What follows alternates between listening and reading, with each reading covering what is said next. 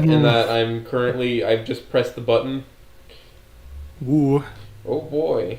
It appears that I'd have no further buttons to press. And I have a whole stream of those images that you sent me, plus a few, one or two extras taken from the chat. I don't like that. Well, we've started with the cover of your story, Bonds. But if you would like to introduce who you are and what makes you, I guess we're going to figure out what makes you special. But we started early. This is 6 minutes early. This is completely uncouth. It kind of starts when we've collected all the necessary elements. It's. I don't think this is going to work for network television. You realize they can't start the Conan O'Brien show 6 minutes early. 6-minute delay. 6-minute delay. On the air anymore. On the interview and just shoot the shit. Oh, yeah. 6-minute delay. We need the 6-minute delay just so you can edit out all of the horrible things I'm bound to say. We need to make sure that the FCC doesn't fucking rip our license away from us. No, I have unlimited money to switch to bribe the FCC. Oh, that's perfect. It just means that they it cuts into the Stella Fund, honestly. Sure, that makes sense. That means we got nothing to worry about. Well, okay, I guess introduction-wise, why don't you guys tell me about yourselves? Oh, well, how about I flip the chair around on you? Oh yeah, sure. I LARP as a goose on the internet. Yeah. Makes sense. I work blue collar, and I am currently programming the Columbo mod for this new game. Ooh, nice. I heard you had a game made about you a few years back, something untitled. Yeah, it was just one of those. It was like a transitory name for the project. I don't remember what they ended up settling on. Yeah. And then you're Andy Richter sitting next to you. That's important for. I am funny, Halo man. I'm VA director and the voice read. Yeah. Oh yeah. We're also doing there we go. What is dubbed the official Bad Apple audio. Ooh. Nice. Are you actually working on the mod for that then? No, not the mod. We're making the audiobook. God, there's an audiobook too? Good lord. Yeah, now it's coming out. Slowly. Right. We're waiting for audio for Chapter 3 to get done, but It's all good. Oh, cool. Glad to hear that's progressing for you. I've had, I think, 3 separate occasions where someone has DM'd me and been like, hey, do I have your permission to make a mod about Bonds? And I'm like, sure, go for it. And then nothing ever happens. It just disappears. It's like, all right, whatever. I mean, it's just like corralling voice actors and then an audio engineer when he has time. Yeah. Well, if it was a project that was actually being spearheaded properly, that would be one thing. But I can't say I really have interest in that on my own end. But cool. Well, hello. Hi. How you guys doing? My name's Starman. I have noodly arms, and I'm sitting in a chair. Thank you for this lovely picture, by the way. Oh yeah. No, of course. My only complaint is that my feet aren't even touching the fucking floor. Like, you're just a little guy. It's a tall chair. To be fair, I'm still gargantuan as compared to Halo Man. He looks like he's 3 feet tall. Hey now. I mean, I can change him to his old sprite. Is he huge? Do we have some nostalgia for this one? Does it quite count as nostalgia? If it was literally a month ago. Not sure. Why? Let's do it. Hold on. Depends on how young you are. If you're only like 19 or 20, then I mean it's a massive chunk of your life. Hold on, my mouse is being fucking weird. Let me just restart that program. Sure. It doesn't affect it on the stream side. It just every now and then it screws up a little bit. Oh, by the way, if anything fucky happens on my side, I just got Windows reinstalled on a new solid state drive. There's a small chance my Discord will crash or my whole computer will crash. We'll see. And if that happens, I'll panic wildly. That should be fixing in a second. I'm trying to fix him. I can make him bigger.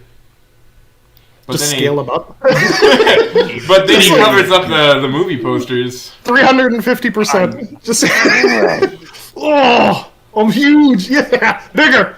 More. They can take up half the screen. Yes. There we go. Oh my god. My true form. Yeah, I don't know what's going on here. Revert. It's great. It's great. A very professional operation you've got going here. Hold on, I appreciate got all of it. I got it. Hold on. I have it fixed.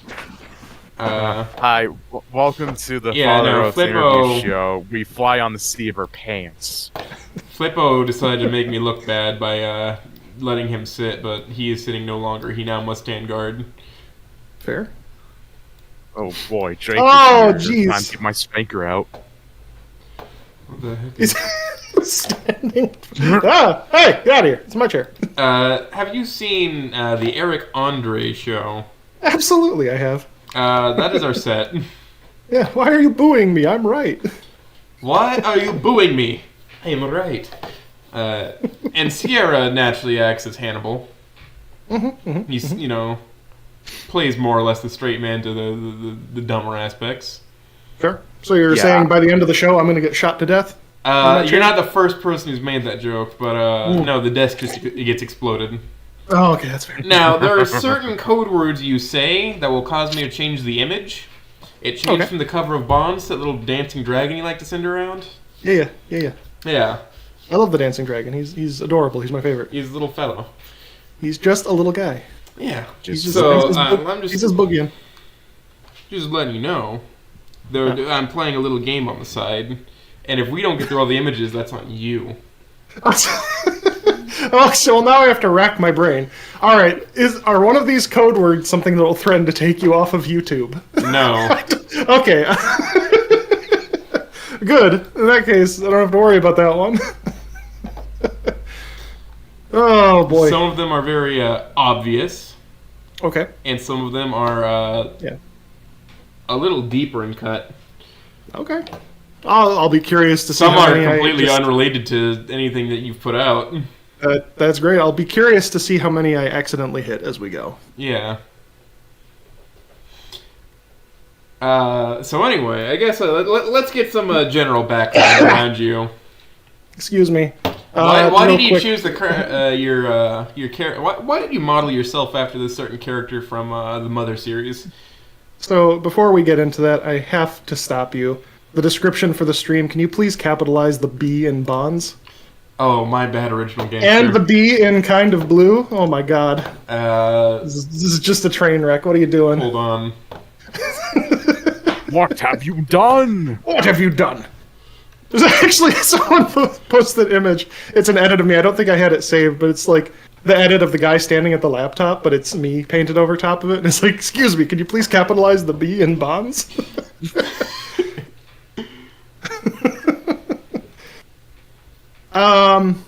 Okay, while you futz around with that, I've already the fixed reason. Oh. It doesn't. I'd have to refresh the stream. I'm guessing. I won't do that. That's too much work. The reason for my profile. So, when I was a little kid, I was. Well, this was thousands of years ago at this point because I'm a fucking old man. When I was a little kid, Earthbound was basically my favorite game as soon as I got introduced to it. I think I learned about it because a guy who was not my friend at the time got onto a guy who's not my friend at the time, but I kind of met and befriended. He had an older brother that was 2 years older than him, and he had Earthbound. And he let me borrow it and the strategy guide, and I was like, this is amazing. I love this. Everything about this is cool. And I really, really liked it. But then I got a little bit older, and when I got to be like a teenager, that was when I started getting into like Xbox Live and stuff like that, and it was like, hey, now you need to create a name for yourself. And I thought, hey, I like Earthbound, but what's even cooler than Earthbound? Shadow the Hedgehog. So I'm going to name myself Chaos Control in everything.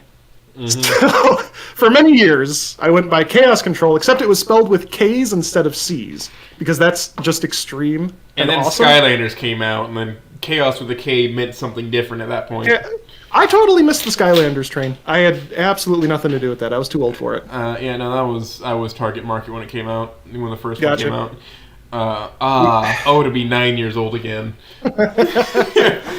Yeah, no, I was a big fan of Sonic the Hedgehog and Shadow the Hedgehog until I got to be about 18, and then I was like, what have I done? I mean, isn't that the story with everybody? It is. I mean, to be fair, Sonic's still kind of cool, but he's also been perverted. You're buying a soundtrack that comes with a free game, is my viewpoint on Sonic anymore. That is so true. You are right. Every single Sonic soundtrack is a banger. I'm gonna be honest. So, with all that said, even after I did that, I just kept the Chaos Control name for fucking years. Like, I don't think I renamed myself to StarmanSuper until about 5 years ago. Oh, nice. Oh yeah, Amber Enjoyer got mentioned. That is the best cosplay. So I did a brand refresh. I changed my name over to StarmanSuper. It was about 5 years ago. And I still have a few things that are named Chaos Control. I think my Steam profile is still technically named that, because I don't think you can, like, rename your core Steam name. Like, you can change your nickname, but I don't think you can change the base.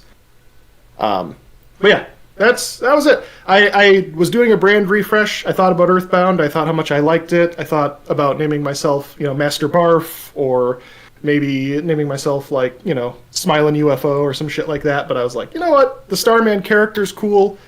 There's several variations of it. Starman Jr., regular-ass Starman, which kind of just sounds like, the Starman from Super Mario Brothers, so I didn't like that.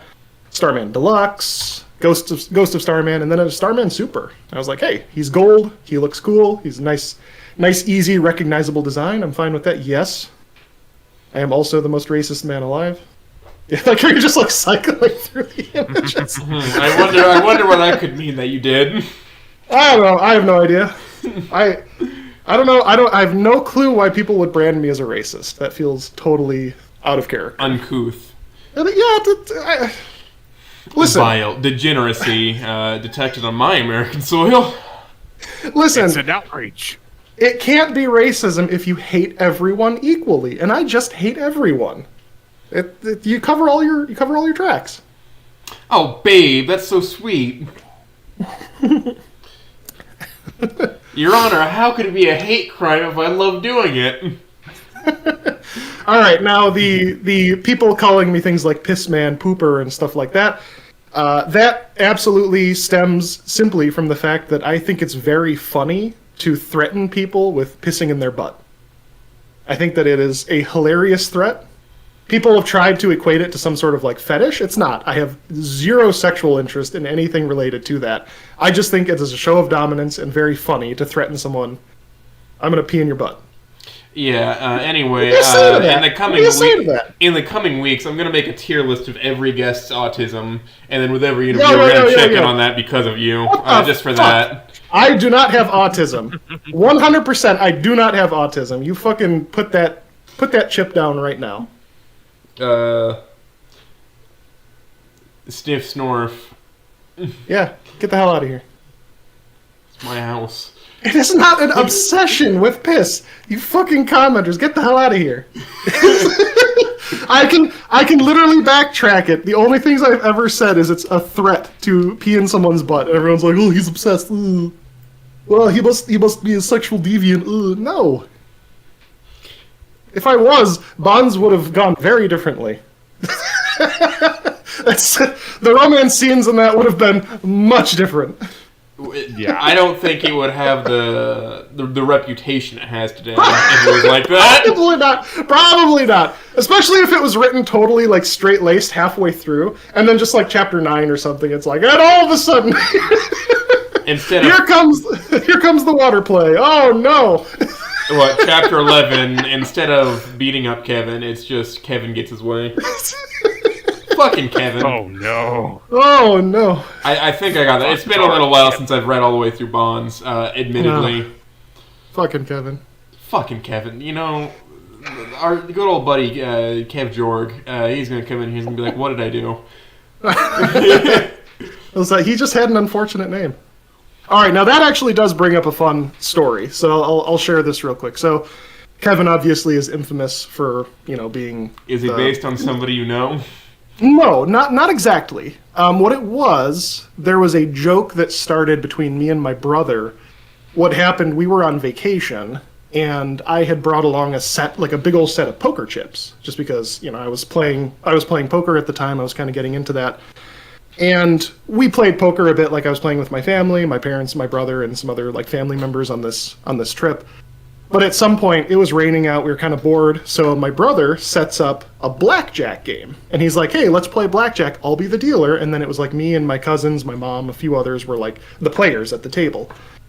And for whatever reason, he decided to take on the persona of this really condescending blackjack dealer who was like, "Oh, so sorry that you busted out." Like, basically just being a real, like, shoving it in your face dick, but, like, with a thin veneer of politeness. And for no reason at all, I decided that his name was Kevin. And Kevin was a piece of shit, and he was fucking us over at every opportunity, dealing us the absolute worst cards, busting us every time we had a 12 and went to hit. Every single time. Kevin is a piece of shit. That just lasted. Hold on. Do you think this has anything to do with, at the time, I'm sure, or relatively close to that time? Well, you were like 10 or 11 in the 2000s. Early 2000s. Ben 10 was coming out. Does this have anything to do with the myriad of characters in cartoons named Kevin that were just assholes for no reason? Possibly. I think the Kevin and SpongeBob was around that time. I know Kevin Levin in Ben 10 was there at the time. Okay, I've never seen a Ben 10. That was, again, but it would have been in the cumulative consciousness, I think. Just in the zeitgeist at the time. It could have been. I wouldn't say no to that, but when I came up with the name, it was not directed at anything. In fact, I had a cousin named Kevin. He wasn't in attendance for this, and it wasn't based on him. It was just I decided Kevin was the name of this asshole. And was your cousin Kevin also an asshole? No. Well, he kind of became one later in life, but at the time, no. Future I hope he's sight. not watching this. You know what? Just for that, I hope he is. Yeah, he was a decent guy, but then he turned out to be one of those dudes who had like 4 kids with a chick and then decided to break up with her because he found a piece of side ass, and destroying a family because you're horny is always great. Dog, just make a 5th. Just make a 5th kid. I don't know. I guess she wasn't doing it for him. And the worst part is his side bitch was like way uglier than his wife. I was like, what the hell are you doing, man? She was probably just easier. I guess so. Ugh. Well, anyway, that's that fun story. I mean, that is a fun story. That was long, awkward pauses. This is. I'm thinking of what better to say. Oh. The fuck is Andy Richter doing over there? Playing with himself? You're supposed to fill the dead time here. Come on. Well, yeah. I do have a question. It's customary on our sister interview show, the Yamoto Community Spotlight. Can you visualize the apple in your mind? Dog. And how clear is thy apple? I don't think we can claim to be the sister show to that. Can I visualize an apple in my mind? Is this like a... This is the aphantasia test. So is it like an NPC check or something? Kind of. So, okay. At 0 is you cannot see the apple. At 5, you can see the apple clearly with like full shading, fully rendered, and you can rotate it. Mm-hmm. Now, in the scoring system, I score a 6, which means I can also taste the apple that I envision in my head. Can you smell the apple? Well, smell is, or taste is made of smell, so yes. Can you hear the apple? If I pelted at a wall in my head, yeah. What sound does that make? It just makes a big old fucking crushing noise. A crushing noise. Yeah, it just goes... I don't know. I don't know. I don't know if I buy this. I might have to downgrade your rank a little bit. What do you mean, my rank? Yeah. Well, okay, so visualize 2 apples and then clatter them together. Yeah? Take one in each hand and slap them together. Would either of the apples actually break, or would they just bounce off of one another? They break.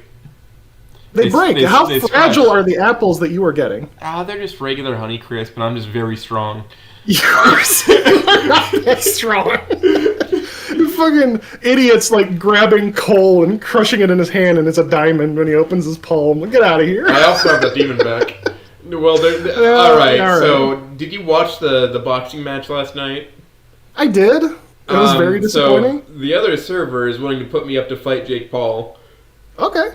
So, I mean, if that gives you any indication of how strong I might be.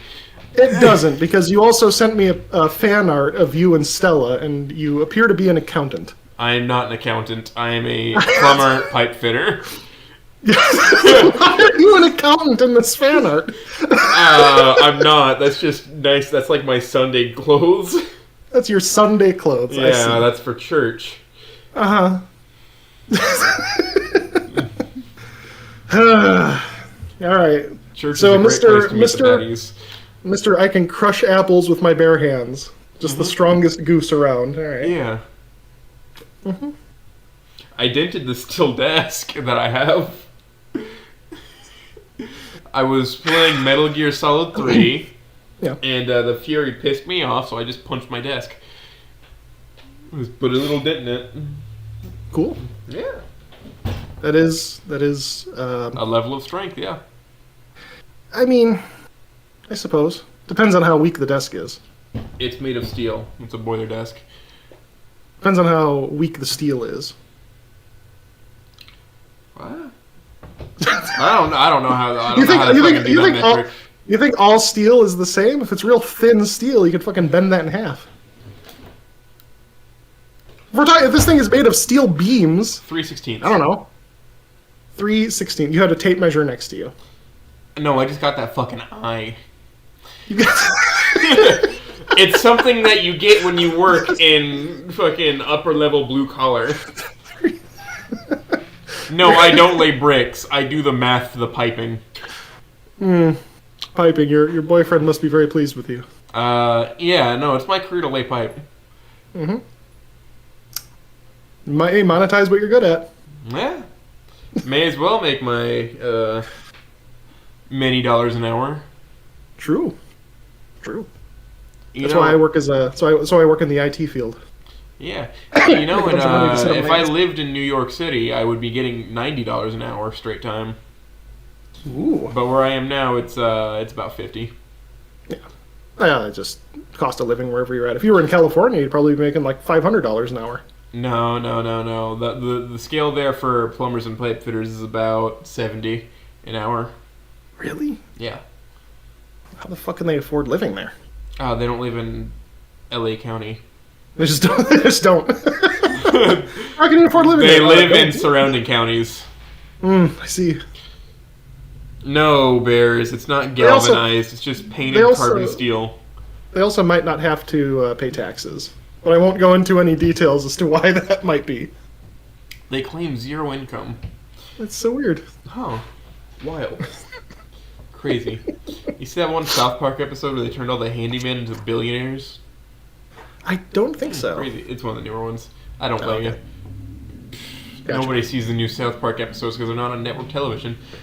And they're not easy to get to. Yep. I remember South Park. Yeah. What, nearly 30 years in? Almost? Most of the way there? 25 years of South Park?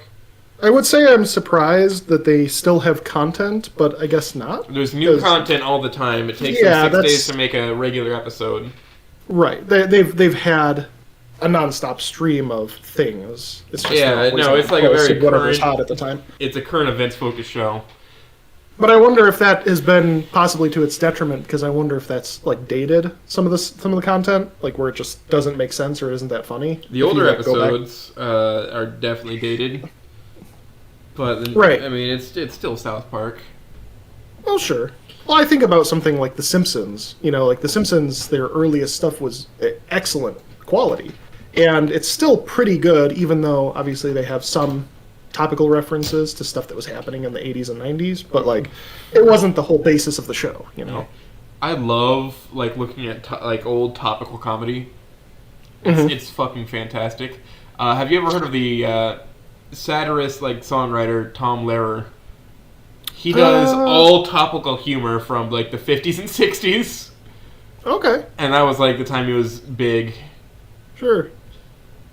Yeah, I don't think I'm familiar with that one. Yeah, but I love that music just because it's so outdated.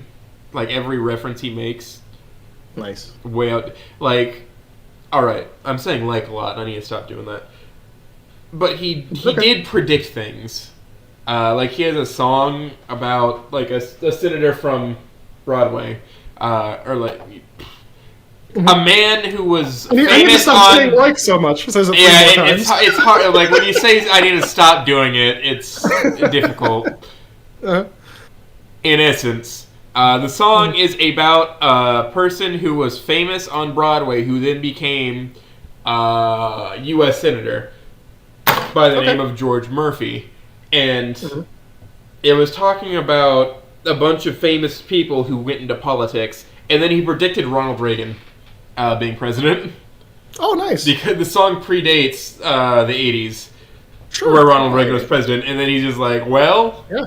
From Helen Gahagan to Ronald Reagan, at last we have a senator who can really sing and dance. Sometimes it could have just been blind coincidence, but it could have also been that people just understood the charisma that he had. Ronald Reagan was really famous at the time, so yeah. He was, well, yeah, I watched, there was a movie that came out 6 months ago or so that was kind of a biopic about Ronald Reagan. It was a bit dramatized, but it was essentially about his life. And yeah, I mean, his acting career was not that long. And after he did that, he very quickly got into, I think at first he was working with like the Screen Actors Guild. So he basically became like an administrator or some high-ranking member of that or an organization like that. I don't know that it was exactly SAC, but it was something like that. And then he very quickly moved into politics. So, yeah, I could see it. He definitely was in the political spectrum for a while before he actually ran for president. Yeah. Another fun fact, another stanza from that song is, you can't expect America to win against its foes with no one in the Senate who can really tap his toes. It's just a really funny, like, it's a bunch of little one-liners in a song. It's great. Nice. That's fun. And then he did one about, I think it was syphilis, called I Got It From Agnes. It was whatever sexually transmitted icky was big at the time. Sure. Whatever they had discovered and hadn't cured yet. Yeah, I don't think it was AIDS yet. It might have been AIDS. That wasn't until the 80s. Oh, my cat's trying to eat my headphone cord. Well, it's attached to me. Someone in chat said something about cat cameo. She'll show up eventually, and you'll just hear her meowing loudly. But she's asleep in the other room right now. Very nice. I have 2 cats harassing me right now, trying to get attention. Hell yeah. I'm holding this one like a soda can. In chat, the ride asked Bonds 2 when. Every time someone asks me about Bonds 2, I add another 6 months to the timer. So There was at Bonds this point, too? At this point, you should expect it in September of 2029. Well, when's Bonds 2? Okay, at this point, March of 2030. Alright, there we go. That's a nice even number. Yeah. In time for my brother's 28th birthday. Perfect. There you go. Yeah, perfect gift for him. Mm-hmm. I know you don't care about these dino women, but here's a book about them. Dude, oh my god. So, with Bonds, so obviously I wrote it, I enjoyed it a lot, I'm glad a lot of people enjoyed it. I printed it physically, but I never, I didn't sell it officially. I didn't sell it on Amazon or anything like that, because I can't, right? It's obviously, that would get into some legal gray territory I didn't want to dig around with, but I printed physical copies of it for my friends and family. And one of my buddies, who is back up in Wisconsin, he's a guy that I used to do a YouTube show with. He was a friend of mine, from high school onward. We knew each other in high school. We met again 5-6 years after high school, and he's in my top 5, friends, right? Not quite a best friend, but very close. Anyway, I write this book, and it's a fan fiction, of course, but I wrote it to stand alone on its own in the printed format. He's in the fucking back, in the special thanks section. He's literally named there because working with him on this YouTube show essentially helped with my writing and his encouragement and shit like that. I send him a copy. He gets it, and his response is, "What is this?" And I'm like, "It's a book that I wrote." He's like, I don't know what this game is. Why did you send me this?" And I was like, okay, cool. I don't know, fucking throw it in the dumpster, you jackass. All right, whatever. I suspect if I ever if I ever finish mine and print it, a similar thing would happen with everyone. Well, I mean, it's like if you would at least show some like a modicum of decency and be like, "Wow, you wrote a thing. That's really cool." That's it. That's all you'd have to do, right? I told my buddies, "Hey, I played this thing called Snoot Game," and they told me I should kill myself. So Well, that's based too. That's so weird. They say that people who are into dinosaur women should be put down like dogs in the street. That's so fair. When I printed the book and I showed it to my parents, that's what my dad said too. He said I should kill myself. I was like, okay, thanks. Thanks, my dad would say, at least it's not cocaine. And then you turn around and say, actually, I prefer it if it was cocaine. Yeah. Actually, so my dad did try to read it, but he only got like a few pages in, and he was like, "There's too much vulgarity in this. I don't want to read this." I was like, "Okay." I suppose. My mom would say, "Do whatever makes you happy. You're out of the way." No. True. Anyway, I'm sure. There's a non-zero chance that both of them are watching this. I'm sure when I finish my next book that I actually can, monetize.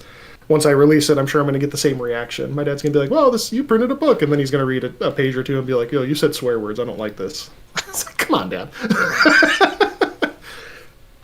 It's like gangsters in the 1950s. Of course, they're going to be swearing a little bit. I have been sent a list of questions that I'm just going to straight up steal. By the way, as is natural. Sure. The only one that I was prepared for was Umbra. I'm going to be honest. Everything else is right. It's about having an honest conversation. Cool. So me, I'm glad that Umbra gets fucking special treatment. That's great. Well, he was the first one, and I realized, you know what? We went so far off script. Why even have the fucking script? I realized I did too much work to prepare for this. Yeah, it would actually Umbra's would have been a little bit longer, but I'm like, dog, this is too much. Like these answers I'm getting to these questions are too long. And it's like covering multiple questions. I didn't need to do this. True. So whenever I ask a question about, hey, who in your life motivates you to write the most? Answer that, by the way, in a second. Generally, it gets a very long explanation from every guest if I ask that. Okay. That is a question I was going to ask anyway, but I figured I'd explain. Who in my life inspires me to... Me. Wow, a real egotist. Well, who the fuck else am I going to write for? I guess. I'm not saying write for. I'm just saying, like, who has given you that push to create? Where does your drive come from? Honestly, the answer's still kind of the same. Like, I don't... When I got started with writing, when I wrote the, Bonds... I was posting the chapters and like people would read them and they'd say, "Well, this is good. Keep writing," or whatever. Like that little bit of encouragement was nice, but I was never writing for that reason. Like I wasn't.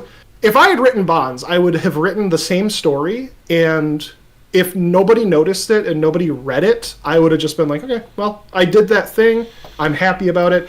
The thing is, I firmly believe that as a writer, the first and most important person that you need to entertain with your writing is you. Because if you go back and you reread your writing and you say you don't like it, then why the fuck do you expect anyone else to like it? I could see that happening for someone who is... You have these writers who try to push out into whatever is popular, like, especially these book talk bullshits, like the TikTok, like, I'm writing about this because it's popular right now, right? I'm writing about shiny vampires, hunky boyfriends because Twilight is popular, fucking 10, 15 years ago when that was popular. I wrote about an Irish dinosaur boxer because it was fucking funny, I thought. Sure. And I have one chapter out of that, and then I have the other next chapter halfway done. You are the most important person to write for. Now, with that being said, if you write something that only you enjoy, then don't be surprised when you try to put it in front of other people and they say, "This sucks." You got to find a compromise somewhere, but you shouldn't ever write for other people. You should just write something that you enjoy reading and that other people can also enjoy reading. My mom actually, when I published Bonds and I gave a copy to my parents and to my brother and his wife, I was expecting my brother to be jealous of me because he, for many years, has been like, I'm going to write something, and he just never did. And then I sat down one day and I was like, I'm going to actually write something, and I did. I was expecting him to be jealous, but surprisingly, it was my mom that was the most jealous out of any of them. She was like offended that I printed a book almost because she has a laptop with dozens of unpublished stories that she's written. She's literally written fan fiction about like Fallout and like Morrowind and stuff like that because she does play a few video My mom games. has a bunch of drafts of stories that she's finished and never published in her computer. That's exactly it. And none of them are fan fiction. They're all original, by the way. Right. And she so greedily refuses to let me have them. Well, why are you... Okay, again, if you I just want to see what my mom wrote, okay? Sure. Well, I have no interest in seeing what my mom wrote. She wrote smut. I know it. Oh, I know for a fact one of those is smut, but the other 14... I have no interest in reading what my mother finds sexually interesting. I'm like, no. You keep that to your damn self. No, but it's like... If you write, and okay, I'm not saying there's anything wrong with it, right? There's nothing wrong with writing and never publishing it. Like, if you wrote something that's personal to you or whatever, cool. I'm glad you had fun. But don't get jealous of other people for actually pursuing that. It's like, why would she get angry or jealous of me that I actually, like, published something, even if it was self-published, if she never tried to do that herself? So, it doesn't make any sense. Somebody made sure to let me know that you are the heir to a bloodline of basement-dwelling fanfic writers. Absolutely. If my children, if God willing I ever have children, if they become writers themselves and they're writing fucking fan fictions about, I'm guessing, some spin-off of Skibbity Toilet or whatever the fuck the kids are going to be interested in that day, it's like, I'll be tickled fancy. I'll be very happy that my kids are doing something creative and fun and not going out and doing drugs. Oh, as my dad says, at least it's not cocaine. Not cocaine. Or they'll end up, like me, making little trinkets at their desk. I made a fox emblem trinket that I need to rivet together still. All right. I love making trinkets. Nice. Trinket craft. I keep myself busy. It's because you're a bird. Like, you're very much playing up the role of... I'm surprised you're a goose and not a crow. I mean, that's what every edgy 15-year-old says they're like. But then I realized, man, life's too depressing to be depressing. Let me just be a silly little guy. Crows aren't depressing, though. The only thing depressing about crows is the fact that they're black. Like, they're really smart fucking birds. They're very friendly. They bring you gifts. If you feed a crow, it will bring you trinkets. Hold on. hold on, Starman. Why I said that was simply because of how people use them. It's like, oh, they're so macabre. Yeah. Life is too depressing to be a depressing person. I can't be like, my soul is all black. But also, a fun little thing about geese is that they, if you have other poultry on your property, they will act as bodyguards. If snakes try to get to your chickens, they will stomp them to death. Well, yeah, but like you went the other direction with it. Geese are just assholes. Just inherently. Yeah, that's about right. So no, you're not edgy. You're just a douche. Now you're getting it. Oh, nice. All right, I see. I'm full of myself, obviously. Why else would I have a logo of my face right below my face? That is. It's so like having a picture in your room of you that just says me. Can I ask, if we have any artists in chat, could I have someone throw together a real quick image of Starman just with his tentacle hand wrapped around Father Oates' neck? Dog, you're not even the first to think of something like that. The other thing is a sneasel. That's the only proper way to handle a goose. Just grab it by the fucking neck and carry it around. There is a gif of somebody jacking off a goose's neck. Hell yeah, there is. Hold on, let me find it. I have it saved. Oh yeah, I should probably let you know that if you want to add something to the scene here, tell me or send it to me. No, sure. Well, I sent you 100 pictures already. No, those are on the slideshow. Oh, something else added to the scene? Yeah. You've seen the other interview. Yeah. It does tend to get a little clutter in here. But that's tradition. I might leave it to the chat. Say like if someone wants to send something or suggest something. There was I have no earthly idea if I could still find it or not. It was like old days of YouTube, but I remember laughing hysterically. Someone posted a video of it was like a goose chasing a boat. Like for whatever reason, this fishing boat, like someone it was chasing it and it was like getting onto the boat and attacking a dog. And the guy on the boat kept grabbing the goose by the neck and tossing it into the water, and then it would just climb back in the boat and start attacking the dog again. So he starts driving away, and this goose literally chases him for like a half a mile down the river. Funny video already, but someone went and they edited in voice clips from the King of Fighters fighting character named Geese Howard. So the whole time this goose is coming after him, it's like, "Shiri, Kimi Tatsu!" And like he grabbed him by the neck and it was like, "Whoa!"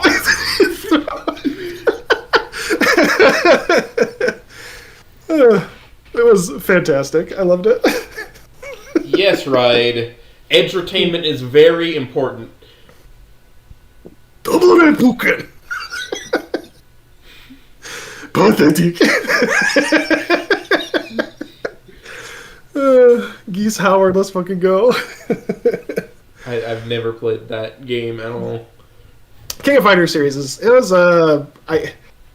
fighting games are my secret, like my secretism, I guess. And I mostly say that because I'm shit at them, but I love collecting them and I love playing them. But yeah, King of Fighters series was essentially a competitor for a long time to Street Fighter. It was basically SNK's answer to that. And they were fucking cranking out a game every year. Man, I love... Oh, hold on. A certain somebody just found it. Ooh. Can I drag you into the stream and we can just watch this together? Yep. Oh. I've been waiting for you. Starman likes KLF. I knew he was Mexican. Damn it. I have revealed my power level. No. Boogam's true power level. Oh, did you find it? Oh. I got sent it by my good man Jack Bass. Predictable. Before the storm after round begins. Escape from death. Tosses it. It's like, no. Comes back in the boat. Starts attacking the dog. Who is it? But you see, that's a Canadian goose, not a white goose such as myself. So true. Us white geese are just mischievous. We have an agreement with the gnomes to not attack humans on site, so the gnomes can continue to scam them for their shoes. That's so true. I cannot imagine what this dog would have done because this goose is so bad that it doesn't even care about the human. It's like, whatever human, I'm gonna kill this dog. I wonder if like the dog would fucking stomp it into its nest or something. Like it probably went and like crushed an egg or did something, or like ate an egg or something. This goose is like death. Predictable. That's what we like to call big damage. The dog's just like, why? He's chilling.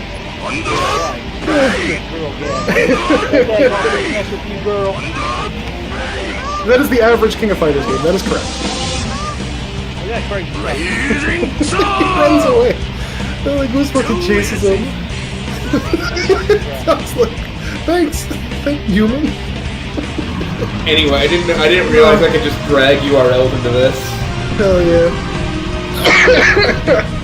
I'm very glad that video still exists, though. It is incredible. Oh. That's amazing. Good shit.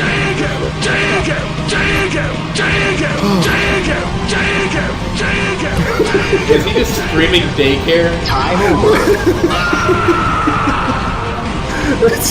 Keith. Of course he is a fan of Rosa or some shit. He made her literally the trad wife. Rosa? Well, I think I made everyone a trad wife. No, you made Stell into a tard wife, which I can really appreciate. A tard wife? Yeah. No, she got married. What's his face? Well, I Bill? think it was Bob, Bill, Billy Bob. Oh my God! Install ad blocker. What are you doing? Wait, I've been wondering. Is What? Bill based off of Bill Dauterive off of King of the Hill? No. Bill is just a funny. Bill is a name that belongs to a fat guy. I hate It's to just a say name that this. belongs to a fat guy. Yeah, that is true. You thought of the character. You're like, fuck. What should I call him?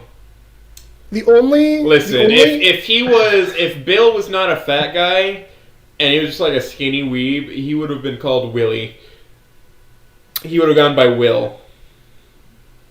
Yeah, the only characters I pulled from external sources, aside from just my imagination, are obviously just amalgam shit. Obviously, Spears' wife being Fang. That was from Primal, and then there was like a couple of fan images that people had done where it was like him married to a Tyrannosaurus, and I was like, that's adorable. I'm going to do that. Strange child. The moment of hope in that is just wonderful, by the way.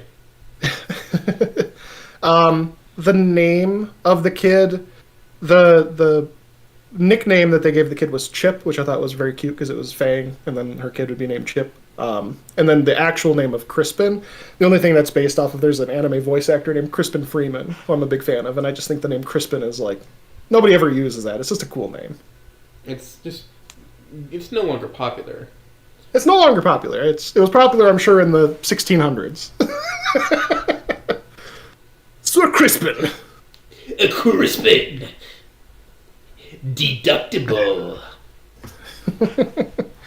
Aside from that, I can't think of anything that was like pulled from any other like sources. Rick is Rick May. Rick? I think that's his boss. Oh, his boss. Yeah, Rick. Yeah, Rick Spears. Rick May? Voice of Soldier. The voice actor for Soldier. Listen, I think that Rick is just like another one of those names where it's like, that's an army guy. It was, again, I can't say that it had zero inspiration on me, because obviously, like, I enjoy the voice of Soldier from TF2, but, like, no, I didn't base the name off of anything. It's just Rick was a easy name. Damn, I'm connecting non-existent dots then. Dude, go for it. That's part of the fun of writing and reading. It's like sometimes you read something and you're like, "Hey, this sounds like it could be based on that." Sure. I'm sorry to say that it wasn't. You know, I don't mean to burst a bubble, but at the same time, it's like fucking self-insert whatever you want, man. I mean, it ain't no bubble bursting. It's more of there's a confirmation. Yeah, well, from what I can talk to you, like you don't like. From what I've spoken with you about, you don't seem like somebody who'd like just insert things from other shows just to have them inserted. No. You're just like, yeah, that fits. And a lot of these names are just like, yeah, Bill is a fat guy, Rick is an army guy. Yeah. What I will Kevin's an asshole. Every once in a while, I will throw in like very small homages, but they're usually nothing more than a name. So here's an example. For Kind of Blue, the character Pierce Signorelli, one of his kids is named Russell, and the reason that I named his kid Russell was because some portions of Kind of Blue are I will admit that some of it was inspired by the movie The Irishman, and then the book that was based off of, which is called I Heard You Paint Houses. It's a big reason why I went with the Teamsters/Herdsters angle, and I'm setting it in the 1950s because that's when the Teamsters were basically an arm of the fucking mafia, right? They still are. Well, sure. I'm not going to go so far as to include, like, I'm not going to put in a John Jimmy Gotti. Hoffa. I'm not going to put in a John Gotti or a Jimmy Hoffa or anything like that, but Russell Buffalino was a big member of that crime family, the Buffalino crime family, and so I was like, yeah, I'm going to name one of Pierce's kids Russell, and that's based off of Russell Buffalino. Very nice. That's it. It's actually here's a fun other little thing. So the last name Signorelli is actually based on a Italian word. I think it's like signet. No, Signori, I think, is the root, and I believe Signori is basically someone who is affluent, or kind of like someone who's a little bit higher somebody position. whose last name is Signori.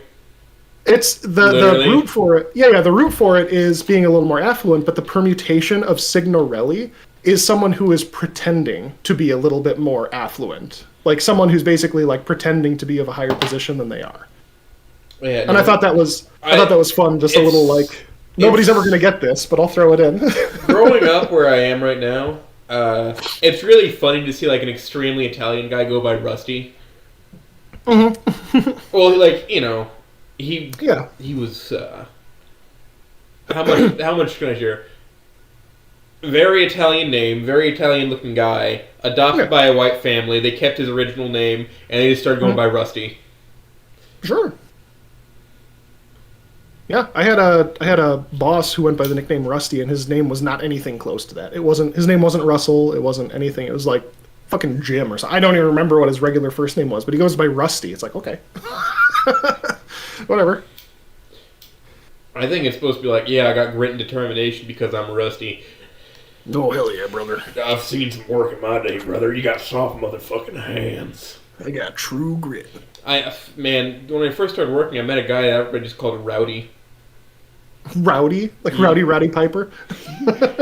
I guess, some shit. He had like all that fucking, yeah, I'm fucking American, dirty hands, clean money, and all that shit on his truck. Hell yeah, brother. Fucking nice guy. Nicest guy you could ever talk to. Yeah. He just... fucking funny guy. Nice. Did fit up for prefab. Good shit. Yeah. I'm gonna try to tab somewhere else and... Viper had the image. Here, I'll send you the...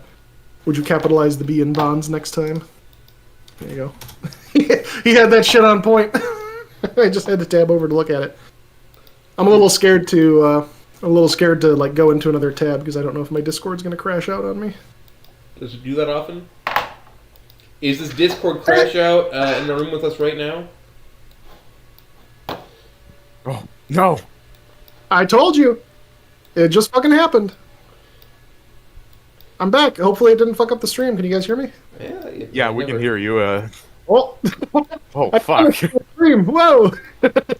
Oh. Am I gonna come back? Okay, I'm back.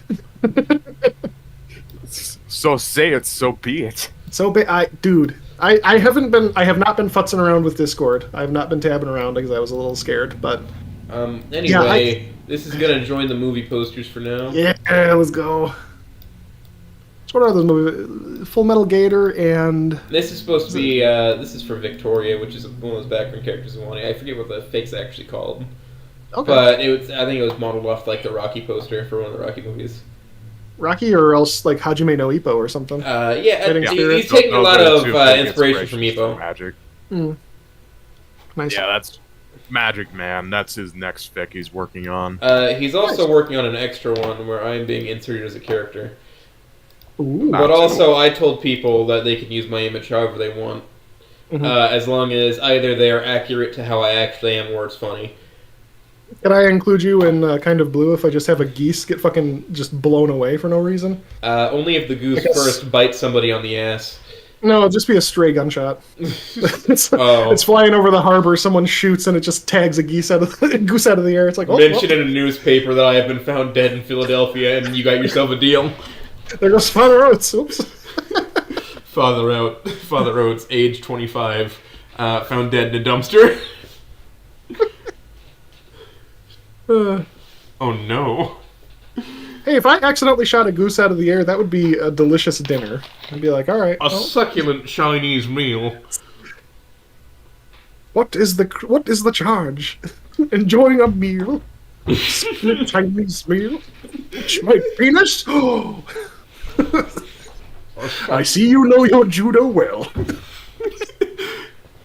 Is that the rest of the context? I just always hear people say the phrase, a succulent Chinese meal. Have you not seen the video? And it's always in relation to somebody killing me. I don't know why. Gentlemen, this is Democracy Manifest. So the fucking backstory behind this is even better. So, okay, if you don't know the video, it's 50 seconds long. You could pull it up and play it right now if you want. It is an old British guy getting arrested from a Chinese restaurant. And the backstory is they had reports of a guy who had been dining and dashing. Like someone had Democracy Manifest. Yes, Democracy Manifest. It's 50 seconds long. Like I said, it's very short. Just pull it up. Jamie, pull up the video. Yeah, sure. Let me bring it in. Import. What is the charge? Eating a meal? A succulent Chinese meal? American Express investigator followed a man save the he backstory thought was for one of once you play Queensland's it. most wanted to a valley restaurant. Minutes later, police had the You business assured me that I surrounded, could then speak. sent in a delegation. We're under arrest. Look, I'm under what? Oh, this is not it. I don't know what this is. Gentlemen, There's an unedited video is of Democracy this is Manifest. news report or something. What is the charge? Eating a meal? A succulent Chinese meal? Democracy Manifest. And he didn't appreciate the way he was handled. See that chap over there? Get your hand off my penis! It took 6 a little officers to behind, I guess, restrain 'cause him. His I'm major watching the stream, concern I was the must be meal he'd delayed by left it. behind. What is the charge? Eating a meal? A succulent Chinese meal? Eventually, they had him in custody. I believe that it's all to do with stolen credit cards. I understand that he has played small parts in numerous amateur theatre groups. But He seems to be just. so I don't know what those little like false news pretender. bumpers were. But or only if they were hours actually after his explaining it arrest, the properly, Watch House but- granted him bail, leaving the police red-faced and Oh, it empty-handed. was like a full behind the I'm scenes. sincerely sorry that he obtained bail, but none of this. You son, get your hands away from my penis! He's also wanted for questioning in New South Wales over several forgery matters. So yeah, I'm not getting much audio, unfortunately. Oh, I can fucking hear that.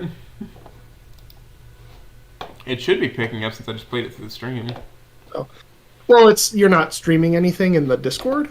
Like I have the YouTube pulled up. on No, the I side, had but it. it's not that I way. threw it on the YouTube stream. Right, but it's fine. The sound think I'm should, just- I would have thought the sound would good. play. Well, if I was listening to the stream, but I would hear myself echoing on a yes. 60-second delay. True. That's fine. I don't. So I didn't catch much of the audio. I don't know if they explained it or not. But as far as I understand, the guy that they arrested was the wrong guy. Like he was just he was drunk and he was enjoying a Chinese meal, a succulent Chinese meal, and they arrested him because they thought he was like a dine and dasher, but he was He's the just a wrong fucking guy. old guy. Of course he's like irate. He's drunk. He's trying to enjoy a succulent Chinese meal, and some police officer keeps putting their hand on his penis. Fucking man. Get your hands off my penis. You want my head on Teddy CD? Oh boy. Oh boy. Yeah. Oh boy. Boy, oh boy. Oh boy. Boy, oh boy, oh boy. All right, so I'm starting to feel a little neglected because when Sensei was in here, there were fucking like 8 people in voice chat. Oh, I can summon people. No, it's fine. Hold fine. on. Let We me, can summon the I'll- elected accounts whenever. Just say the word. I'll just the positioning of that photo behind me looks like that red hair on the fish is like a fucking ponytail on my character. Fucking got Sons of Horus braid going. Yeah, let's go. All right, let's grab this parky. Oh my god. Summon the elected accounts. Let's also grab the thing. I need someone to rein in this fucking train wreck. What do you mean train wreck? This is the most this is focused we've ever been. This is very much like the Eric Andre show. Long, awkward pauses. This is the most focused we've ever been. I don't know what you're talking about. Where's the studio audience? I'm supposed to be hearing raucous laughter after every one of my humorous anecdotes. Hold on. I think I have a soundbite of that retard cat going.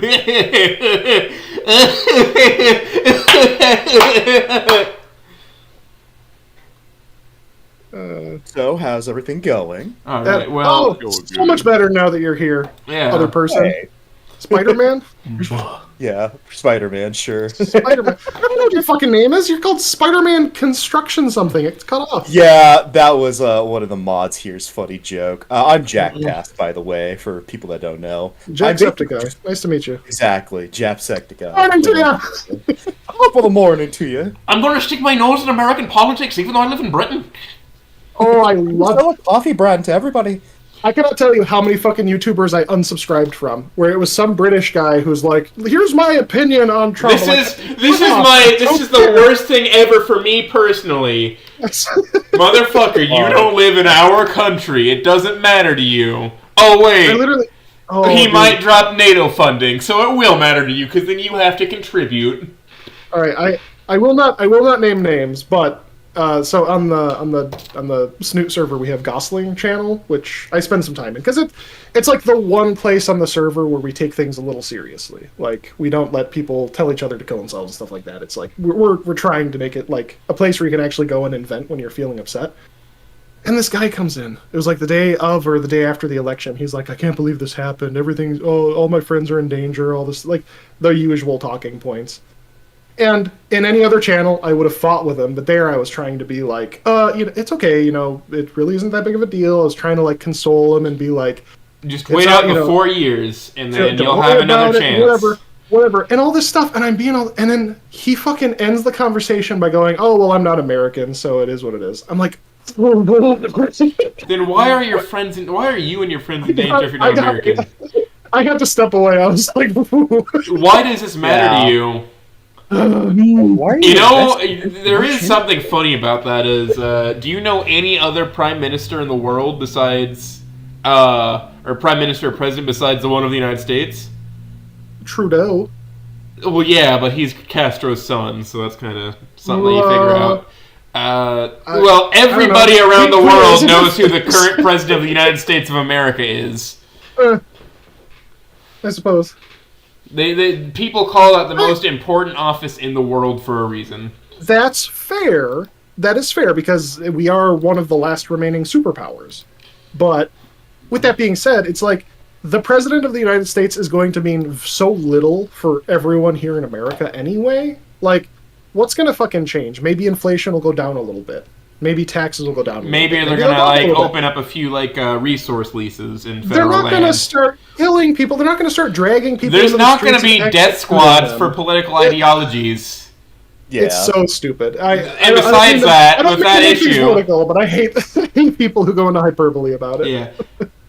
Besides that, So the purpose of the Supreme Court is to act like impenetrable locks for our Constitution.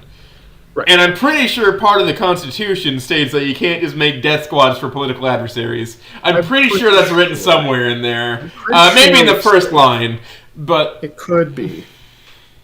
Something like that, freedom of expression, press, which is not freedom from consequence. It just means you can say whatever the fuck you want. Right. It doesn't mean you can do whatever you want, just that you can express those feelings in any non-violent way. And even some violent ways. Your freedoms end where they hit somebody else's, is the way that it was described to me. That's a good way to put it. Yeah. So you can't overlap your freedom to somebody else's, and every law can just basically be boiled down to don't steal something, because every crime is the theft of something. Whether that be property or somebody's life. That's true. It's the theft of something. Yep. It kind of boils down to the whole golden rule thing. It's like do unto others as you would have done unto you. Yeah. It's like I don't want to get my shit stolen or get killed, so I won't do that to other people. Yeah. Fair enough. People forget this, and that's why we need an honest study. Yeah. There's no threat of people retaliating anymore, is what some people say. But I'm splitting out points that my high school government teacher told me is the best way to keep something intact is to put it in a box and sit a judge on top of it. There you go. Because the judge is supposed to be an infallible witness to character, I guess. Supposed to be. Supposed to be. I'm not going to name any particular names because that just gets too messy. Yeah.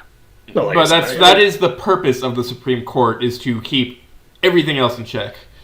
The reason that they serve for life is because there's only 12 of those motherfuckers, or 12 or 13. Right. There's very few people in the Supreme Court, and in that judicial system, there's the circuit courts, which a judge isn't there to necessarily enforce laws or to make laws. They're there to interpret the laws and how they can be enforced for the other fucking party. Sorry, I talked too long without breathing. Oh, it's all good. And to pass out verdicts and sentences and stuff like that. Like, That is if you broke the law, what is the punishment? Yeah, well, yeah, it's to interpret the law and what punishments are applicable, versus the executive branch is there to execute the laws into the name, and legislative is there to write the law. And they're supposed to keep each other in check, because if the legislative branch writes something that's against like the core tenements of our nation, then they're supposed to be like have their peepees all whacked by the Supreme Court. They're like, no, that's stupid and retarded. Now, I will say there are some aspects of government that I do not care for. Like, I do know when they're trying to pass laws, they do this bullshit where they'll try to pass it as like a packet, and they'll be like, "Here's a 185 page." The most egregious has been 2,000 pages. You have one night to read it. Yeah, no, that's and like they hide all sorts of shit in there. And it's like, exactly. what the fuck? Stuff. It's like, so no, they just need to like one legal page, front and back. That's all you get. Each law has to tackle one issue, which will have like a lot more laws on the books, but they'll all be simpler. 3-inch margin, right? Exactly. Well, and you don't end up with situations where laws. You don't end up with free soda bill, which also kills your dog. I'm trying to keep us away from hitting the real topics, but yeah, I know. That is like something that. Why would you think the free soda bill gives you soda, dumbass? I mean, people keep saying free Palestine, and I'm like, I'll take it. If the price is right. I see. By the way, something has been made. Name your fucking files, damn it, Jam. Also, hi, Asbestos, whoever this other person that joined. Hello. Oh, yes. yeah. Hold on, I don't have an icon for you. Let me. Starman. What? Remember during the Sensei Ninja Pig interview, that guy you were arguing with that eventually shot his copy of Bonds? Here he is. Yep. Yes. The one in the old movie. Yeah, that was very funny. I saved it.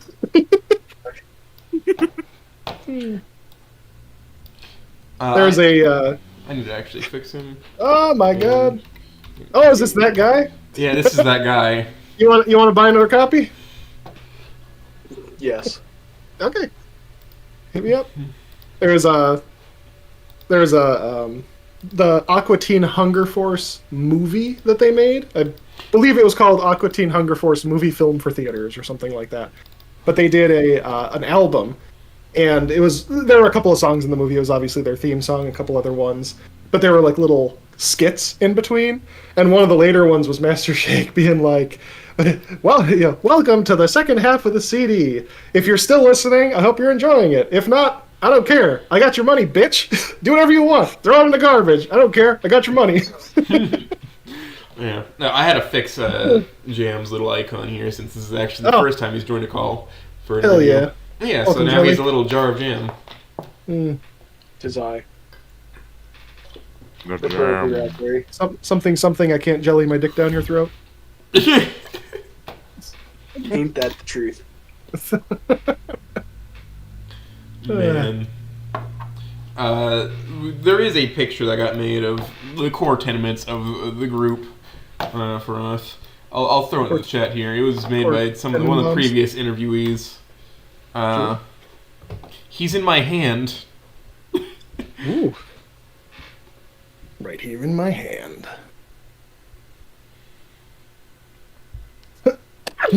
Ain't that great? Ain't that grand? Have you ever seen Ghostbusters 2? Absolutely. Yeah, this is based off the painting at the end of it. All right. Like I said, the stream is a minute behind, so I'm waiting for it to show up. No, it's in chat. It's in what chat? Dude, The VC chat. open this. The VC Oh my God. chat. Let's see if this breaks. What do we got? The goose head on the burly body is very distressing. It's a mech suit. A mech suit, also the dog. The dog in the mech suit makes more sense. The goose is. I'll throw. All right. Yeah, well. I see. Yeah, no, this is just made Very nice for us. This is cool. A little gift for our mayor. Master Chef wearing his Hogwarts. God damn it. You crashed out for a second. I fucking told you. I do anything in Discord, it crashes out. Whoops. Like I was gonna say, it's You should Master really Chiefs get that to you. fixed. Master Master Chiefs? Master Chief. I am the Master Chief. I fucking. So my solid state drive. He's wearing that outfit there because of another image, another meme image that we had made at some point. Oh yeah. Let me see if I can find it. I have it in here somewhere. I have it. Let me. I'll throw it up on the stream actually, just so you can see it without having to worry about tabbing out. But it's this this image here. It's the Hood lost a real one today, evidently. Hood lost a real one. I don't quite understand the image, but it's very funny. That is Chris Chan's bedroom, by the way. Oh, Chris Chan? That's just one of our good buddies in the coffin. I see. Yeah, that is our. That's when he became the whippy one here in the coffin. By the way, Hood lost a real. That's why Chapter 3 is taking so long, honestly. Yeah. It's like stress finally caught up with him. The Sneasel has not woken up yet. V8 hasn't woken up. He usually plays Tard Wrangler for me, but you know, he has his own life, evidently. That's fair. Yeah. Oh, speaking of no lifing it, I fucking managed to get myself like super really duper close to finishing the first book of Kind of Blue, which I'm about probably a third of the way done with the last chapter. Hell yeah. It was a bit distressing because I think chapter 14 took me something like 4 months to write. And I was just like, it was like a fucking whirlwind of like, I'm not feeling good this week. And the next week it's like, I have writer's block. And the next week it's like, I'm not feeling good again. It's like, God damn it. So, thankfully, we're finally almost there. I should ask if I can get like a copy of Bonds, but with like a little signet thing that you put in, a little symbol of yourself. Sarge said when his book comes out, I'm getting a signed copy with a mushroom stamp on it. Mm-hmm. We'll have to arrange something. I'll send you a copy, but you'll have to run me as an advertisement on your show. I can definitely put a little scroll bar on the bottom of the screen that pops up for 5 minutes. Give me some ad space. Yeah, I have a clickable link to my Amazon account. Your Amazon wish list. Not my wish list. No, the link for my book when I finish it. Perfect. Even better. Yeah, click on this to purchase a copy. I'm not even involved with the show. It's just it's just an obnoxious pop-up that's there covering us for 5 minutes, and it turns our volume down. Yeah, it just plays loud Blair sounds. Link. Read Bonds, you cheap fuck. Yeah, exactly. Just a massive font. Read Bonds. I can't believe he isn't reading Bonds. I'm not asking anymore. Man. Good stuff. Yeah, the memes about everything is certainly been a pleasure to witness. Up to and including all the people who are like, Bonds is mid. It's like, alright. Yeah, that's fine. Most of the people who say it don't even fucking believe it. And the few people who do, it's like, okay, it's not for everybody. That's fine. Well, there's me in my little house, hiding away in my little store. Alright, go enjoy your E1 cope fic that wasn't very well written. I didn't... When I wrote Bonds, I did not intend for it to be some sort of fucking de facto E3 thing, but there just has been almost no one else who's tried to tackle it. A couple people have. You just kept doing things and it just kept working. The only other E3 fic I saw is one where PTSD attacks Anon and he kills his family. Yeah, there's PTSD, and that's the thing is a lot of people push it into misery porn territory, and it's like that didn't interest me. Versus you who decided, yeah, he's trying to cope with this in a healthier way, Let's fix shit. Yeah, I mean, he didn't ask to go to therapy initially, but he's like, by the end of it, he's like, man, maybe I can do some therapy. Right. So maybe I understand now why they put me in this program. When I started writing Bonds. So I obviously I played Snoop Game, right? And the first ending I got was ending 3. I'm pretty sure it's because I cut off Fang too early on the rooftop, and I think that locks you into like no less than E3, and I made the rest of the choices correctly. But I just didn't trust Reed, and that's why I got E3. That's fair. But I got E3 first, and it was emotional. Like I will fully admit I played it and I like teared up at the end. And I was like, yeah, this is painful, and I'm glad that they got back together. But it's like you can see what was wrong with it. And then I played through the other endings, right? It's like E2, whatever. I know a lot of people like to rate E2 fixed, but I was just like, E1, whatever. Again, she's dead. Yeah, sure. Get over it. Yeah. And then have him moving on or nothing.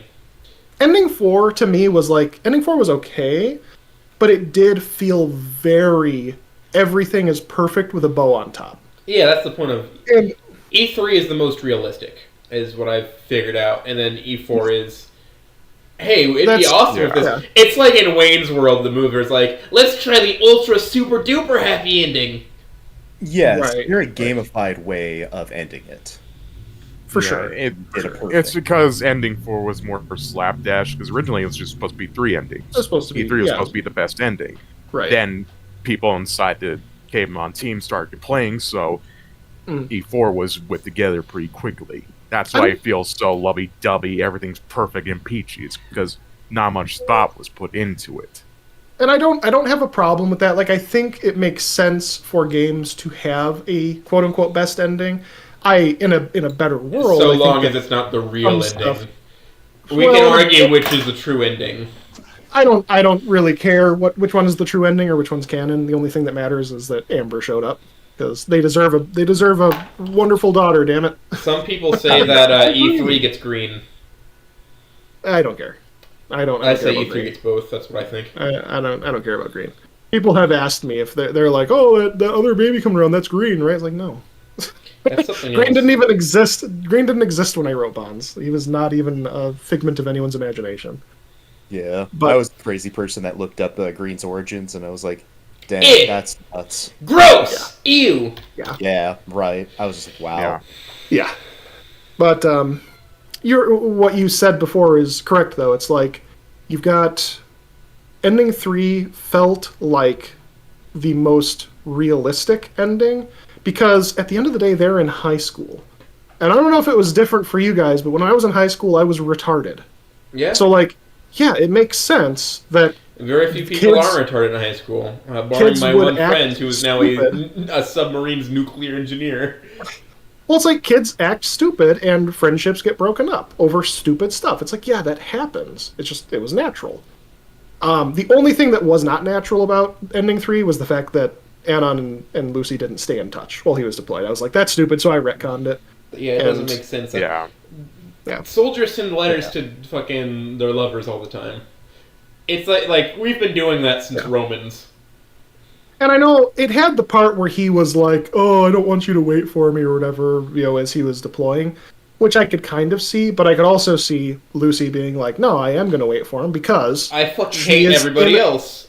She's in a position where she doesn't have any other friends. It's like, yeah, she didn't keep in touch with any friends. She's obviously moved on to be a Sunday school teacher or whatever, teacher, however At least a childcare officiant. Some sort of childcare. I think I turned it into like a Sunday school thing. But, yeah, she did that. She went to at least a little bit of college, right? I'm guessing it was a 2-year degree or something. Just to get a teaching license. Right. And, yeah, I would not see her being someone who would just like instantly go out and start boinking other dudes, or there's a world in which like someone else comes around and because she's so desperate she would just get with someone else and marry them right away, but I could also see it being she'd just wait for Anon to come back. That's in her eyes, that's already her perfect guy, Yeah. And also the last vestige of what she had left from that whole high school endeavor, right? Like, she lost all of her friends, so if she also lost Anon, it's like, all right, well, now she really got nothing except Mazer and her parents. The only thing that I would critique is that she wouldn't be better friends with any coworkers who work at the church. I mentioned that she had a couple friends, but didn't really. It wasn't like inviting them over for lunch kind of thing. which I think is like a coworker relationship in a lot of cases. Like I have a couple coworkers who I enjoy chatting with when I chat with them, but I've never hung out with them outside of work. You know. I guess you work in IT. I work in a blue collar field, right? So it's a little bit different. When your life is on the line with other guys, you tend to grow really close and you become real friends. Like if any one of you fucks this up, we all die, right? And so as long as stuff keeps going, plumbing? Is that what I'm getting? I'm a construction plumber for commercial and industrial uses. I don't do residential. Or I should say I rarely do residential. Gotcha. We're all gonna die. We're gonna drown in human excrement. Please don't fuck this up. Hell yeah, brother. Let's go. We're putting together huge machine assemblies that they all need water put to, like chilled water to cool down. This 1 foot of this pipe weighs 300 pounds. We're moving 20 foot of it through the air. If any one of us fucks this up, we all die. You tend to grow close with those people. Sure. You get what I'm saying? Like, you get, like... I'm not going to say your job is never dangerous, because I don't know fucking your conditions. But IT is just inherently less dangerous than construction. But I guess to bring it back to the original point, if Lucy is a Sunday school teacher, it's not exactly a life-threatening career either, right? But it's also it's also a lot more of a social career where she's constantly around other people because that's the job is to spread the word of God. Well, maybe. Okay, so I mean, she's a teacher in the regards of being like she was like a Monday to Friday teacher, but it was at like a private school, like one of those ones attached to a church or whatever. So. Yeah, teachers would be friends with other teachers, but they're not exactly spending hours a day with other teachers. It's like they might have lunch with them.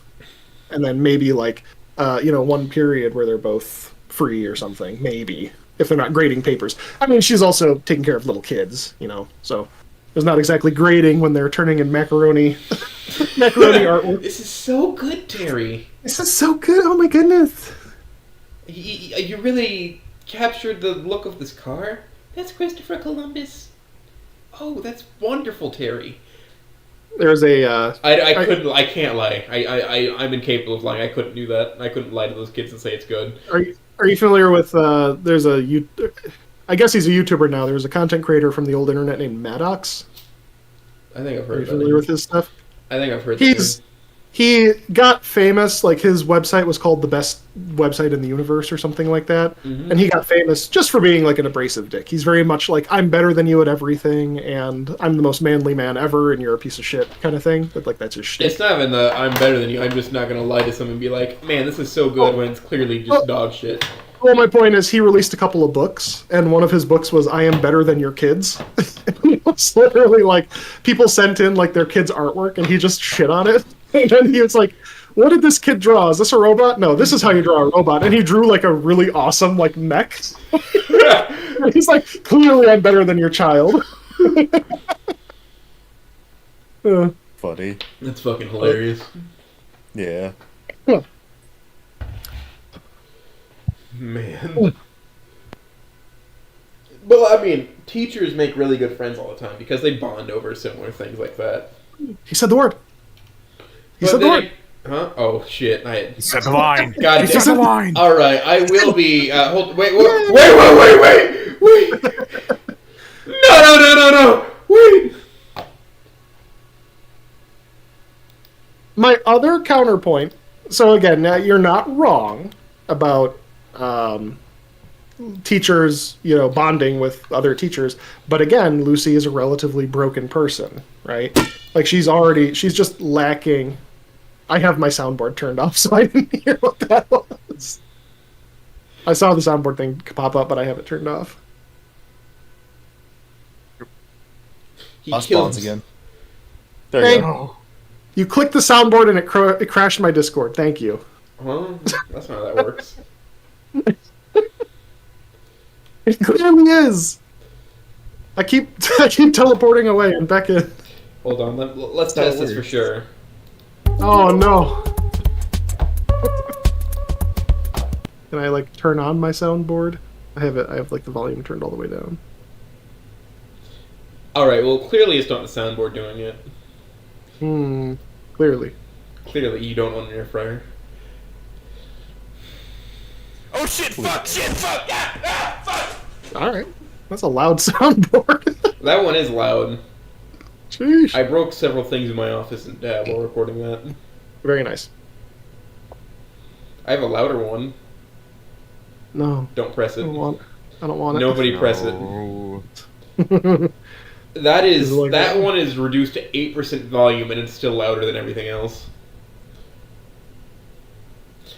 I suppressed that one so much and it's still so powerful. Mm-hmm. And it's not even the regular gunshot one that I like to use. It's the gunshot's actually quieter. You know? Nice. Anyway, what were we talking about? I don't know. We were just kind of chatting in the chat. It's a fucking Ranshamble interview here. Well, I mean, we're talking, ain't we? This is about understanding you as a man. You're supposed to direct the conversation back to the products that I'm selling. The movie that I'm releasing this weekend. The issue is that I don't have a turd ringer right now, so I'm just kind of loose.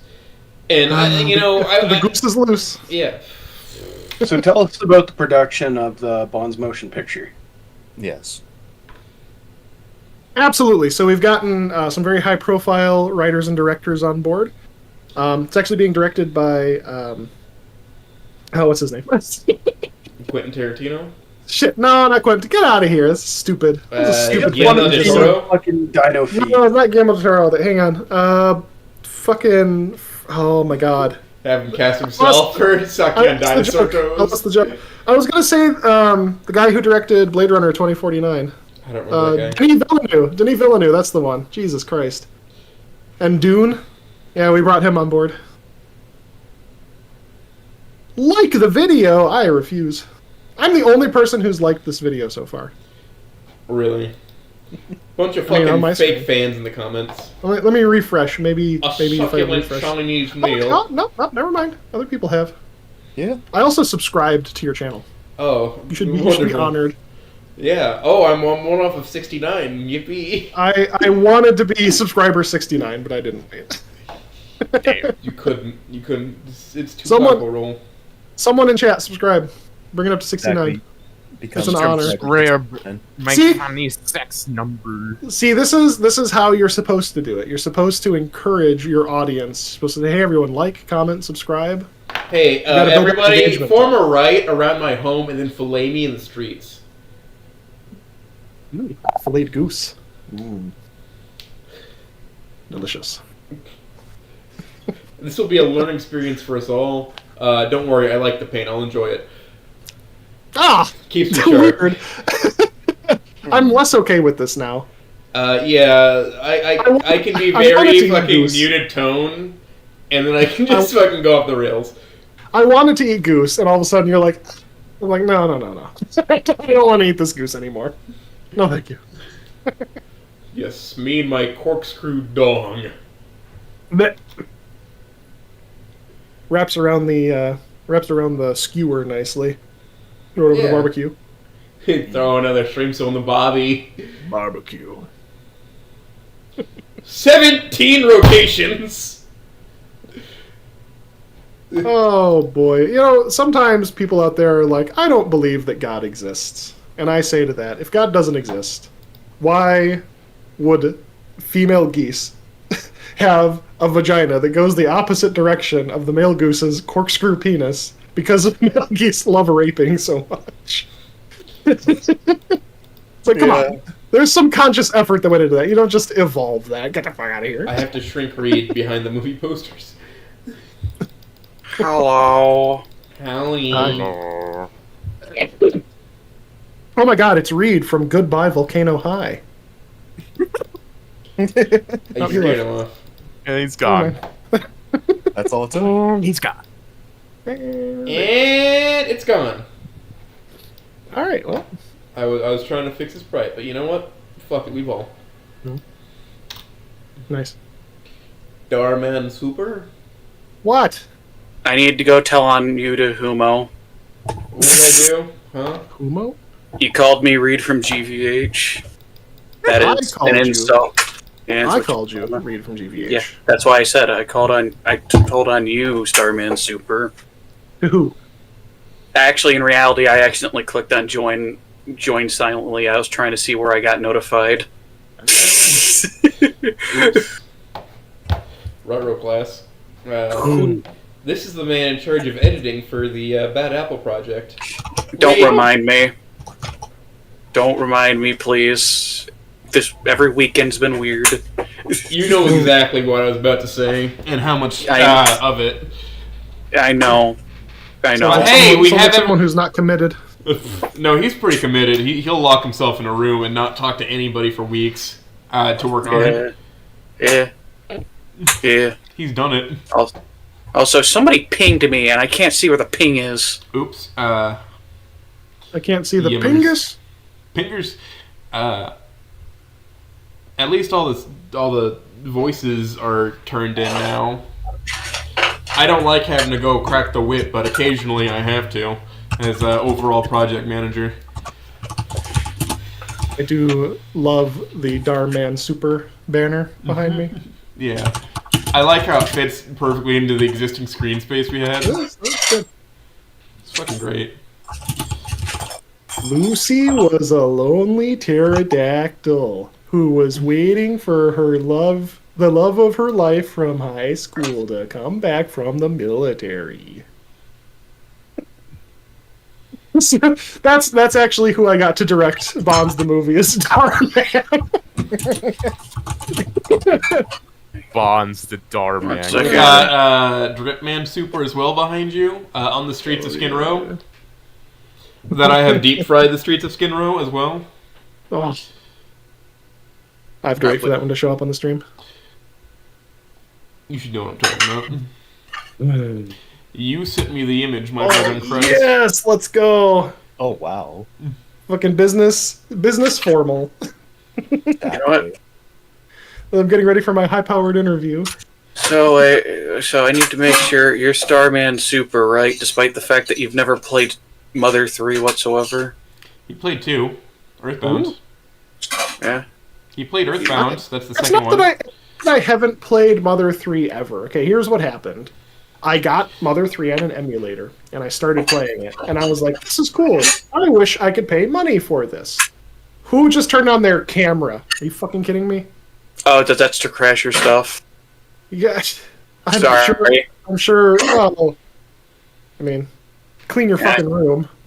I'm sorry to tell you this. That's not my choice. But no, I've started playing Mother 3, but it's like, I start playing it and it's like, man, I wish I could give Nintendo money. I would love to play this on, the Switch or on an actual console, and Nintendo just says no. No, we refuse. I mean, the SNES Classic does have Earthbound put onto it. That's Earthbound, though. That's Mother 2. I know, but they should have just done that. They should have done the localization port onto the Classic emulator. Onto their emulator hardware. There's speculation as to why Nintendo refuses to port it, and it has to do with some zeitgeist things that they don't want to have to, localize. Well, just translate it and then tell anybody else who's like, it's not localized to go fuck themselves. It's that simple. Well, no, it's deeper than that. It's deeper than that. The American audience would still eat that shit up. It already does. It has the fucking hacked ROMs. Yes, but then people would get pissy about it because it displays some people with genders that they don't think they handled appropriately.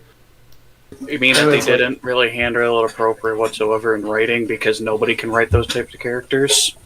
They just can't. I believe in Mother 3 it was just a joke that was being done. But the thing is, you get that in front of the wrong people, and they're going to be like, how dare you joke about that? It's like... How dare you joke about that in this game that came out in 1992, It's also Japanese, and therefore you're suffering from a problem of translation errors, so... No, Mother 3 was 2003, I thought. 2003, 2004. I will get this fact. It was late Game Boy Advance era. Mother 3, let me look up directly on the Wikipedia page. 2006. Oh, 2006, pretty late. was early. Yeah. Wow. Devil May But Cry that's already still came out. 18 years ago. 18 Right, that doesn't years. matter. That doesn't matter. If they That released does it matter. today, The context, I believe, matters. It shouldn't. It does not. Look at what fucking Atlas is doing. Atlas is going back and editing their stuff, even remasters of games. They're going back and editing them. They're adding stuff and they're removing stuff because That's it goes stupid. against current day politics. So actually, here's a Let funnier it one. exist as it was originally. Let it be played in the original form. I got a perfect example. In Yakuza 3 in the remaster, they removed one sub-story because he made it was related to somebody who was not of the normal spectrum, and he called them an it. And that was apparently justified enough to remove that sub-story. Right. Yeah. No, I get it. They want to be maximum profitable, but like, I want the original form of the story. I don't want whatever's been watered down. implying people that complain about these things actually buy the games. Yeah, that's the funny part, is the people who complain about it never buy the shit. No, 40K is the best example. Most people that complain about it don't really actually. You don't understand. I need to change every aspect of this community that's trying to gatekeep itself, so that I don't get into it. I need to change every aspect and then not play the game. Yeah. Yeah, that's generally what happens, but that's been going on for, the past 6 to 8 years at this point? They've ruined my fucking Custodes army. They've stolen my rule sets for my models. So now I have to play Tau. That's why BattleTech is better. Here, this is something I'm confused about. So, Custodes, like, they decided to retcon it so there could be female Custodes, but weren't there already, like... There were the Sisters of Silence that went with them. Which are extremely better than the Custodes and everything. They are not Custodes, they are a different thing that work with the Custodes. They're part of the Custodes army. Lore-wise... of the Emperor. They fall into that line of units. Lore-wise, they're better than Custodes to me because I find them cooler.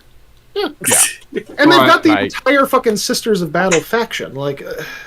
But it's not enough because that's the way how some people work, is that they don't want a space where it's like one guy only thing. They want to kind of remove that.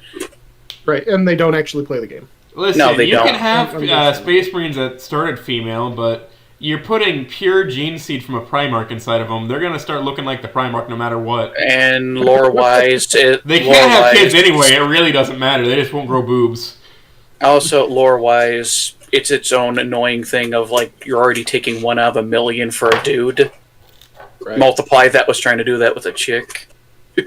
That's not even the point I'm getting at. The chick will just become a dude. It'll start looking like, another brother! Hand me munitions! With current lore, if they do change lore, then it's going to get annoying, but hey, that's what they've been doing. I miss Matt Ward, because he used to have fun at least. All I need is to 3D print some big robot knockers for my Necron army, and I'll be happy. So true. Ah, God. Some bony knockers. I don't want to think about a Necron like that, Jesus Christ. You know what? Fuck it. Make Necron tier models. The fucking primordial version of Necron before they lost their souls. Yeah. The ones with the skin cancer. They do. I mean, they do have women in their ranks. I'm reading the Infinite and the Divine right now. They do, in fact, have women. It's just they look the same because all the robot bodies are modeled the same. It's almost. You look at skeleton. This skeleton's slightly smaller than the other one. Obviously, that's a female. No, Reed. They lost their something like that. That's offensive. Hold on. They lost their bodies in the soul forges and whatnot, right? So there are females in the ranks. It's just they had one model of fucking body that they went into. Unless if you're like a lord, and then you got a slightly different looking body. And then you can have your tits still. Oh yeah. Are the flayed ones a reference to a certain time of the month? Who knows? Whoa! It's getting spicy. We're gonna get canceled. Look, I've already gotten this channel banned in China. Yes, let's fucking go. That means I can say whatever I want, and the Chinese censors already fucking aren't gonna say Taiwan #1? Hold on, Reed. That'll sign a warrant for my death. Something Winnie the Pooh? Yeah, skeletons? Bing chilling. Yeah, I think Bing chilling. 500 social credit points. Bing chilling. you see, I'm the wild card. I've come in now. Or even further Wonderful. from topic. Lovely. Perfect. Yep. Alrighty. So wish I to forget be Kevin's canon? father, but what made you Tom? decide to make him beat his son in the head with a cane? Because it's hilarious. That wasn't funny. I was like, I fucking stood up and was Fuck like, yeah. I stood up and like put my hands folded behind my back and looked out the window. I'm like, yeah, he's real for that. He's so real for that. Because Kevin's dad was actually like a reasonable person. I had people grumble at me about that. They were like, "Oh, Kevin's dad is so corny." This like someone was trying to say that I was like pushing the narrative of a fucking like human and dinosaur society, like I was making it political or something. I was like, "What?" Wait, what? Like, now okay, I'm so confused. the part of Bonds where the guy who was running the company that Anon was working for, he said that it was like part of his initiative to have like equal numbers of people hired who were dinosaurs and humans. Because he wanted to do that as part of his company or whatever. And someone accused me of trying to insert like this was before DEI was a thing, but they basically accused me of trying to insert modern politics into it. And I was like, pre DEI becoming part of the mainstream kind of thing. Right.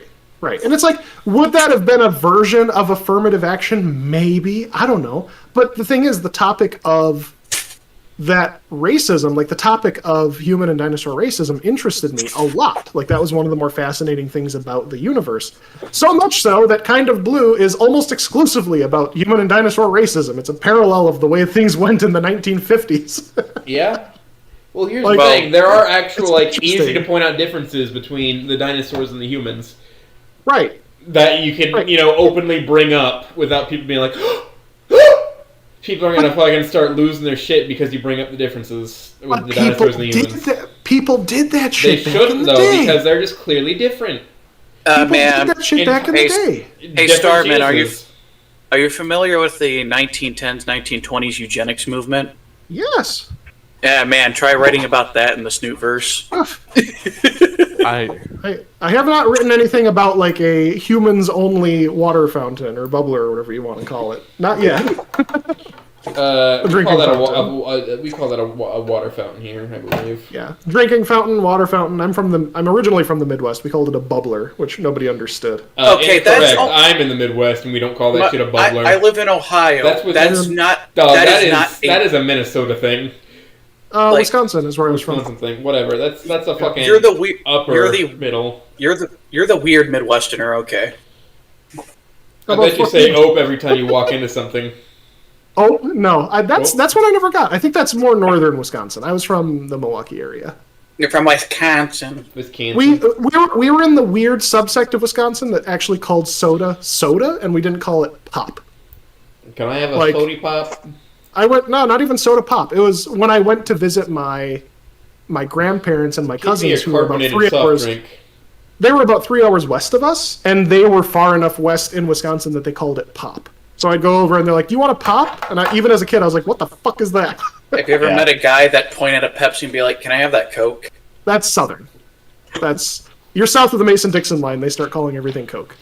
Which it irritates me. I don't want to go back to Dixie. I'm gonna be a Dixie Pixie and eat corn bone till it's falling out my ears. We're going down to Dixie, oh yeah. Different song. That's more that Tom Lehrer guy. I was telling you about him earlier. Funny guy. I own one of his records. Okay, so here's a question, Starman. This is something I like to ask every once in a while. Where would Dale Gribble fit in your setting? I don't know who that is. You don't know King of the Hill? King of the Hill? No. King of the Hill, though? How does this man exist? How are you in your 30s and you don't know what King of the Hill is? Okay, is Dale the one that like talked like this man? Like he got No, that's Boomhauer. No. Dale is unknowable. Oh, Pocket Sand. That's all I know. Pocket Sand. It was Pocket Sand. So, okay, here's the funny bit. When I was a kid, it was when both The Simpsons and King of the Hill were like in syndication, and my parents were fine with me watching The Simpsons, but they refused to let me watch King of the Hill. They thought it was too dirty. How? Really? How? They thought it was too dirty. They were because it was made by Mike Judge or something. Probably it's because it was Beavis and Butthead was his previous thing. And I'm sure someone in there. So I grew up in a Christian household, and the weird thing is my parents were super chill about some things, and other things they were just hard asses about. I don't know why. Did they hate D&D? Nope. I was able to play D&D. I was able to play virtually any video game. I think my dad gave me shit once because Diablo 2 had spinning pentagrams on the pause screen. And he gave me shit about that. But I was like, Dad, I'm playing Diablo 2. You play as a paladin who's killing the devil and demons. He's like, okay, that's fine. Okay, here's a better one. Did they let you play Doom? My dad literally played Doom with me on his lap when I was like 3 years old. He played it. Yeah. It's a very anti-demon video game, isn't it? The thing is, they were staunch Christians about music for whatever reason. They were like, I could not listen. They got enraged when they found out I had a CD by the band named Incubus. Because the name of the band was Incubus. I'm like, they don't even swear. No. It's like chill music. Incubus is very tame. No, they didn't like it because it was named after a demon. Incubus is a male succubus or whatever. Yeah. But yeah. Like they were real hard ass about just real select things, and for whatever reason, King of the Hill was one of those things. They were just like, no, you're not watching it. Okay. They must Not hate only this. were you listening to music named after a demon, it was named after a gay demon. You know what's even wackier? They would have hated Shimigami Tensei Nocturne. Yeah, well, no, it really didn't matter too long. Like I think by the time I was 16 or 17, I started going, screw you parents, and I was just doing whatever. But that was also kind of past the point when I was watching TV, and I was more like playing World of Warcraft at that point. I mean, my parents, they didn't ever give me restrictions because I was just antisocial, and I started doing things like, he's going to do something. I did my dad was a cop. Like he was a cop, and then he became an undercover drug agent. My dad was a detective, and then he works for KDOT now. There you go. But he came wandering into my room. I was playing video games. He comes wandering into my room one night, and he's like, "Why are you in here playing video games all the time? Why don't you go out and do stuff?" And I just look at him. I was like, "Would you prefer I go out and get arrested?" And he was like, "All right, carry on." Good point. You're not going to cause much trouble playing a video game. It's like, yeah, I could go out and cause trouble if you want. Back in my day, you used to be able to break into buildings that were abandoned and hang around without crackheads. Bro. Man, they really did fucking nerf existing outside for the young kids. I hate to see... I'm afraid for what the next generation is going to be able to even do, because people are so scared now. Okay, so here's a good question. Has all of our parents said that they drank water out of a hose? I drink water out of a hose. I drink water out of a hose. Fuck yeah. Yeah, I drink water out of a hose. Not religiously, but if you're outside playing... if the water's already running... Yeah. Why not? I'm thirsty, there is water right there. It's being supplied by the same thing my sink is being supplied by.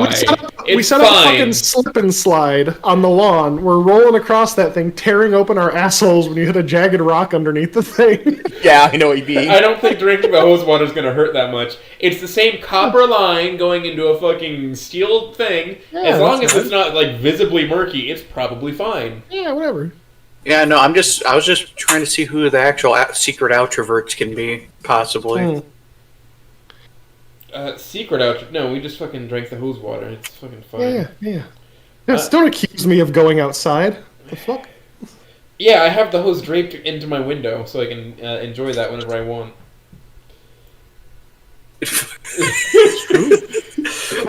Is it one of the ones that's got the black cover on it too?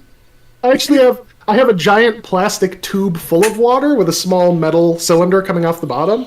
So I just walk up to it and I just anytime I'm thirsty. Oh, is it like the little hamster water bottle? Yes. But it's a giant one. It's hanging on my wall in my office. When I'm thirsty, I just go up to that thing and start sucking. Yeah, I need to get one of those installed here, actually. That'd be great. I need to see if I can get one installed at work so I don't have to constantly go to the bathroom to refill my water bottle. Okay, legitimately though, if I could get my house outfitted with giant tubes that would connect room to room, I would 100% use those. That would be awesome. Are you saying that you wish to become a hamster? I need to go into my bedroom and I'd have to shuffle through a great big tube that bends around 180 degrees. You see, fucking Bill Gates, Jeff Bezos could be doing this shit, instead of making our lives worse on purpose. They could just be living in giant hamster tubes. They could do it. We already have play places. Like we have the technology for this. We have for years. Let me live in the hamster tubes. I want to be able to crawl from enclosure to enclosure through large tubes. And then put my car inside of a giant ball. I want them to.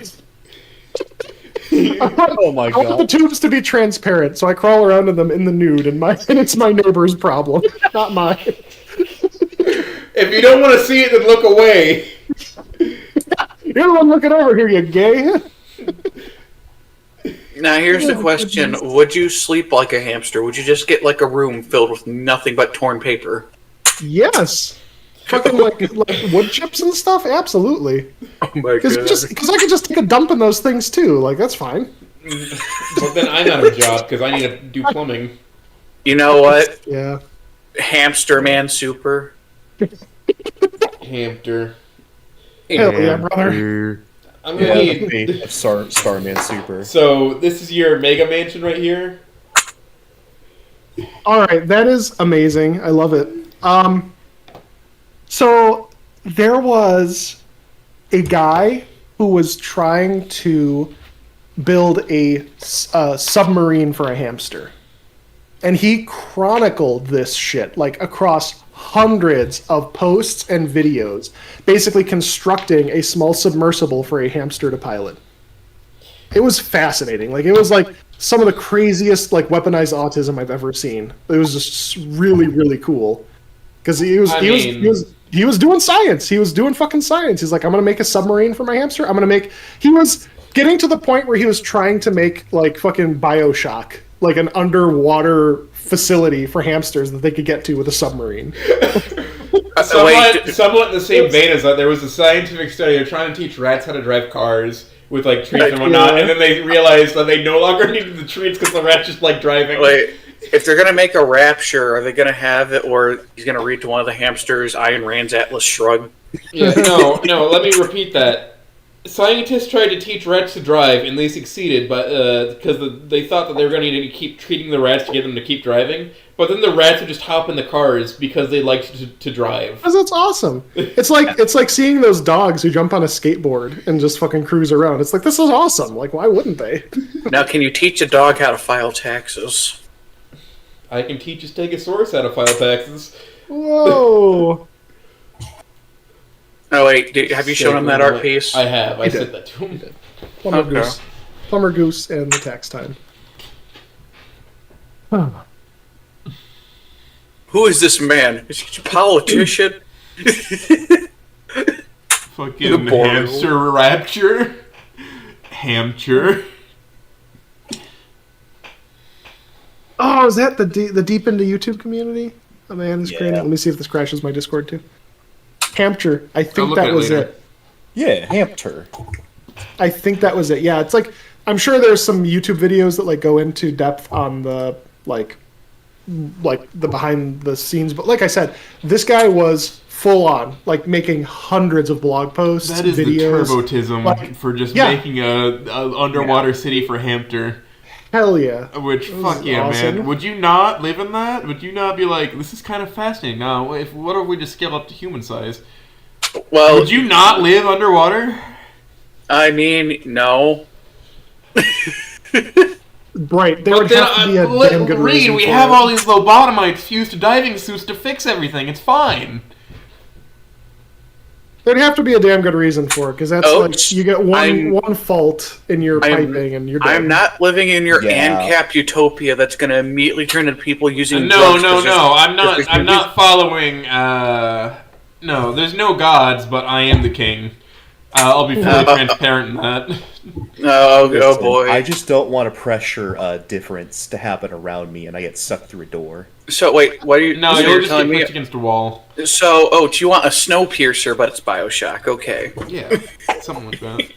No, I want a medieval caste system, but it's BioShock. Mm-hmm. Okay, which caste system? Are we talking Indian? Are you talking about like an Indian one where? No, not quite like that. Just there is a noble class and a peasant class, and then the peasant class works for a living, and then the And then noble they get class fed gets to up. just kind of hang out. Well, they're not going And to then- be mistreated per se. It's just like they build the infrastructure versus the noble class is actually the designers of the infrastructure. Until I they should get really say lazy. it's engineer and laborer.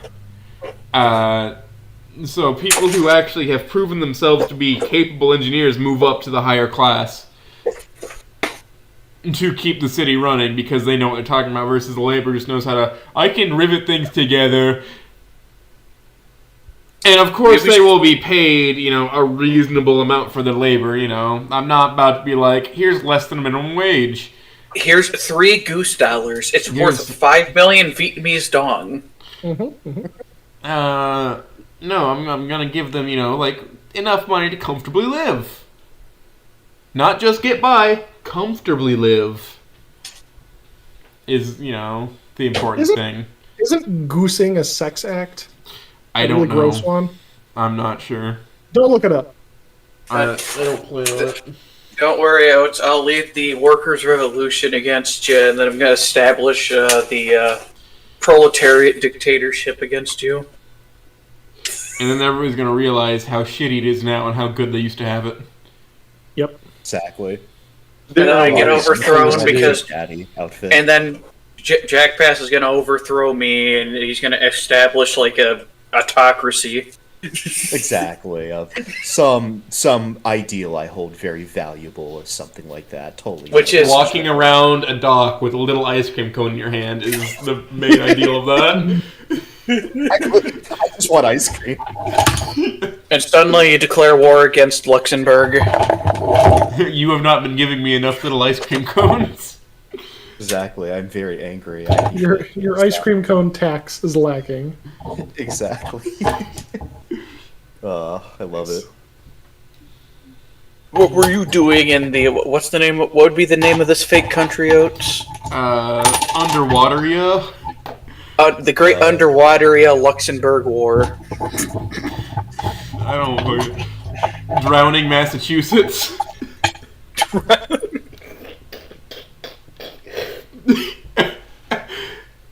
Wouldn't that be a name for an underwater city? Drowning? Drowning? Hell yeah. Listen, if something goes wrong, we'll all be. Well, hey, look, I'm already drowned. Burning alive, Wisconsin.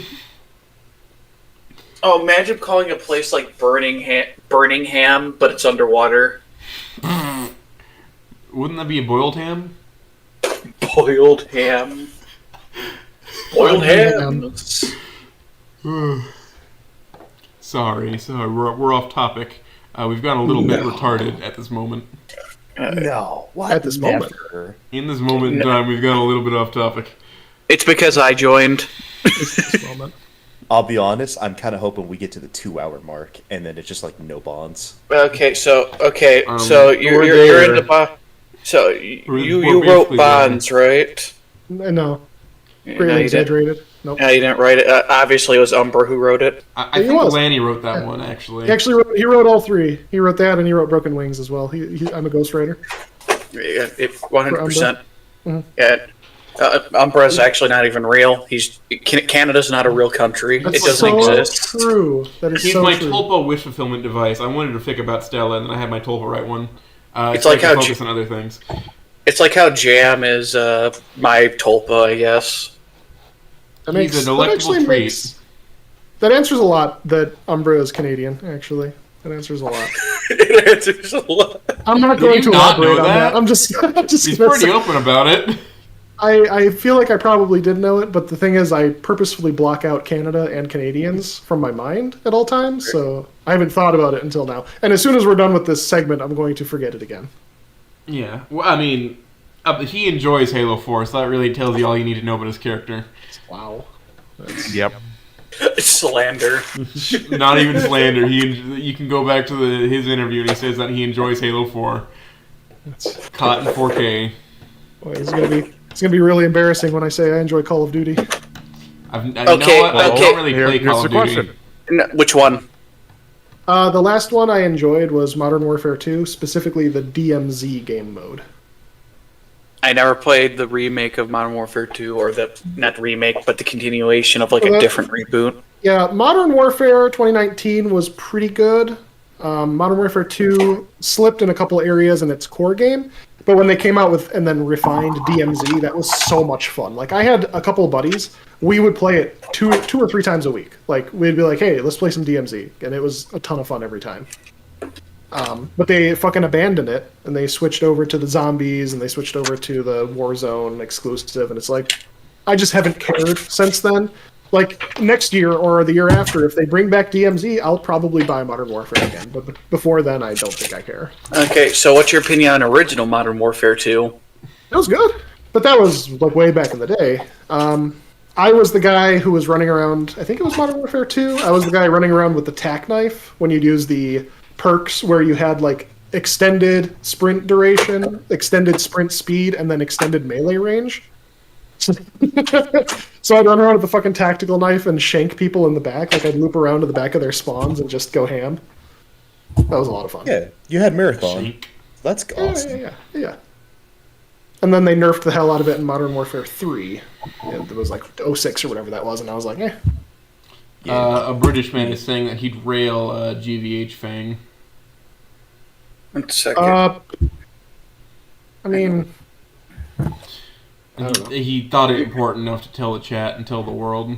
The whole time she'd be insisting that she's not a woman, so I'd be like, oh, okay. You know what, Starman, I've got a perfect question for you. It's going to take a little bit because it's going to take a bit for the picture to upload. Okay. It's 10 megabytes. Wow. And you're obviously somewhere with internet that is not of... Not the best for upload. Would you sit your ass on that bench? Where it's sitting right now? Like I would have to climb up, or would this be on the ground? When on the ground, would you sit down on that bench? Would I sit down on this bench? What's the trick about this? You forget that Noble is gay. There is no look. There is no trick or anything. Would you sit on that bench? Does it have a spring-loaded dong in it or something? Like I sit down and I get a surprise? No. John Candy, Planes, Trains, and Automobiles. What you see is what you get. Yeah, that literally. It's just a bench.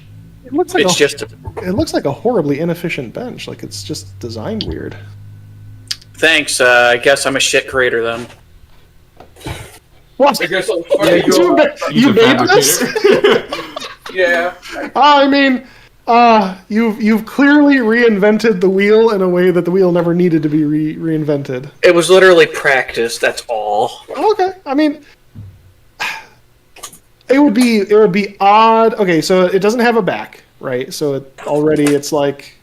It wouldn't be a terribly comfortable sit. Like, you want to sit down on a bench and be able to lean back, right? Would you fall asleep on that bench laying down, taking the entire surface selfishly?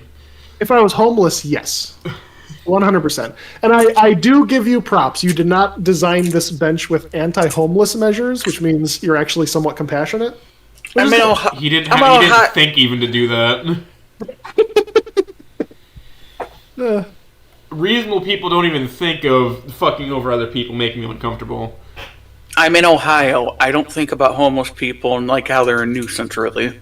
What is your structural? So the very center of it, because you've got like your outer beams, and then you've got like two sort of brace beams in between. But like, what's the structural integrity of the very center of it? Like, if some 600-pound dude sat his ass on there, would it fucking clean it off? So it's made out of, I believe, 3/4 by 3/4 solid stock, and I kind of went a little bit heavy on the weld penetration. I basically did 1/2 inch for the bars on it. But you don't have any cross beams or anything. There is one. There is one on the top part for on the top part. You can't see it, but there's one in the center for anchoring down. Gotcha. Yeah, I was going to say, like, the crossbeam support would solve all those issues, because then you'd be essentially sort of allocating that force outward. I just feel like if someone real heavy sat right in the center of it, all of that pressure would be placed right on the center and only distributed to the closest, that's T-beams. That's why I put a part right in the center for a crossbeam for handling the weight, also to structure down the wood. Okay, well, in that case, sure, I'd probably sit on it, but I'm a big fat guy myself. I'm not 600 pounds, but I'm I'm also not 200 pounds. Trying to remember out what's the tensile strength for when you do half-inch penetration for weld? Can't remember off the top of my head. I don't remember, but generally, you got about a 1/4 inch material in pipe, and that can hold like a few hundred psi, pounds per square inch. So, I don't know how many inches on it. The individual welds will hold like 1,000 pounds on each weld, probably. And that load is spread across many welds, so it'd probably be fine.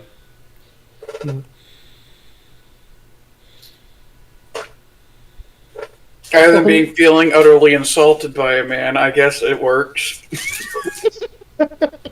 Well, this is what you get for presenting your craft to the world. Realize that as a man who is a writer, I have written and presented things to the world, and every once in a while someone shows up and they say, "This is shit." It's like, all right, well, now I know. Or maybe they provide valuable feedback, like, double check the reinforcing of your joints. Don't worry, my boss already went on me with all that stuff. Oh, well, there you go. Hey, I believe in helpful feedback, in constructive criticism. That's why I do a writer's workshop every week. Going into the writer's workshop, what made you start hosting that? What? What was your like? Did you just feel the need to? Yeah. Okay, so I guess I don't know that it was a need. What it was is, so I work professionally as a trainer. I work in the IT field, but what I do primarily is I teach people how to use software, right? So I enjoy teaching. I enjoy being in an instructing field. My cat keeps walking up to me and just squeezing my leg. She puts her paws on both sides and just squeezes. So wait, you teach in IT and all that, so how often do you end up hearing the whole, so I don't know why Excel's not working? I'm not a help desk technician. I teach how to use a platform. Okay. Yeah. So what I do get is, I will every once in a while get emails from people who are like, "I don't know how to log in." It's like, come on. But no, the company I work for sells software, and I teach the people we sell the software to how to use it. Hopefully not McAfee. No. No, but I'm also not going to dox myself and say where I work. Fuck that. Nah, don't be like me. But, so anyway, I work as a trainer professionally, and when I finished with, I think I was either in the process of finishing Bonds or I was like mostly through it. People in the writers space on Snoot Club were like, "Hey, so I think someone was like, man, we should do like a workshop. We should do like a critical feedback thing." And I was like, "Okay, I'll head that up." And I think we've been doing it for just over a year now. I think I started it in October last year or something like that. And I started heading it up, and that's all it was. It was like, I do the sessions, most of the time I give a small, like a class time at the beginning. So I'll teach about some sort of subject related to writing, and I'll give some people some tips and answer questions and stuff like that. And then I just read people's work, and I criticize it. I don't believe in showering people with praise and not criticizing them.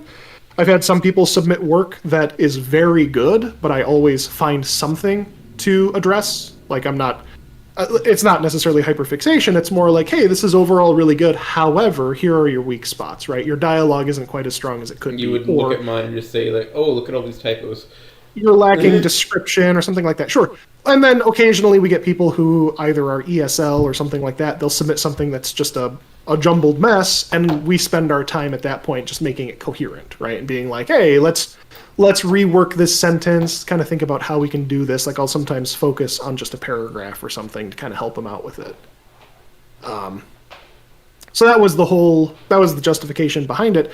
People keep showing up. I mean, for the most part, I think people are enjoying it, and I get a lot of repeat submissions. People will submit writing and then they'll sign up again so that they are basically in the queue for the next month or whatever. I think I've gone over Yumi's writing probably 12 times since we started. Yeah. But it's nice, and it's also like you only need to attend or submit stuff if you want to. Like there are some writers in our circle who have never submitted, and it's like, okay, that's fine. If they're confident enough in their writing, or if they don't want feedback, that's fine. I'm not the fucking master of anything, but I at least know my way around the English language to the point where I can offer valuable feedback. I can offer real feedback too. I'm not, again, I don't pull my punches. Like I won't be an unnecessary dick, but if I read something and I can't understand what's going on, I'm going to say that. I'm going to say I don't understand what this is. You need to redo this. You're more useful than the average English teacher. Yeah. Well, to be fair, English teachers get demolished by just the most atrocious writing. I remember when I took English classes, I was frustrated because I've always been a decent writer, but I would write stuff, submit it to my English teacher, and I was hoping for feedback. I'd get the paper back, and it was just A. It was just like a red A at the top. It's like, okay, well, I mean, thank you, but I'm glad I met your approval, but, like, did you even read it? A lot of them. And the answer's probably no. Yeah, no. They read maybe a couple paragraphs. They read they read your thesis and then check. All right, is this enough pages that are full? Right. So. Worst time they very like you have to be very standout and get their attention to read all of your paper. Which I mean, I write in a very eclectic way. If you read Megaloboxing. Same as my YouTube name on AO3. If you were to read that one chapter, you'll see like it's a lot of typos, but like I characterize people and how they speak and how they use their accents. I mean, that's why I wrote how they speak, right? And then for like just random descriptions, I write how I speak. I think the worst form of how it was handled, at least for a lot of mine, is hey, time for your peers to judge your other work, and you have to look at these like things, and it's like. This doesn't teach us anything except make us eat each other. Right. Stop eating wires. Sorry, my cat's trying to eat my headphone wire still. While I'm on air. Did you feed your cats? I have fed the cats. Okay. Poor things are starved for attention, apparently. She's just freaking stupid. It's like I forget there was a show, I think it was just called The Guild or something like that, but it was like a group of, like, they were playing some sort of MMORPG, and it was like the adventures of them. Whoever the female actress was from it moved on to do something else. But I just remember there was this one scene, like, because it was like a bunch of people, there's like the nerdy guy, there's the nerdy girl, there's like, there was like the overweight mother who had like two. It was like a 2-year-old and a 4-year-old, and there was this scene where she's raiding with the guild, and she has the two kids locked in a dog kennel. The kids are like holding on to the edges of the dog kennel, just wailing. They're just like crying, just like because they're in jail basically, and their mom's just like, "Shut up! I'll let you out when I'm done raiding." Kids are just. So okay, I get that. So I want. Because since you are somebody of somewhat with your writing, what would you put as being objectively bad with writing? Like, what would you like point out being like, this is just not going to be good for anybody? I want to understand your process. Sure. Okay, so at a rudimentary level, you need to follow the core tenets of the English language if you are going to write in English, right?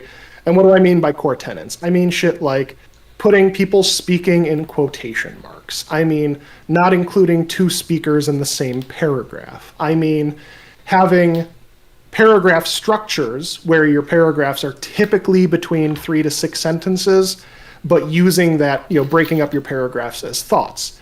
These are core fundamentals of writing, and if you don't do those things, then most people will not take your writing seriously. Like, you have extreme corner case examples. The one I bring up all the time is Cormac McCarthy, right? Cormac McCarthy is a very esteemed writer, but he passed away a few years ago. But he wrote in a style where he eschewed a lot of that stuff. Like, he didn't use quotation marks. There was a lot of like weird punctuation stuff. But he was so stylized with it that you could still follow who was speaking and you could still get a feel for what was going on. That was how he did it, right?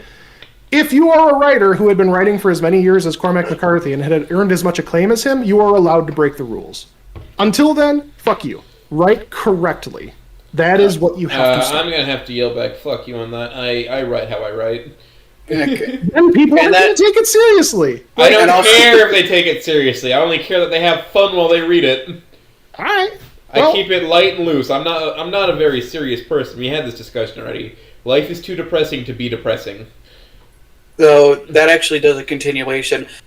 Story writing in particular is a good question of, like, do you think there's bad ways to do story writing, like was how you write characters, stories, like keep on like continuity or anything of that? Of course. I mean, so, fundamentally you need to tell a story that is compelling. You need to tell a story that has well-defined characters. You need to tell a story that has some sort of goal in mind, right? These are very core fundamental principles of any sort of writing. Again, you're always going to have weird corner cases where either someone has been writing for an extremely long time and they can get away with some, setting aside some of these principles. But at least to start, and that's a big part of it too. A lot of people are like, I'm 18 years old. I've read 3 books in my life. I'm going to try to write something that's going to redefine. And no, you're not. You're going to write crap. You're going to write crap for a long time. Your first several stories, if not even more than that, are going to be crap. You, every once in a while, every 1 in a million chance, you're going to have some sort of savant that comes around and writes something that is good, and they're 15 years old, right? Every once in a while, there's going to be whatever that kid's name is who wrote Aragon, right? I think he was 15 or 16 when he wrote it. It got made into a movie. It's a shitty movie, but it got made into a fucking movie. Yeah, I mean, the books were good. Sure, they were good. They're not incredible, but they were passable. I really enjoyed the books. You got 4 of them.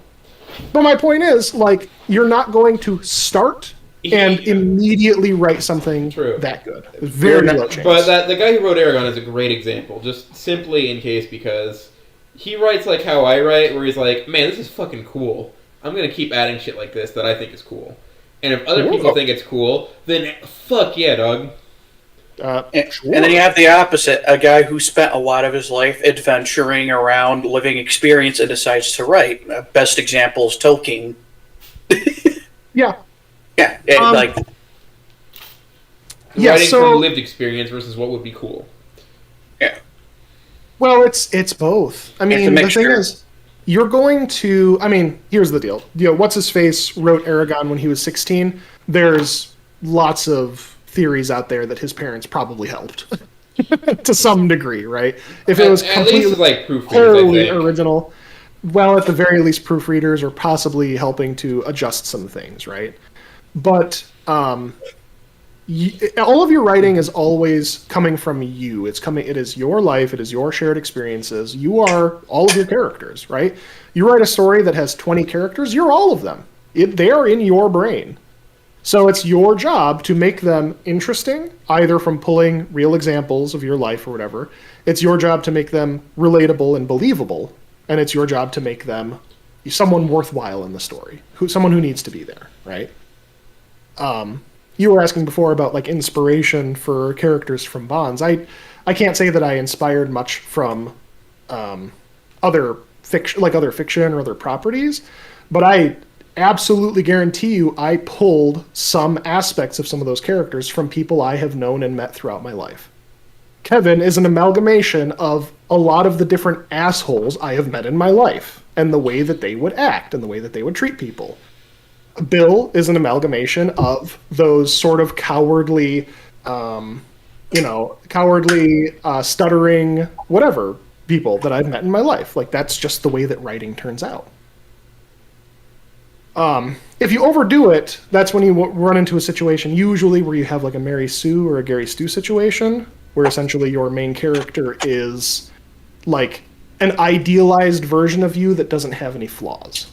That's usually the worst one. Or an idealized character that's not necessarily a representation of you, but an idea that's way overblown or overproportionate. It's typically going to be a representation of the author. I mean, what fucking 50 Shades of Grey, that's like one of the most egregious examples. Even Twilight. Those are pretty egregious examples where the author is like, this girl is me if I had a hunky boyfriend who hit me with whips. Or then you can point at, like, say, Rey Skywalker. I put her as very much as a Mary Sue type character for the fact that she is way too better perfect. everything. But that was also Yeah, written by fucking 20 perfect. people or whatever. Like, Yeah. It's like 20 people. That might just be a mess of the fact that you have too many people writing one character. That probably doesn't help.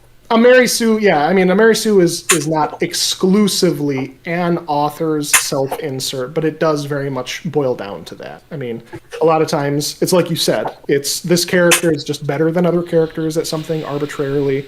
They're not well defined. They have very, very small flaws, almost insignificant flaws. What was Rey's flaw in the first movie? She didn't know her parents? That's not really a flaw. That's just a thing. Oh, right. It's like, the one thing that could have been a flaw is that she was sort of like bullheaded and was rejecting. But then everybody's like, she never got called on it.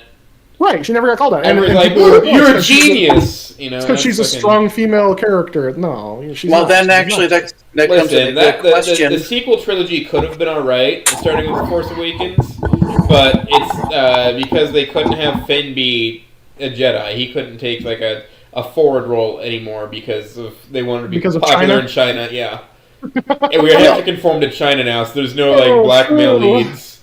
And what's kind of interesting, turning around and looking at the prequel series, and you look at Anakin, he's not a Gary Stu or a Mary Sue. In reality, he's a character that's falling from grace the whole entire story. He may be the chosen one, but he is very flawed as a person.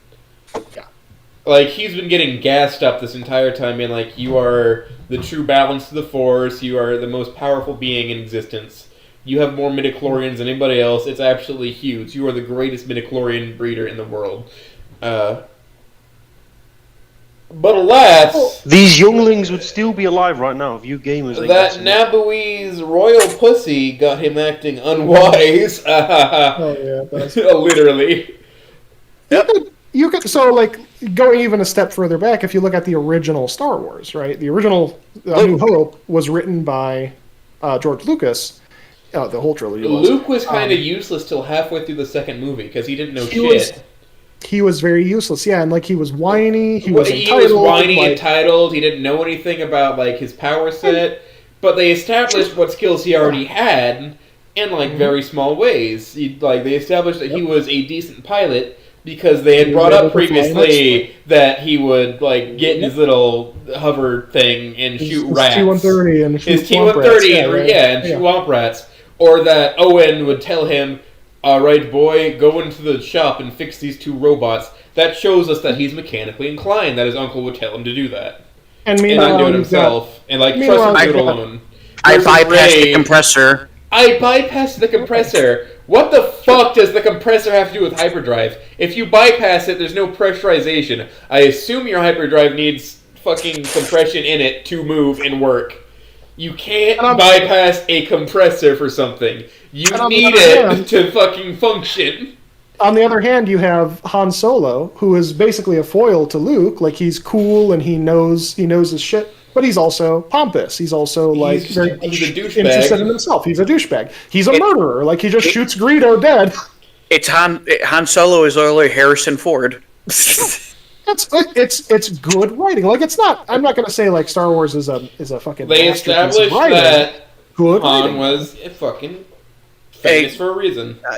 But you see, you can take the original sequels and prequels, and you can compare them together on a writing scale about how characters are written.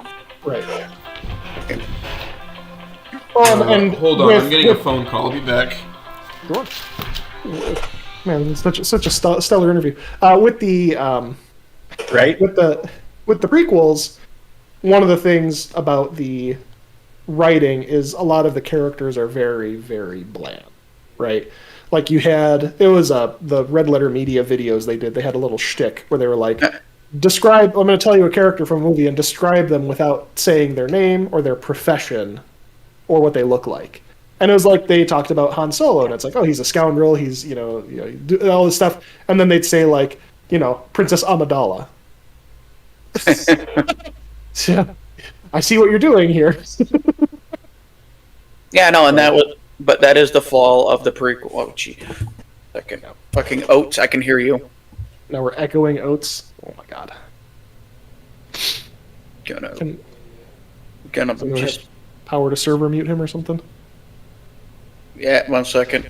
There we go. Hey, nice. But no, Remind him to server mute himself when he comes back. yeah, but no, that's. I wanted to actually turn around, and I don't know how familiar you are with writers or directors. What's your opinion on Ryan Johnson as a writer? Well, You can take Glass. You can think of Glass Onion. You can think of Last Jedi or any of the such. He wrote Knives Out as well, right? Yeah. Okay. I can't recall what he did before The Last Jedi. I think he wrote, there was like some sort of found footage monster movie or something that he either directed or wrote. So I don't think it... Yeah, J.J. Abrams did, I think, Cloverfield. No, not that one. I thought Ryan Johnson did one. Like, that was kind of his directorial or writing debut before. Ryan Johnson, I'm not going to say that he's a bad writer out and out. However, he has an aspect of writing that I don't care for, where he doesn't respect his audience, and he tries to pull stupid shit over on them. Like, you basically are sort of like making the audience the butt of the joke in some cases. And you can see that most clearly with The Last Jedi, or whatever Episode 8 was called. I think it was The Last Jedi. Let me take a look at your screeny. I have no clue what... Yeah, maybe, I don't know. Maybe I'm getting him mixed up with someone else. I thought he had done some sort of, like, found footage monster movie or something. I think you might be confusing Abrams with that. Abrams! It wasn't Cloverfield. Darn it. Man. Here, let me... Sorry about the clicking. I just want to look up right now. Yeah, but no.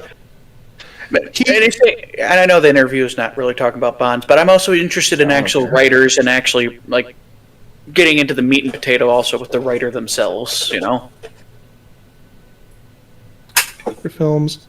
Yeah, I mix it. So, okay, I'll have to... It doesn't matter right now. Whatever it is I'm thinking of was some sort of, like, Netflix exclusive found footage, found monster movie. It was not Cloverfield. It was something else. But anyway. So... Yeah, I don't like writers who come into a space for writing and they just either in case don't I was coming respect in the some previous considerable material, money, or they think that they're better than the previous material. So, then we can lead on to the next one, Halo Show. Why did you server mute me? Because you were echoing. You're echoing. Why was I? Oh, yeah, because my your headphones are loud enough where your mic will pick it up. Yeah. No, I got a call from a life insurance agency, and so I was just like, am I about to come into some considerable money? No, it was for my coverage. So, I haven't seen the Halo show. I know it was a train wreck.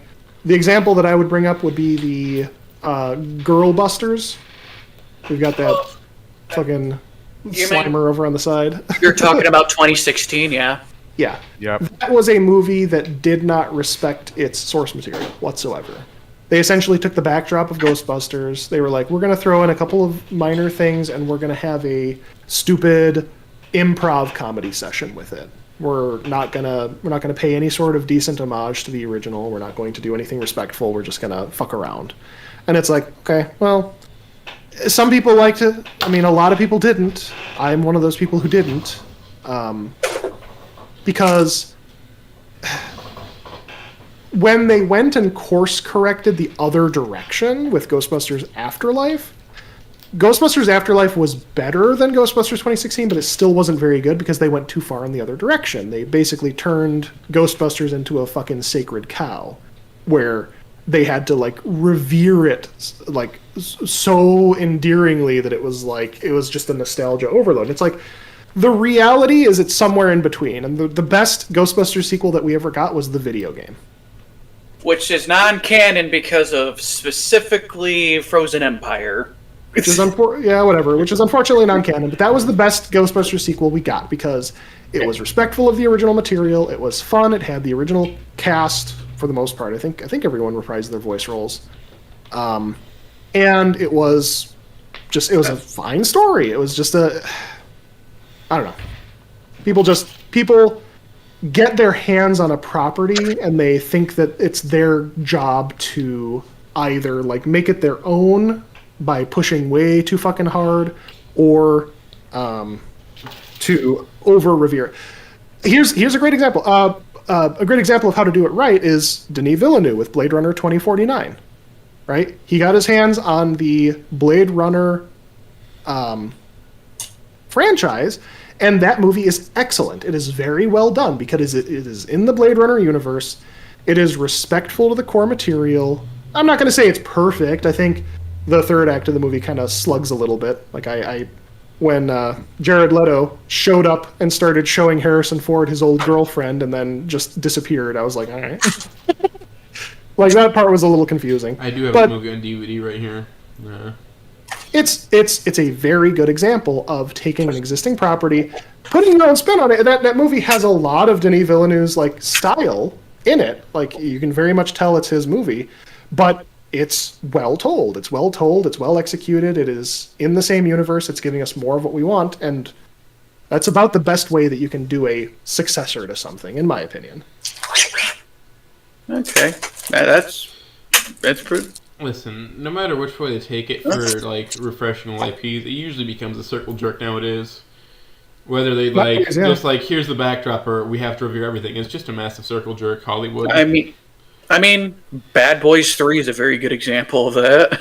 Yeah. Just huge fucking circle jerk. That's why any new movies I watch don't usually come out of Hollywood. They'll come out of Bollywood. Hollywood. Those fucking indie movies. There are some decent Hollywood movies still coming out. However, I think very rarely.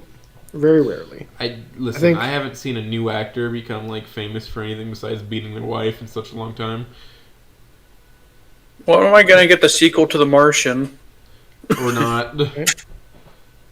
When's the last time Matt Damon did anything of note? The Jupiterin.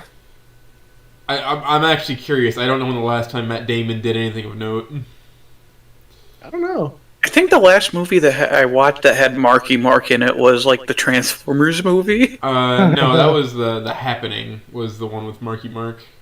And now he just has that burger chain that is connected to Hy-Vee.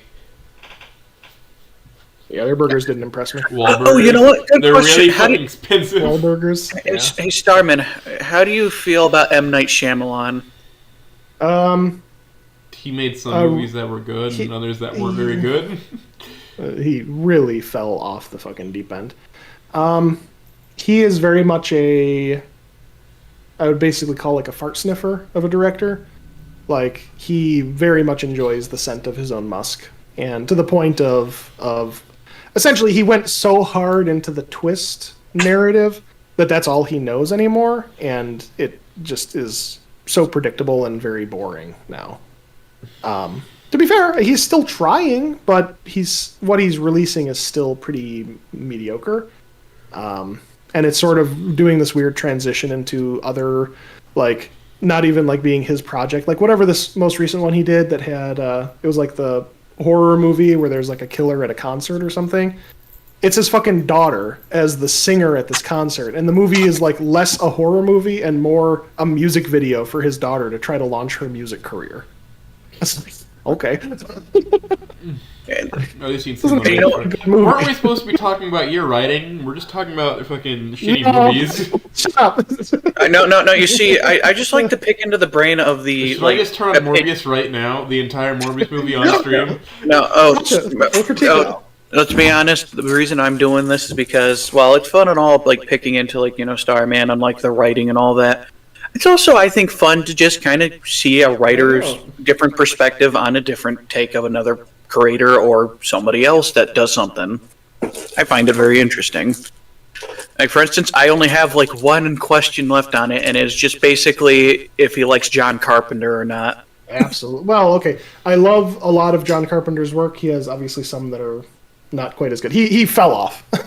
Oh yeah, no, he's not stuff perfect. in the 80s, and then like he did Ghosts of Mars, and everyone was like, "What?" Yeah. And now he sits around playing video games and getting a check every once in a while. Nice. No, I mean, the thing, John Carpenter's The Thing is in my top 10 favorite movies. Like, it's my number one favorite horror movie of all time. I The only horror movies that I find better than it would be Alien and Aliens on my own list. But I enjoy Alien.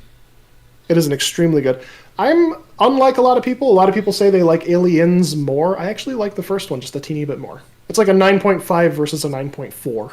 So And then here's the thing. Then there's Alien Here's what my 3. dad said is that when you're watching stuff in the Alien AVP universe, the first Predator's good, the third Predator's good, only the first Alien movie is good, and then as far as AVP goes, only go for the first one, don't go to the second or third.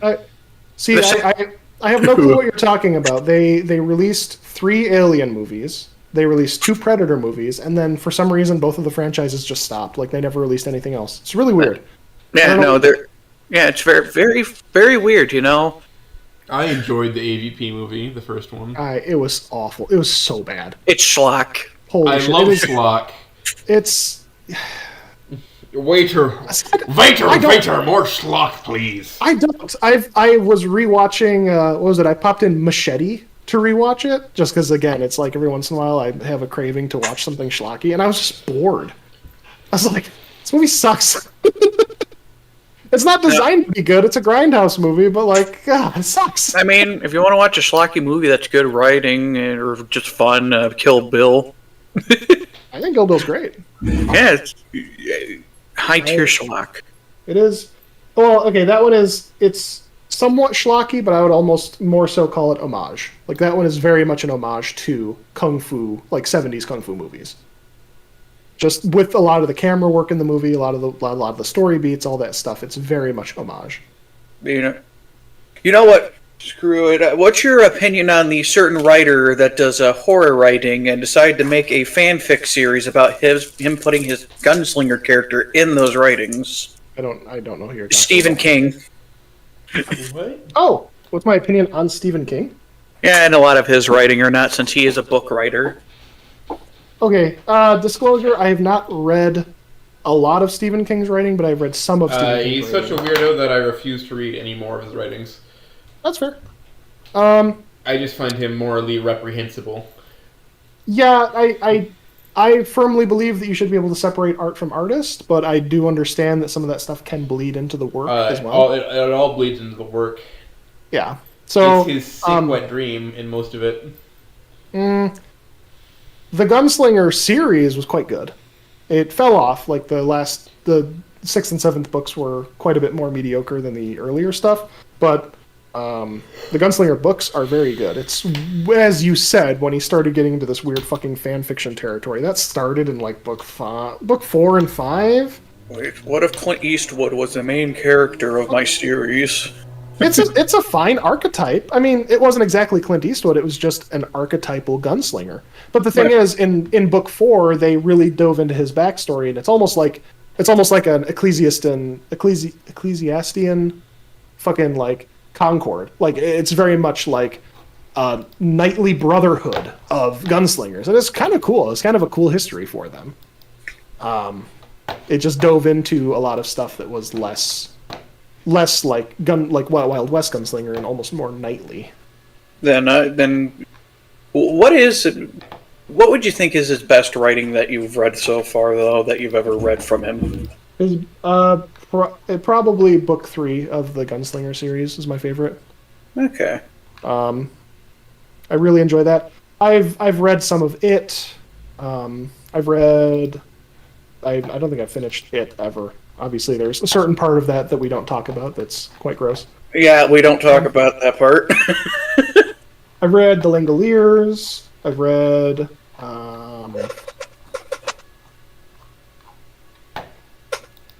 I think there's a few others. I don't know. I'm kind of blanking on it. I might have read Thinner. But he's fine. So I would say Stephen King is a sort of like almost like a popcorn writer, where it's a lot like a schlocky movie, right? He's the type of thing where it's like you can read it, and yeah, sometimes stuff is shocking, sometimes stuff is gross, sometimes stuff is funny, but overall it's digestible. It's it's solid, standardized writing. And I think that actually comes out a lot. I've taken a lot of lessons from, he has a book he wrote called On Writing, where it's like, a third of it is his backstory, a third of it is like really good writing tips. For the most part, I don't agree with everything, but a lot of it's really good tips. And a third of it is him talking about how he got hit by a fucking van and almost died. I think Ariel Stein did the exact same thing. Weak stuff. Getting hit by a van and almost dying. Yeah, God, right? I got hit by a truck and am thriving. Hell yeah. Maybe I'm just built different. I don't know. Maybe that's why I'll survive Yolder better than anybody else, huh? Oh god damn it! Oh, we're not bringing this up. I swear to God. Stephen King. One of the more interesting things about his backstory was how he got started, and he got started brute forcing it. Now, he was getting started in the 70s, right? The mid late 70s. So back then, you literally had to mail in submissions. He was writing shit. He was mailing it into magazines, and he was just getting rejection letter after rejection letter after rejection letter. And he was like, "Okay, I'm going to keep doing it. I'm going to keep doing it. I'm going to keep doing it." And eventually, he got picked up. And eventually, I think Carrie was his first published book.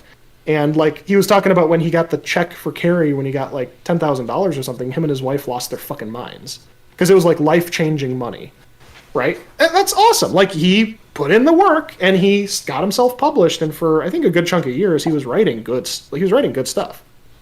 I think when the coke started getting involved, it started getting worse. Cocaine, obviously, yeah, he turned into a big druggie. He was drinking a lot. Like, he had a lot of vices. Like, he had issues there. Opposite of Slinger, if you know who he is in particular, he made the most boring book to ever get banned from public schools.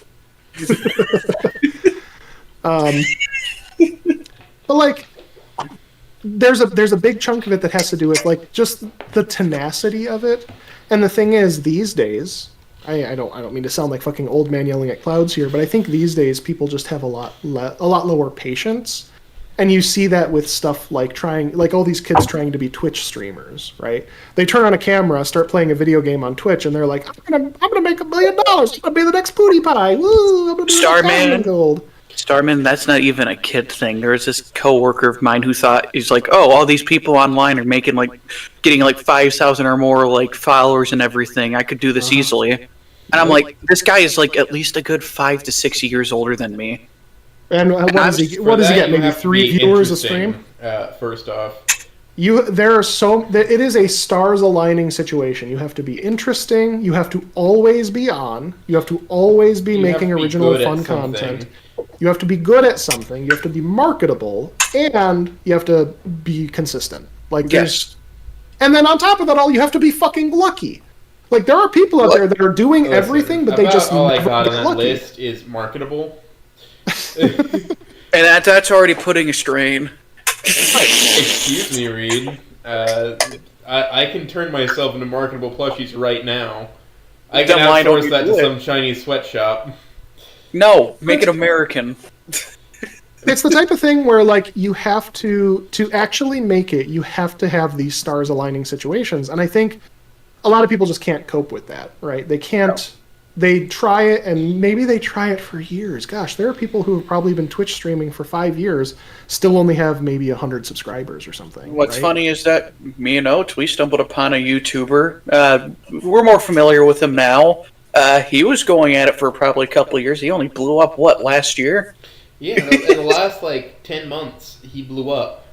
Yes. And that's exactly it. How do they blow up? They get noticed by someone. They fucking get featured on, Asmongold's stream where he's got 300,000 viewers or whatever. Gator ass. Yeah. Gator ass can do it, yeah. Yeah, Wani. He blew up with Wani. Sometimes you're just in the right place. Is the solution to the world's I problems. was there at 300 or 400 in that range. Yep. Sometimes you're just on the right place at the right time, right? You know? And you hit the right I think point a of the lot of what zeitgeist. drags people to Humanoto is that he's so personable with everybody. You see all these Twitch streamers, they make a Discord community, and then they're never in any of the VCs, or very rarely in them. He's in there every fucking day just talking to us because we're there. Yeah. He wants to have a connection to the community. Or the reason why he's not communicating is because he's dumping all this time into playing a game on his off time. Yeah. He's there, he likes to hang out, he's I kind of invited myself into his streams, but he does a community night with a lot of the members of the Discord, just to hang out with them, to get to know people better. absolutely. The moment that he stops, like, if he ever stops making that effort, then that's not gonna. He's gonna not come off as personable, and Right. I think he'll experience a slow in growth. But he's You're been very always- yeah, steadily like I said, you're growing always because of on. how personable he is. I mean, heck, got one of the bigger channel guys that's done Snoot and Wanting up there, Bowie. He just hangs out. Yeah, he's just in there Yeah. because it's a chill, like it's a nice, calm community. There's not really It's any not bad like- actors in there. It's not like the Snoot Club server, which I've heard is like a living hell sometimes. Oh, it's not that bad. You just get told to kill yourself by Midwest emo. That's true. Yeah, Like, no, he shared some even- words with me, which is kind of funny.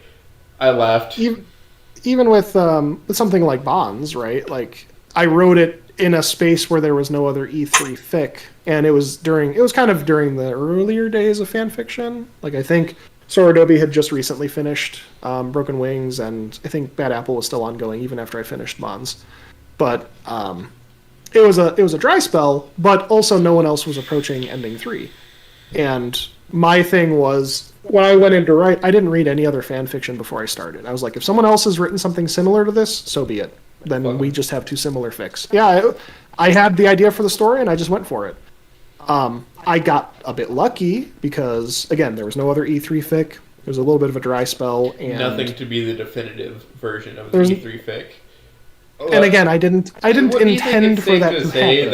that Broken Wings and Bad Apple, respectively, are their definitive E1 and E2 fics? They were for a long time. I think people have been changing mind about some of those. I know there's a few others, like None in the Chamber is pretty popular. Yeah. There's a couple Yeah, other None like E2 fics. None of the Chambers that- getting pretty popular. I would like to talk to that guy. But he's Yeah, apparently None- kind of skittish. Also, It None in the seems- Chamber is not even a true E1 fic. It's kind of a alternate take it's of a- preventing it.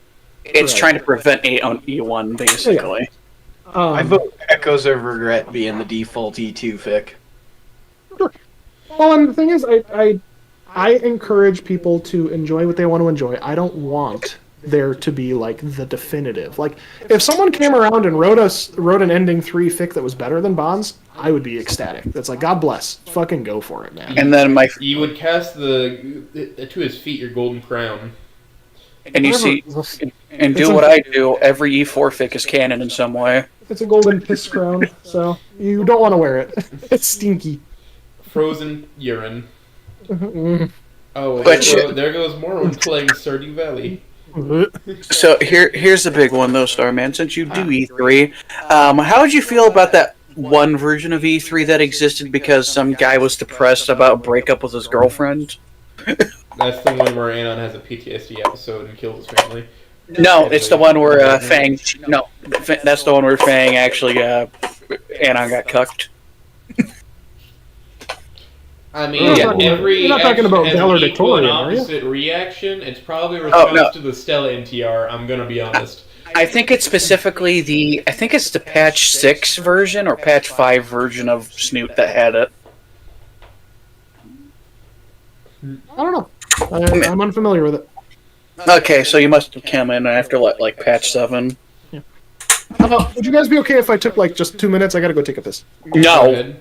Oh my god, I'll be back. No, Jesus. go ahead. I had to take a phone call earlier. A whole ass phone call. Do I need to pull out the Wikipedia article? Okay. All right, pull it out. Pull out the entertainment article. Okay, so The Catcher in the Rye is a novel by American author J.D. Salinger that was partially published in a serial form in 1945 to 46 before being novelized in 1951. Originally intended for adults, it is often read by adolescents for its themes on angst and alienation, and as a critique of superficiality. That is such a gaudy word in society.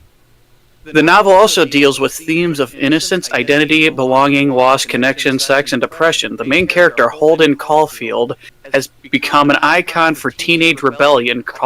Wait, when? When was this?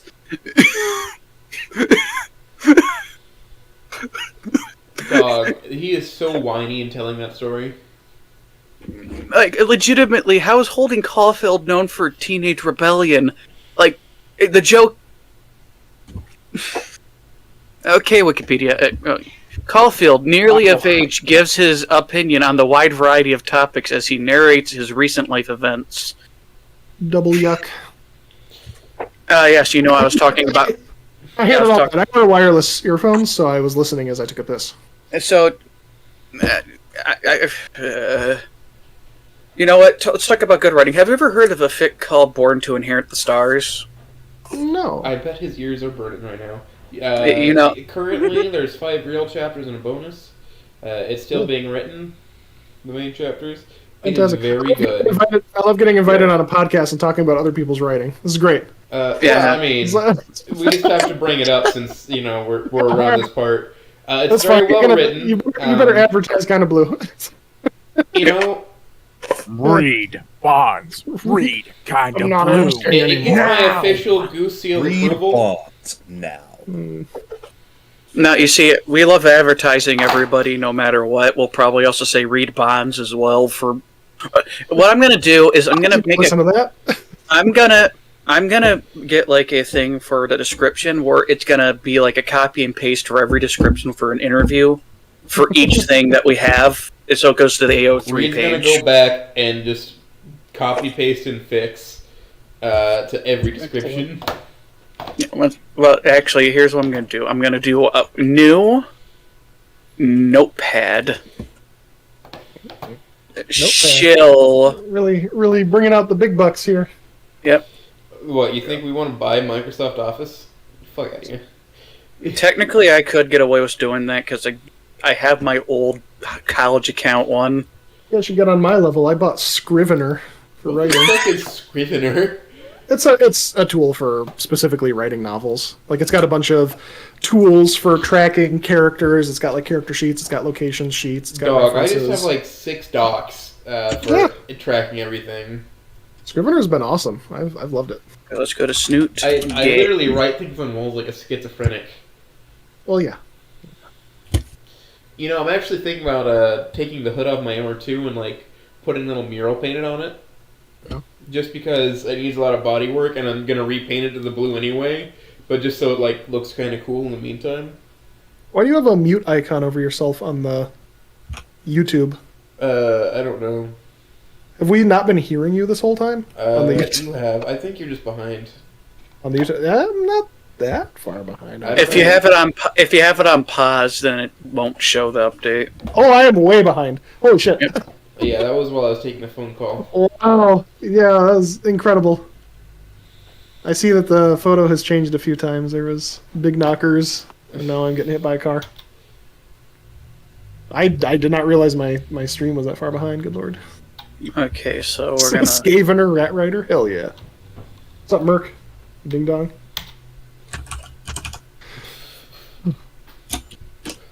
This is a great piece, by the way, that somebody edited together. I'm so happy that it we have this year. Megatron. Megatron. But Megatron, this is peak. You know what? Starman. I'm going to anally violate you. I'm gonna have to start. Okay. So can you explain the StarmanSuper X Redhead Fang by Pokemon Pie? By Pokemon Pie? He wrote that. I think he writes kind of like short little stories just as a goof. But he wrote that in response to the whole StarmanSuper X Red Hair Fang thing that spawned. So, do you like Red Hair Fang? Not really.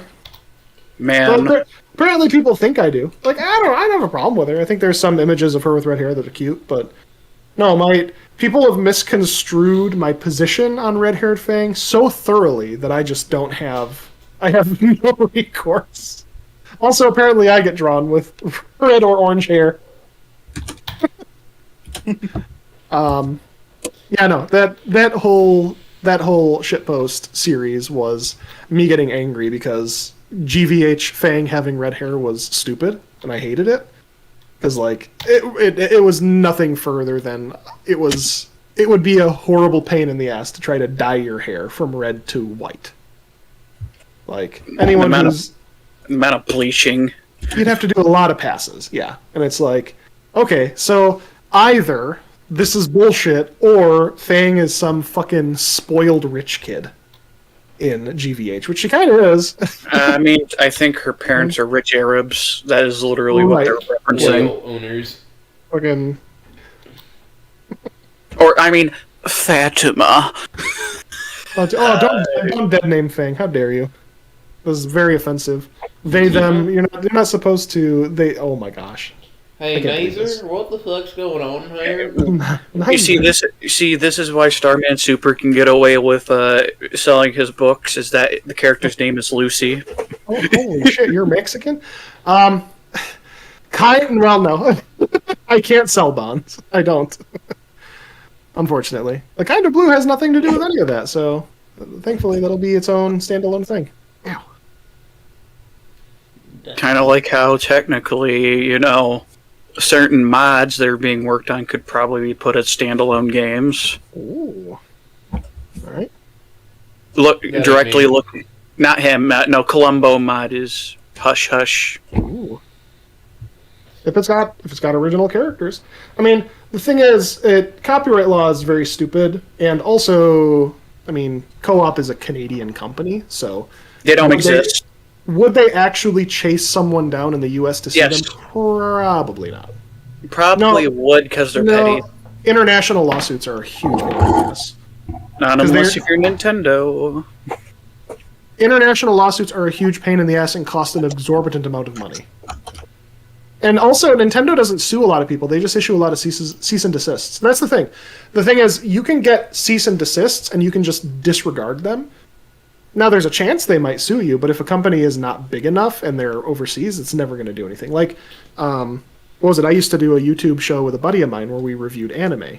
And every once in a while, we'd get a cease and desist from fucking some Japanese company, and it's like, who cares? You're in Japan.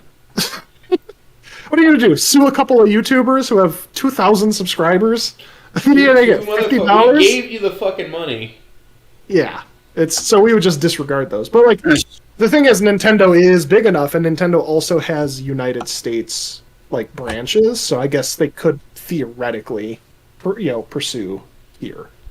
Okay, so I've grabbed bonds. Now I just need to go grab a Bad Apple.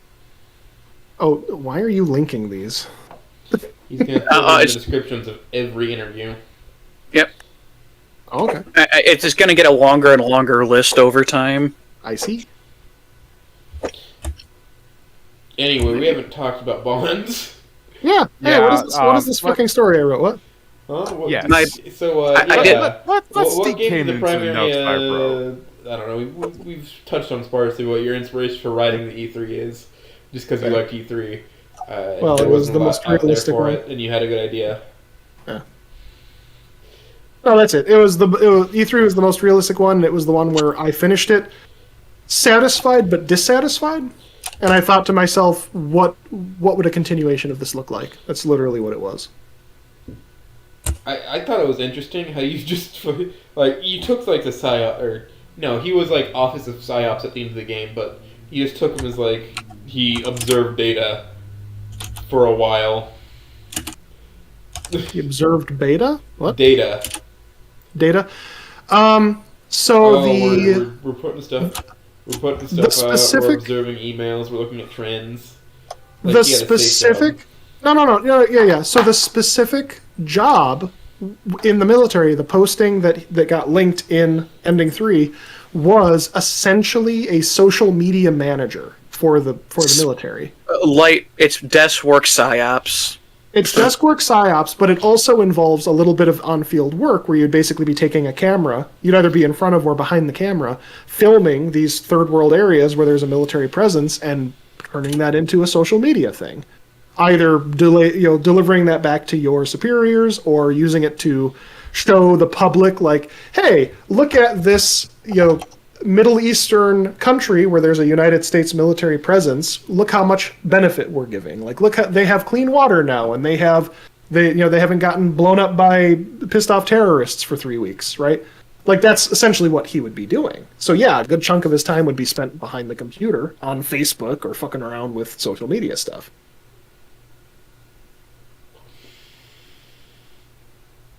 Yeah. And I wanted him to be in a non-combat position. Like, again, he knew how to use a gun. Like, if there was combat, Basic. he knew how to handle it, but it was a non-combat, essentially a peaceful outpost. I'm guessing you removed the whole scars thing because that does not make any sense. No, for he his has scars. He has scars Yes. because an Yeah, he has- RPG blew up next to him. Yeah.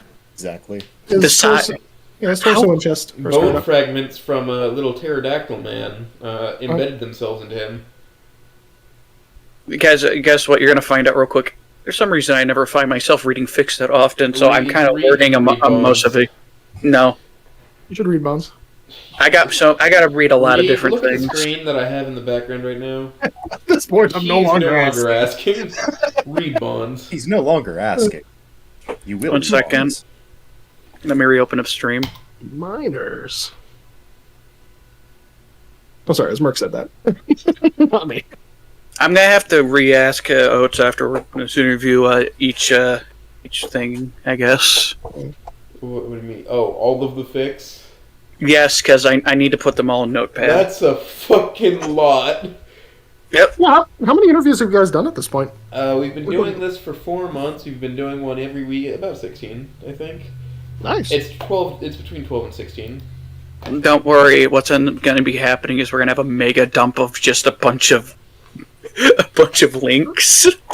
Are they all stuff like tangential to the Snoot community, or have you been going to Not on other purpose. stuff It just too? kind of happens. Okay. Sarge specifically is very separate. Blake is kind of separate. Hayes isn't completely attached to the Snoot community. It's just he really likes Wani. Sure. Sarge is his own Sarge is his his own own thing. beast.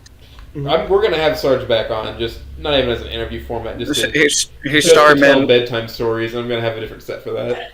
So, do you want to hear a man go off about his fantasy setting that he's been writing for 2-3 years? No. With Sarge. Too late. You must listen. No, I'll pass. No. It's a mere 2.5 hours. Only 2.5 hours. A mere 2.5 I will- hours you can listen to later. I will say another. So you had mentioned like writing faux pas or whatever. There is one that does irritate me. It's idea people who are like, "Man, I have so many ideas, but I just don't know how to write them down." It's like, oh, he's written up. Oh, he is They're written. written down. They're all fleshed out.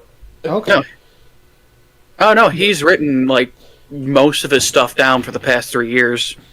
Yeah, no, it like he's no like in the video or in the interview I did with him. He was also explaining his setting in between questions. Just filling out space. So it was a lot of him just talking and us listening happily. That was the second interview I did with Sarge, just to try and figure out the format, and then he just kind of took over, and that was fine. I don't really care for that personally. Like, I don't know. It feels weird to like. You guys have your own interview style or whatever, and I'm happy to answer questions, but I would feel weird if it was like listen to Starman yap for 45 minutes about the story of Bonds. It's like, eh. Well, we're understanding you as a person better I than guess. just the story. There's all sorts Yeah, of but- interpretations and extrapolations we can get from just reading the story. Or yeah, absolutely. Hence why a majority of this interview has not even been talking about Bonds. I am Yat What the Master fuck is it, Supreme, Bonds? by the way. What I'm is it, not Bonds? really here to necessarily be like, so you like kissing dino women, huh?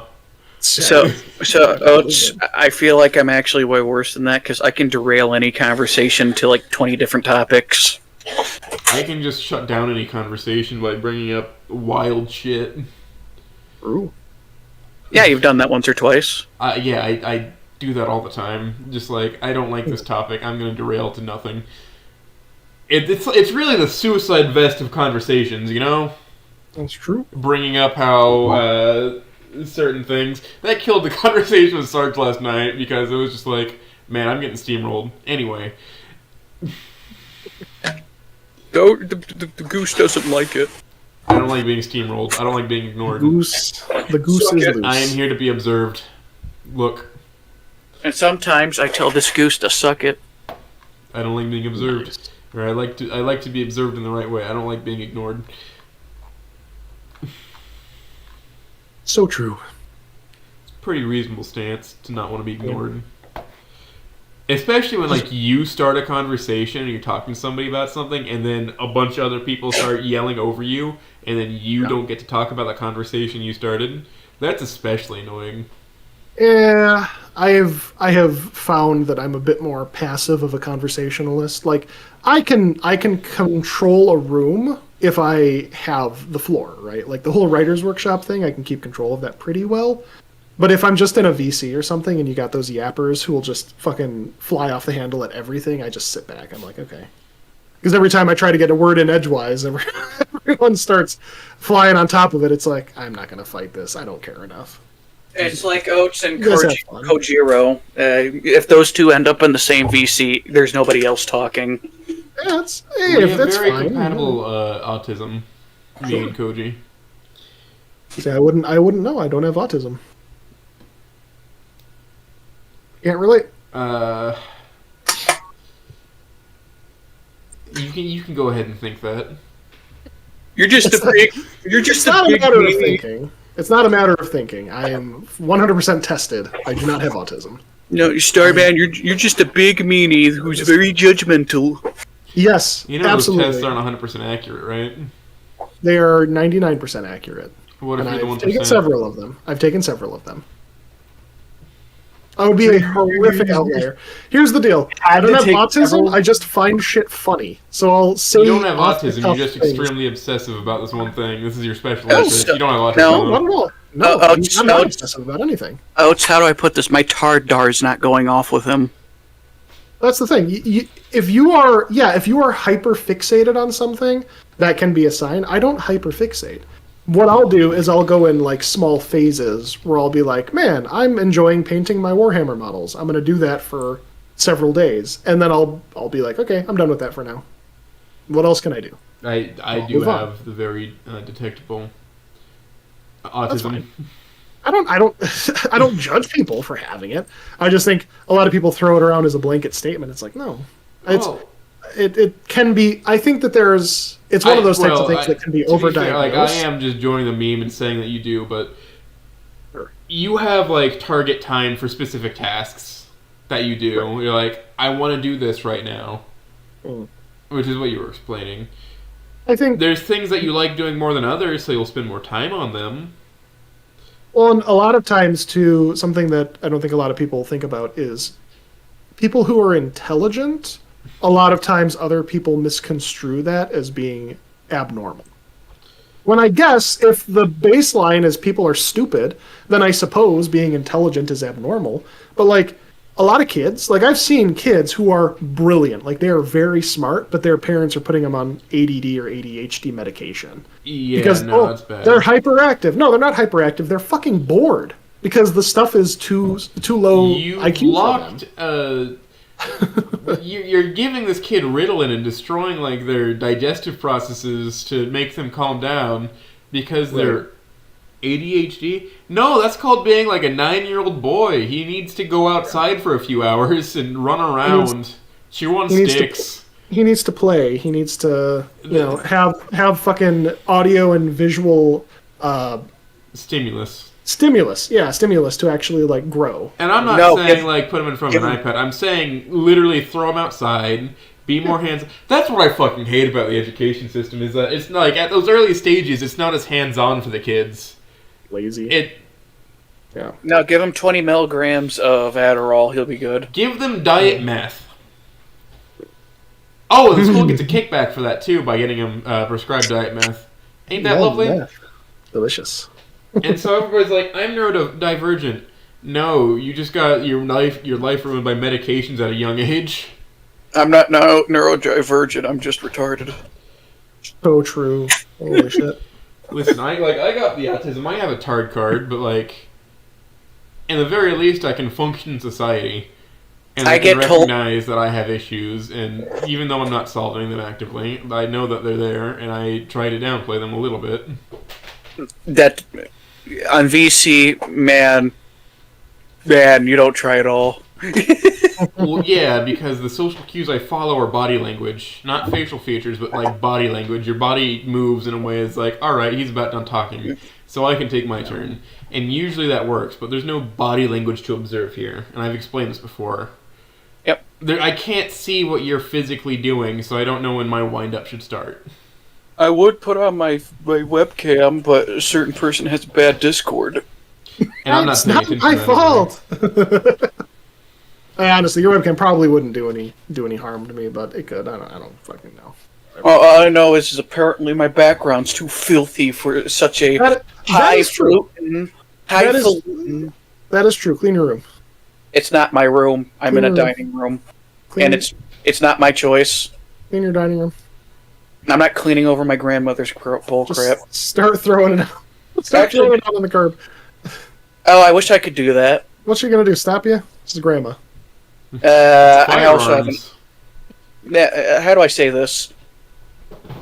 We all don't live in the same situation, sadly. I know. I'm just messing around. Look, I've known this for almost 25 years of my life. Which that's how old I am. Okay. You've known it since you pop out the womb. You came out. You're like, I know the situation. I know the situation. This lady's a hoarder. You're really born. You're like, oh, it's trash everywhere. So, like, the hoarder genes run in my family, and one of my grandmas is a hoarder. Well, two of them are. But that's the step-grandmother who's not actually related to me by blood. But one of them is, like, a major hoarder, and her house has been ordered inoccupable. But the other one just, like, collects knickknacks and antiques, and they're not, like, piled up in the middle of the walkways or anything.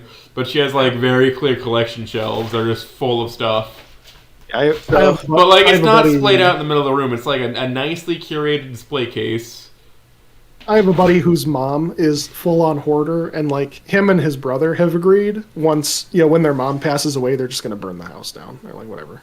Okay, so we not even gonna bother with it. I need to put my personal foot down. I think Sierra is dying in the corner. Bro, I've been waiting 2 hours to start with my notes, please. So, game it. So I'm gonna stop. Someone rein this in. You guys are fucking. What is happening? And that's why I'm just gonna step back. I hope, Oates. We step back as well. Fuck it. Yeah. We're Dean came in this bitch. Notes time. You're the man, Sierra. You Yeah. fucking All right. please. Please, go ahead. What would you like to talk about? All right. If you refer to the VC chat, I have the notes in a text document. Oh, I have to open a text document of my own. I have to read this. It's nice because Discord embeds it, so all you have to do is just expand it. Oh, it's all cut off. I can't see it. I'm alright. I'm gonna tell you what. I'm gonna save this to my desktop. Now I have this forever. StarmanSuper Notes V2. Oh, wow. Yeah. Because I was a little busy this week, I could not do the full notes, so it only goes up to chapter 11. Which, great. when you see at the bottom, I said this is a good stopping point for people to read Bonds. Sure, at the same time, I don't want to spoil the entire fic for people. Appreciate it. So, okay, we will start with the prologue. Warriors homecoming and reminiscing before the big day. Yeah. So the prologue, I wrote the prologue to make the book publishable and for it to be readable by someone who doesn't know what a Snoop game is. So it is not required. Like, if people ask about Bonds these days, like someone's like, can you recommend it? And they ask me, like, do I need to read the prologue? No. If you've played Snoop game, you don't need to. It's just, it's there to catch people up on the game more than anything else. Now, it has a couple of nuggets. Like, if you want to read it and you want to get some, like, little snippets of sort of how Anon was feeling when he got out of the military, because it's written in a journal entry style, you can get some snippets of that background, and, like, it fills in a little gaps. Like, it talks about, technically, the chapter 1, in chapter 1, he goes to the therapist, and it's their 4th session. It's 6 ordered sessions, and he's going to session number 4. So, the first 3 of those are very much truncated, but the whole reason that Anon's writing a journal in the first place is his therapist at their first session said, hey, you should start a journal, and he's like, okay. And you can tell he doesn't take it seriously at first. He's like, I don't know what this is. I fucking hate it. This is stupid. And then the next 3 days later, he does another entry. He's like, this is still stupid. I hate this. Yeah. So, but at that point, like later on, you start to fill in some gaps about his relationship with Lucy. He came back from the military. Like I said, I retconned it where they did keep in touch throughout his deployment. And that was essentially up to and including them basically planning to get married when he came back. Like, they didn't say it outright, like, you're going to come home and propose to me immediately, but it was more or less just an understood thing. Like, yeah, when I come back, that's my intention, you know? So that got fleshed out, and essentially the way that the journal entries recapping Snoot Game filtered into it is he was like, I don't know what else to write about in this journal, so I'm just going to write about my time back in high school. It's when I met Lucy. It's when I met the woman I'm about to marry, you know? Oh, I mean, sure, I'll write down the backstory. Maybe my kids or grandkids will find this someday and be like, wow, our grandpa's a fucking weirdo or whatever. So that's it. And yeah, it was just like you said, reminiscing about sort of what was to come. It was setting a couple of things down, sort of pre-establishing Lucy's self-harm, which is obviously a big theme of the book. It's a big theme of Ending 3 anyway. Kind of going into detail about like what that was, how far it went, talking about the relationships that they fucked up in school, and therefore, obviously, setting the stage for the story proper. So, hopefully, and I've given the book to a few people who haven't played Snoot Game, and they've read it, and they said that they enjoyed it and they understood it, so it did what it was supposed to.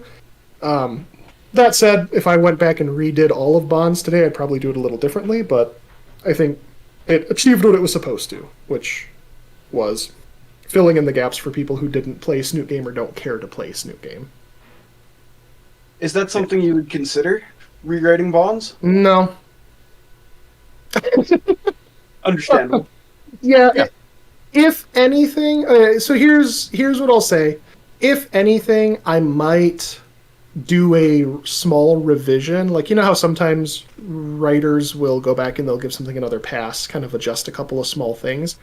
I might do that. But the problem is, and I really don't mean to sound egotistical by any means, but like, my goal is to write in a capacity where I can publish my writing. My next book I'm working on, Kind of Blue, I fully intend to publish. Like, I'm going to sell it because it's standalone. It's inspired by a universe, but I make no call-outs to anything. Like, I don't mention Volcano High, I don't mention, Fang or anything like that. Nothing copyrightable is there. So it's the same universe, kind of, but it could also be a completely standalone thing. That's why I'm in the green for being able to publish it. If I go back and spend a bunch of time on Bonds, like, yeah, it would be nice. It'd be fun to kind of revisit it, but I can't do anything else with it. I would just repost it online, and some people can reread it if they want to, and I'd probably cut a couple of scenes that I didn't need to have, or I'd reconfigure a couple scenes that could have been a little better, but like, I don't know. It's also nice to have it as is, because I'm also a firm believer in an artist going back and looking at their previous art and being able to say, oh, I didn't like that, or oh, look how much I've improved from where I was. I hope that 10 years from now I can look back at Bonds and say, holy shit, I made some stupid mistakes. And even today I look at it and I say, holy shit, I made some stupid mistakes. But it's nice as a time capsule, right, to kind of see yourself and see your progress. And for other people to see that too. Like, if I'm writing 10 years from now, let's say I've written 5 or 6 books or something, and someone's been following my trajectory, maybe they'll see the same thing. Maybe they'll say, wow, your writing's improving. It's like, hey, cool, thank you. Now I'm a New York Times bestseller. Or not. Probably not. Again, that we talked about that before. That's a whole fucking... You'll have a float in the Macy's Day Parade. That would be amazing. A giant Starman. A giant Starman floating. Nintendo cease and desist incoming. And the announcers would be like, look at that giant racist. And he goes, I salute you. Yeah, anyway. Yeah, that's the prologue. So what do I do? Just go down the list and talk the chapters? Yeah. Okay. So, Without move on. Talk the chapters and probably not go into too much detail, so you give enough flavor to tease people to want to read your fic. You really want to tickle their taint to make them read it. Yep. Yeah. Also, obviously, avoid the last chapter. Of course. If someone hasn't read this at this point, I would be amazed. And your current company notwithstanding, but it's... Why are you staring at me? along with time constraints, that was another reason why I decided to stop at chapter 11. Sure, Because, sure. No, I I mean, understand. you're in the one most popular fics. You have one of the most popular fics out there. I imagine anybody who's watching this stream, either now or in the future, has most likely read Bonds at one point or another. So this is more just getting your insight on what you were thinking when you wrote the chapter and the decisions you made in writing that A chapter. little, behind the scenes stuff, for sure. Yeah.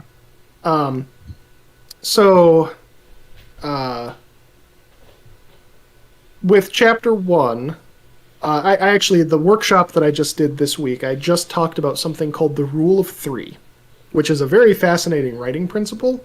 You're all probably familiar with it. The Rule of 3 is basically that things that come in threes are aesthetically pleasing, they are memorable, and it's just a good number. It's a good number of things to do. You don't want to overuse it, but like the Rule of 3 is strong. And a good example for that is the nursery rhyme, The Three Little Pigs, or I guess it's a poem technically, Roald Dahl back in the day.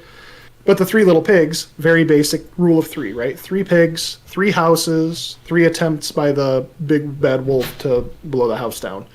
But there's also other areas of it that incorporate threes as well. Part of some of the limericks within it, the phrase, little pig, let me in, it's beaded out in threes. Not by the hair on my chinny chin chin, chinny chin chin, 1, 2, 3. Then I'll huff and I'll puff and I'll blow the house down, 1, 2, 3. It follows, it's a very poetic standard to follow. My point in bringing that all up is I love the rule of threes, and I will use 3 of things a lot. Either throughout the entire fucking story, or in small sections. Like, just using 3 of something can be a cool way to emphasize it. So with chapter 1, very early on, I wanted to make the first chapter of the book a therapy session. And I wanted the middle of the book to have a therapy session, and I wanted the last chapter of the book to have a therapy session. It's a rule of 3, right? 1, 2, 3. So that was a very conscious effort, and it was a way to kind of observe the character growth and watch it throughout the course of the story. That's why I started the book with Anon going to a fucking psychiatrist.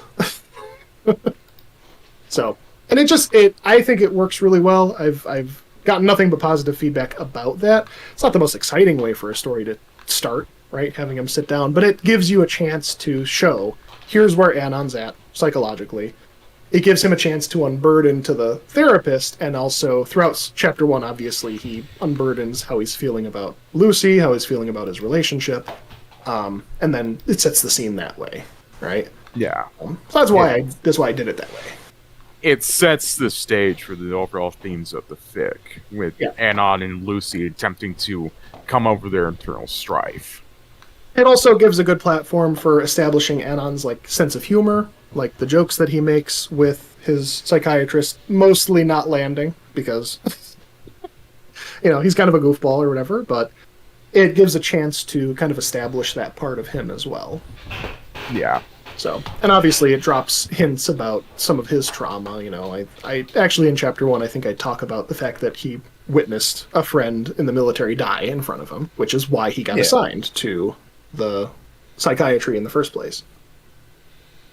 Another fun thing, and this is another recommendation I would make to writers, when you write, people really like mundanity.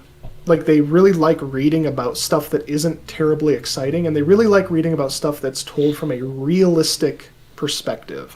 And that's something I really recommend. Nothing throws off a reader if you're reading something and something happens that's just unbelievable in the context of the world, right? Of course, you can have a fantasy story where you've got people flying around with laser swords or whatever. Sure, okay, that's fine, but you've set that up. My issue is if something happens and you're like, wait a minute, that's not how this would work in the real world, then it throws people off, especially if you're telling a story that's supposed to be rooted in real world stuff. To that end, the whole fact that Anon was assigned a psychiatrist out of the military is mostly based in reality, but unfortunately is also kind of not, because a lot of times even people who get out of the military after experiencing big time trauma, the military just says, okay, thanks for your service, get the fuck out of here, and they don't do anything.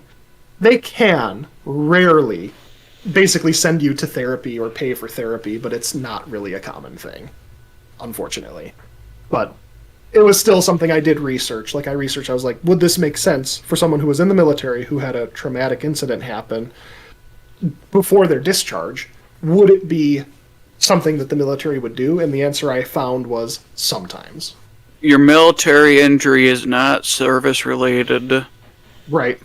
Exactly. They'll find any excuse they can, unfortunately, which is a bummer, but it's also one of those things I just went with for the narrative of it. Yeah. Makes complete sense on there. Yeah.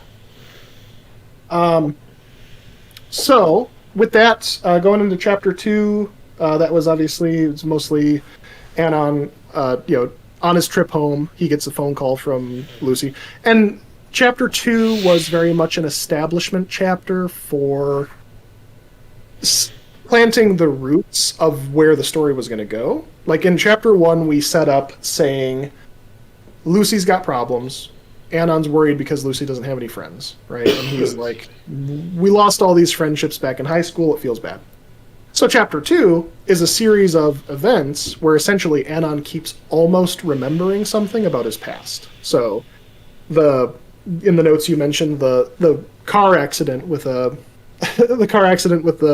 ankylosaur and the human, and Anon observes the car, saying it's a nice sports car where half of it is just demolished, like it's totally trashed, but for whatever reason the other half of it looks lot perfect.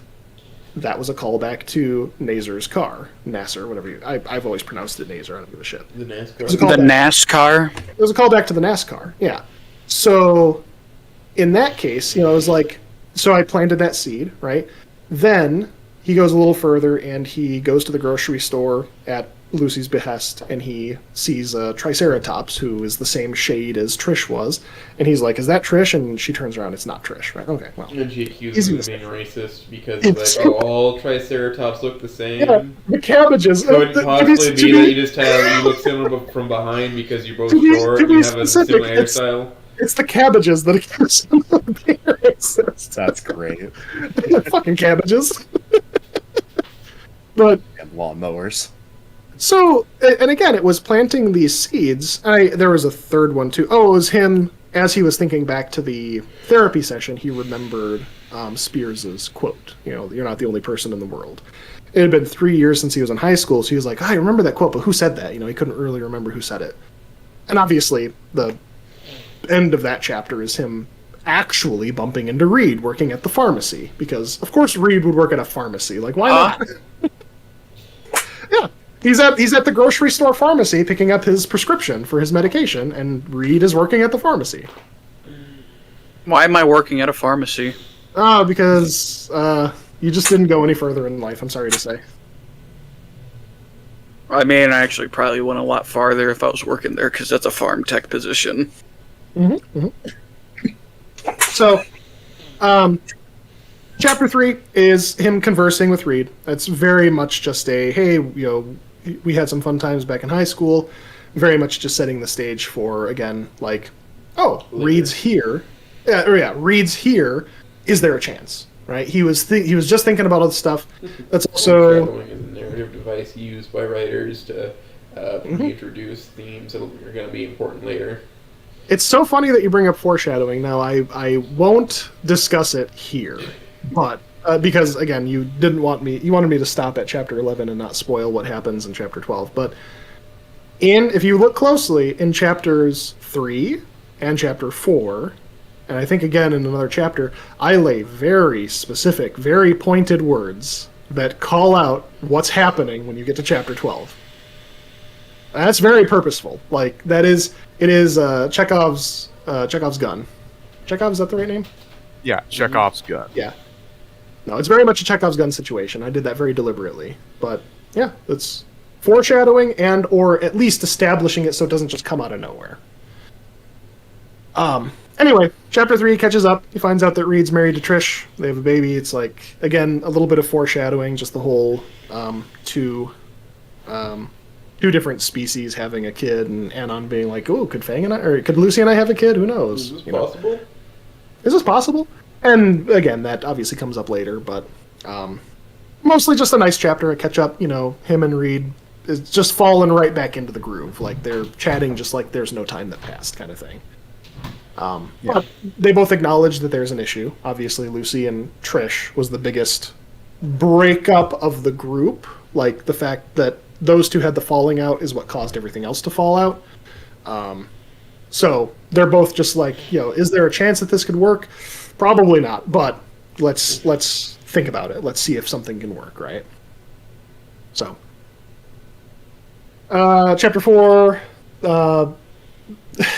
horny Ed. I forgot all about that. So chapter 4, he gets back home. That's the proper introduction of Lucy in the story. So she had chatted with him on the phone, but this is the first time she shows up. They're very much newlywed. I think they'd been married for 2 weeks or a month or something like that. I can't recall the exact timing. But newlywed, I talk about their house.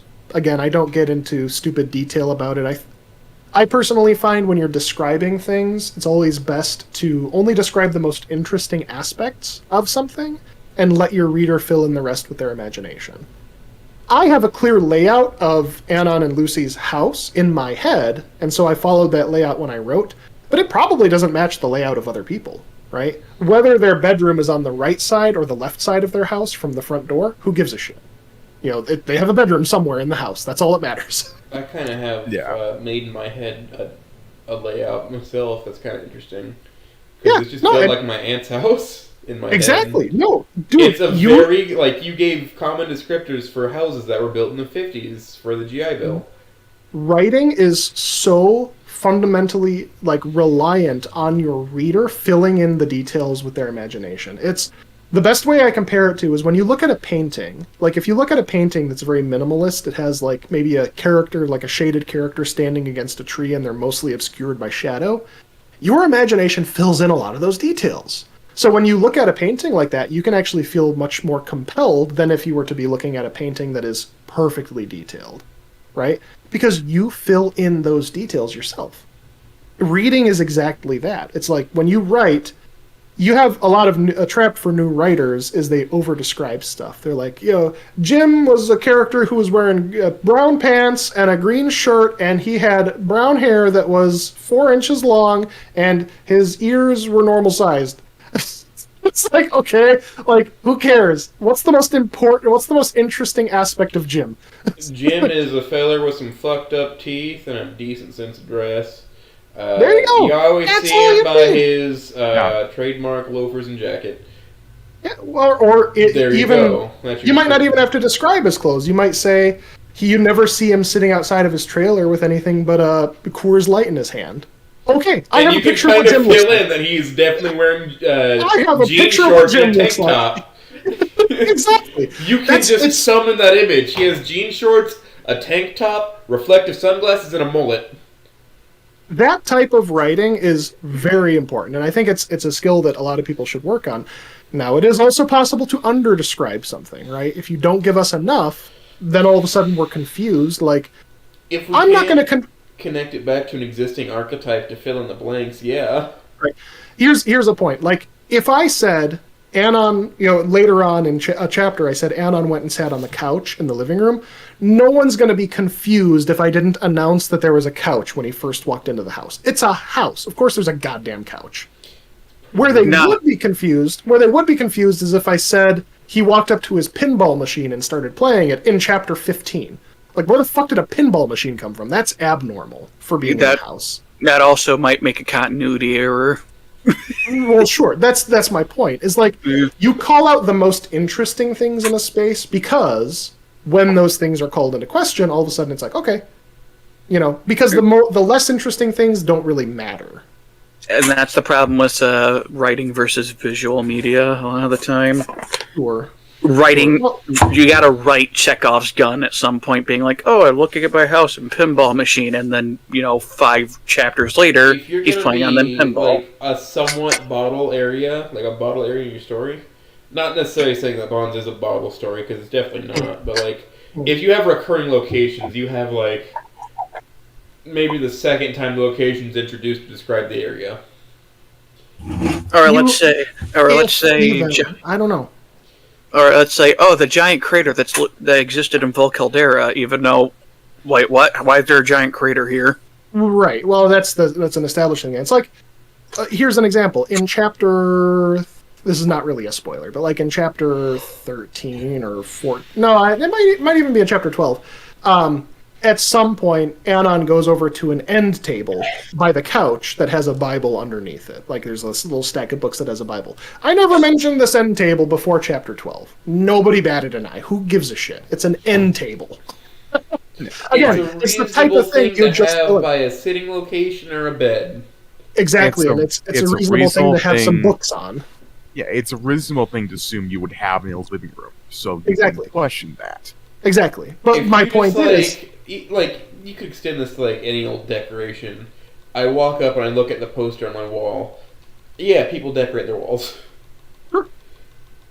Well, and you can call out little things like that, but it's like, yeah, when Anon walks into his bedroom, I mentioned that they have some framed photos of him and Lucy at the wedding and stuff like that. Sure, that's the type of thing that a couple would have on their wall. I don't mention whether their bed in their bedroom is against the back wall, or if it's in the corner, or if it's in the center of the room, or if it's a 1.5 feet off of this wall and 2. Who cares? You can just what type of bed is generally have it in the middle of a wall. I probably don't even say. I don't think I say what the size is. I don't care. Is it a box spring or a memory foam? Who cares? You know, who cares? That's my point. My if brain it does not immediately matter went for the to story, it's a full-size bed because they like being in closer contact. Probably, well, the queen size or something. I don't know. It is what it is. Like if it's important for the story. Now, in Kind of Blue, I will say this: like in Kind of Blue, my primary character has a very sparsely decorated apartment. Like he doesn't even have a couch or a TV. That is abnormal because he's like a recent divorcee at the start of the story. So like, of course, all he really has are the clothes on his back and his fucking dog. and a clock radio. I think that's like the one thing I call out is like he's got a tiny little bed. He's got like a full-size bed and a clock radio. That's what he got from the divorce. You know, that's important. But again, the clock radio is kind of important for the story. That's why I call it out. Obviously, the dog is also a character, right? He's a dog. But anyway. You make it sound like having a full-size bed is sad, but that's what I got, man. I'm perfectly fucking happy. Okay. I can't relate. I have a king-size bed. I fucking sprawl on that thing. I love it. No, you give me hold on. I should probably correct that. I have what the size between full-size and queen. I want to get a double king-size bed just so know I have it. Oh, so I can sell. King? I want to shove like 50 blankets on it. Yeah, you want to have a sleepover with all the homies on the same surface. That's what you want to have to pay like $400 for a set of sheets because they just don't make them in that size. They don't. Hell yeah, let's go. First of all, I need a bedroom that can take one. Anyway, so chapter 4 stuff again. It's in this. This is obviously the nice little home life stuff. It's like some sweet slice of life stuff, and then obviously the first reared head of Lucy's self-harm stuff. So she threatens to do it. You know, she threatens to pull her feathers out, and Anon stops her physically, like grabs her hands, and she snaps out of it and cries or whatever. And then they do the nasty. I wrote just the most horribly pornographic sex scene that you would ever read in anything. So if anyone hasn't read Bonds yet, you should know that this is just, it's offensive. It's downright like. Hey, Starman. Hey, what's up? You see, Oates has read worse. There's something called Garfield effect.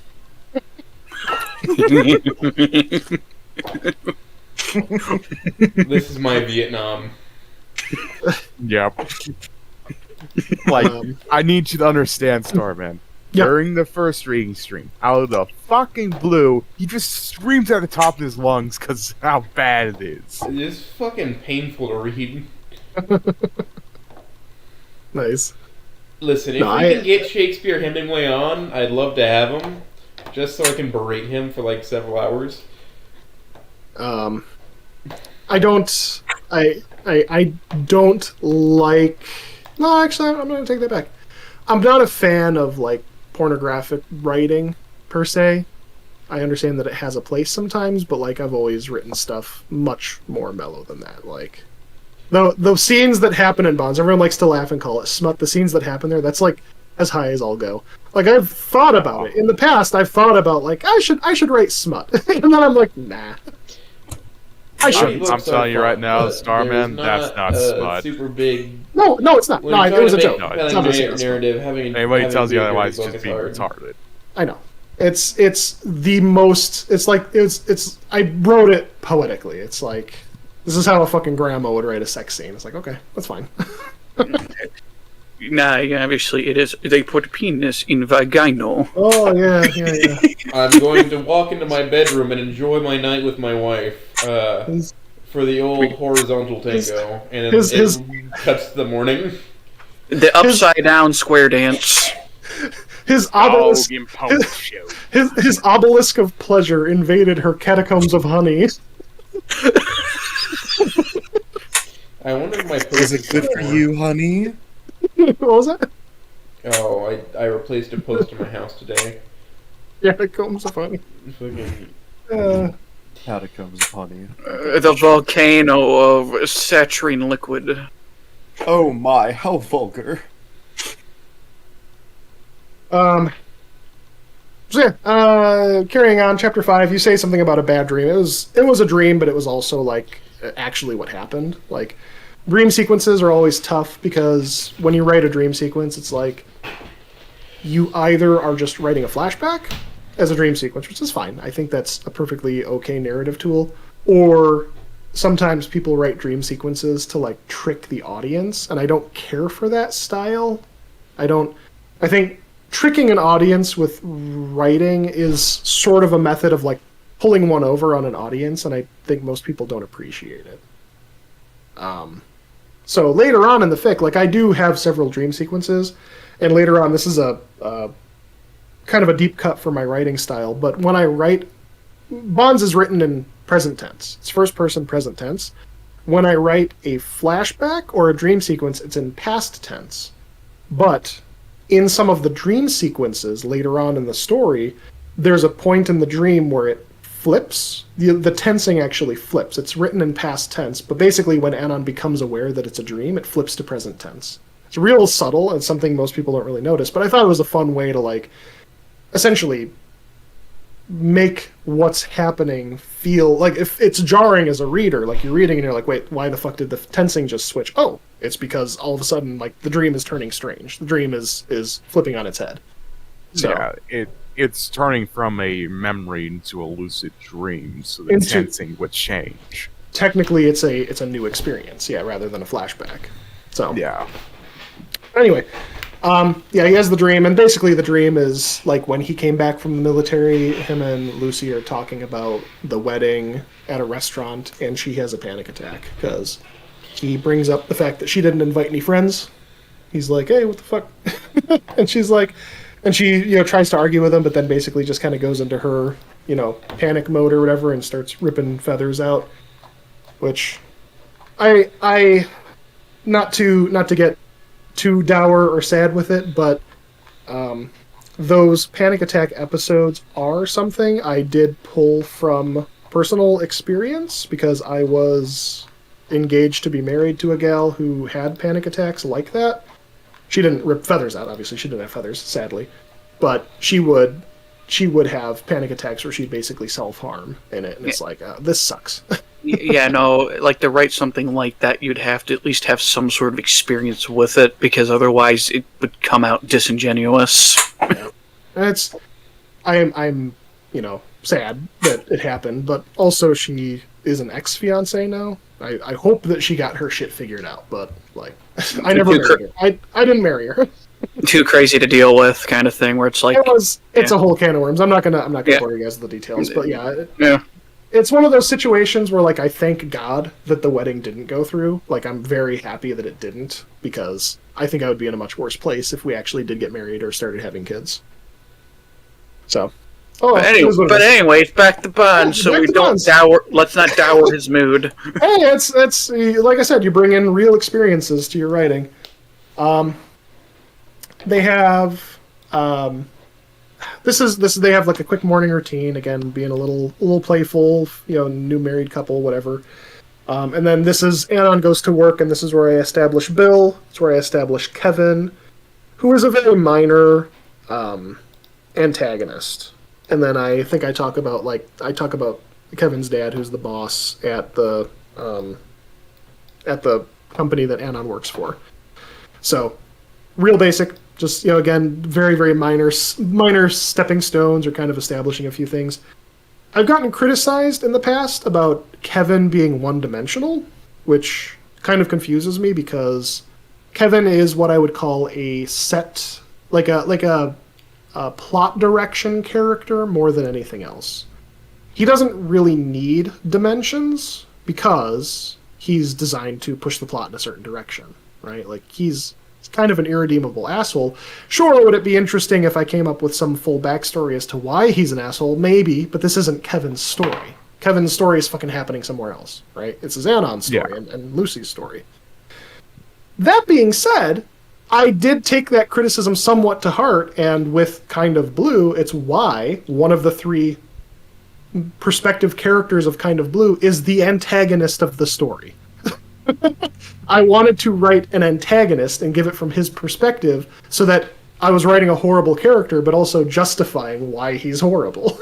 I thought you were going to say, yeah, I'm writing it from the perspective of the bitch ex-wife.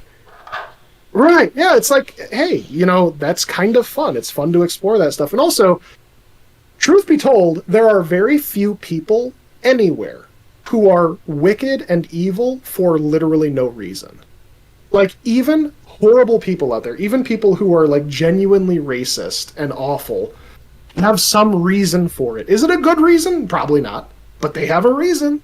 I mean, technically, the closest you get is Professor Chaos, I think, because he just wanted to be just a supervillain, just to be evil. Well, yeah, but that's fiction. I'm actually talking like. Oh no, this is a real guy. I think his actual name's Dr. Chaos. Professor Chaos is buddies from South Park. No, I meant Dr. Chaos, but he is a real person. Okay. Well, I mean, yeah, it's like, yeah, again, every once in a while you come across just genuinely evil people, but usually it's like people have some reason for why they are the way they are. So it's just interesting. Yeah. Just to prove my point, I'm going to post this YouTube video. Okay, you got it. So just kind of jump ahead, or, clip ahead here. So chapter 6, Too Spook for You?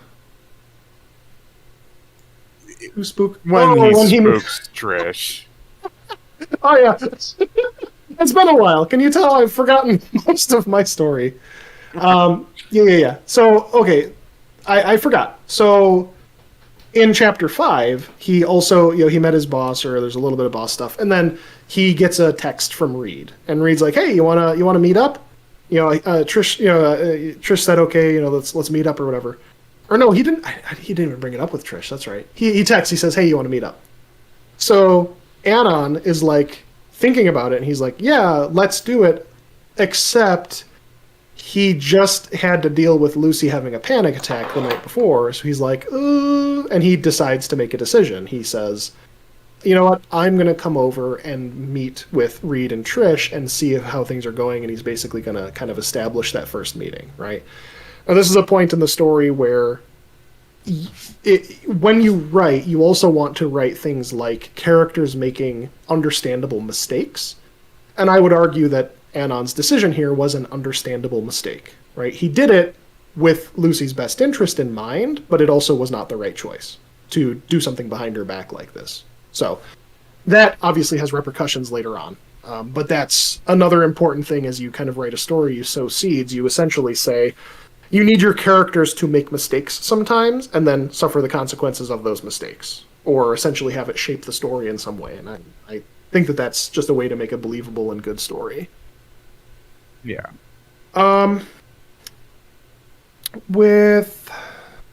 So yeah, chapter 6, he goes over. He actually, I think it's like the next day, he basically goes during his lunch break, so he doesn't tell Lucy about it. He essentially sneaks over to their house.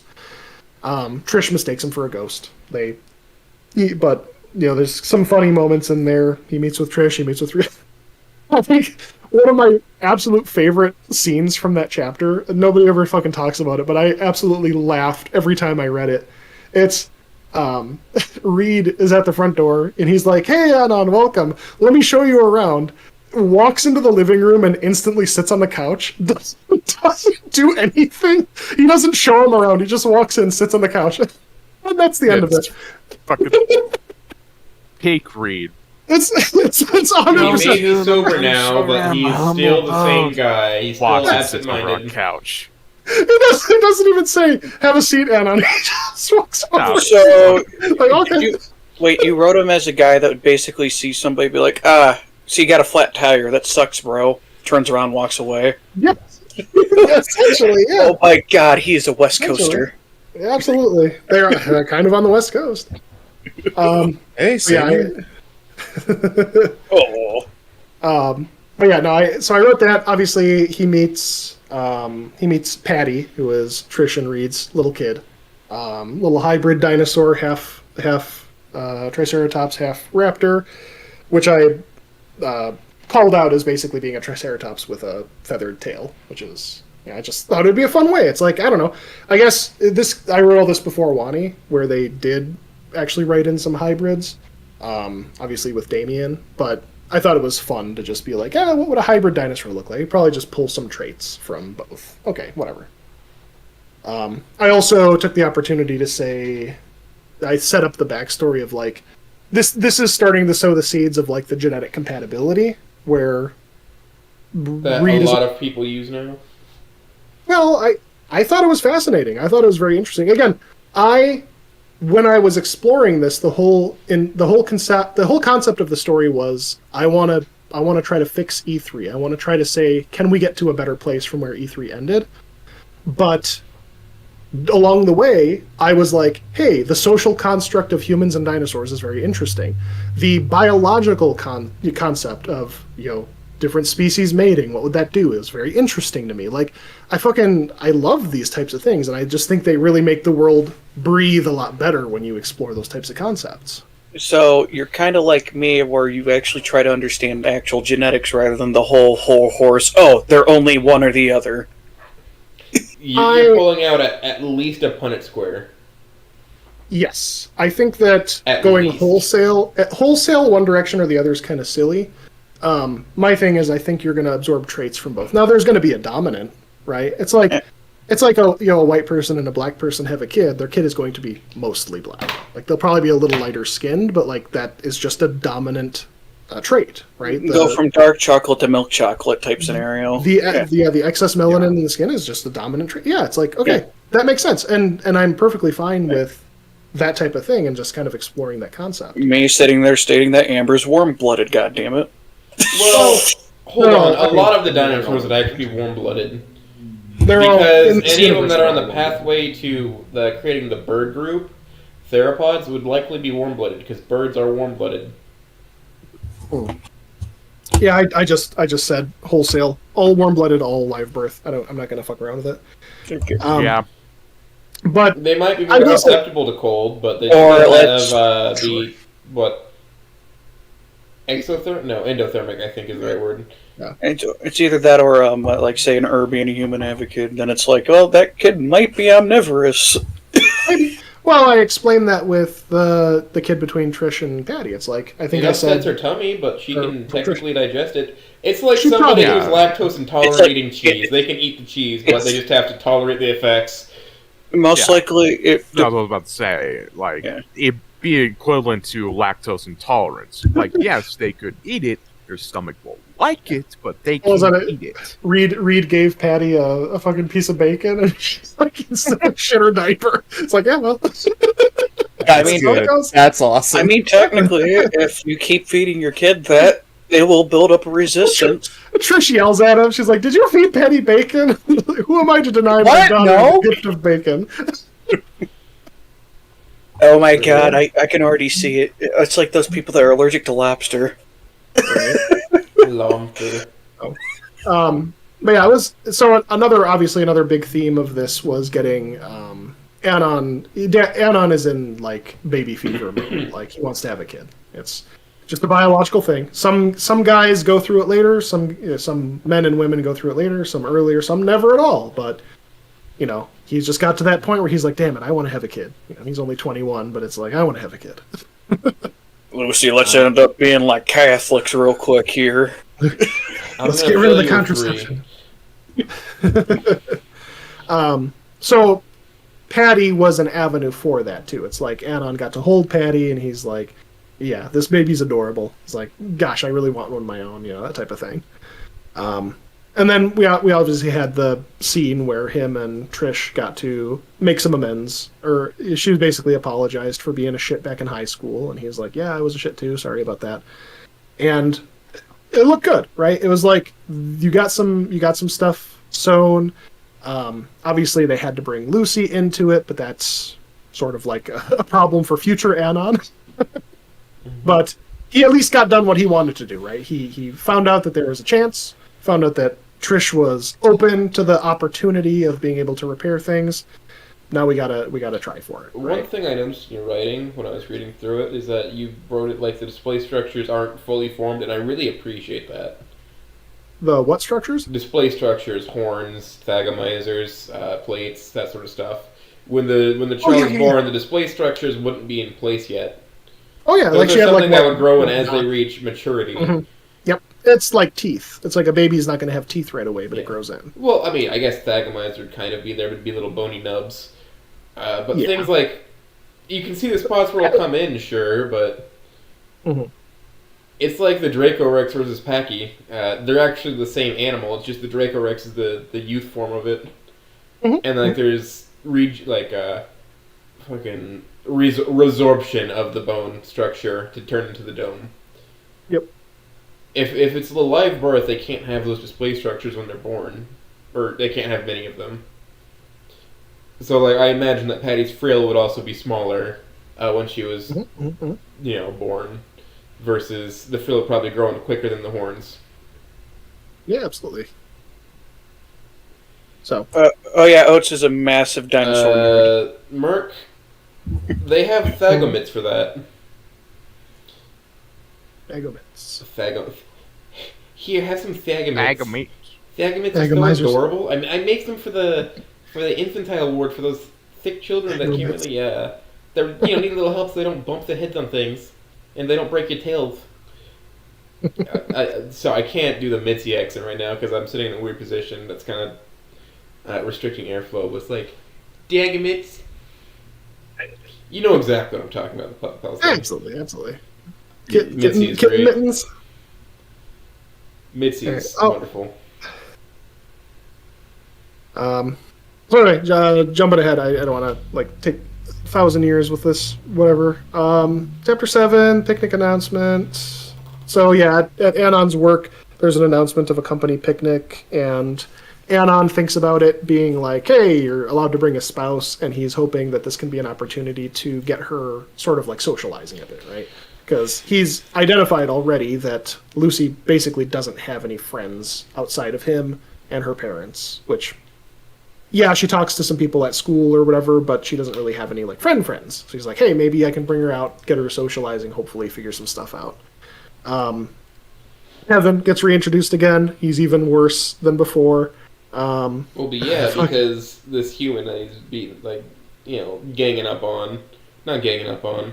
Gang's talking as one individual. Being a douchebag, too, turns out to have somebody of his own race as a wife who doesn't think that's right.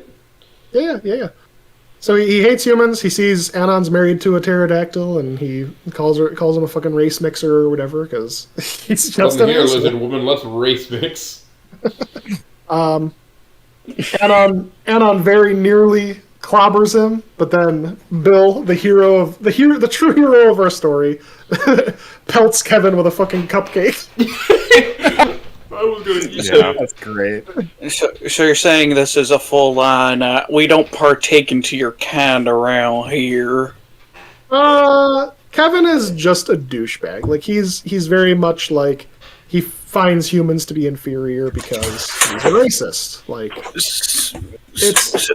So I hope you know you accidentally did the Kevin effect, where a character named Kevin is the biggest douchebag in a story. There are many characters named Kevin that are like that. That wasn't an accident. We were talking about it earlier. Yeah. Oh, he did. Kevin is just such a good name for an asshole. It's like, hey, wait, 1 second. Except for you, Kevin. You're pretty cool. Kevin, I wait for you to take action on a certain thing.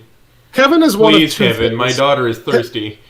Kevin is either the kid from Home Alone, or he's an asshole. There's no Kevin in in-between. Home Alone is an asshole. He's a little bit of an asshole. He's a rapscallion. he's a little ne'er-do-well, as they say. But anyway, Thomas Gill, Kevin's dad, gets introduced there, and all that fun stuff. Not a ton happens in Chapter 7. I think I'm just setting up the picnic as an opportunity, and then Anon goes home. They've ordered some pizza. He brings up the picnic. Lucy says yes, and then more sex, but it happens off screen. Sex! Boku wa seksa sudaisuki! Cool sex! I like sex every day! Oats, can I use that soundboard? Which one? The below one. Sure. I was muted, so... Okay. That's just for the chat. Oh, nice. So anyway, chapter 8. Let's go back to chapter 2. I'll just talk about it all again.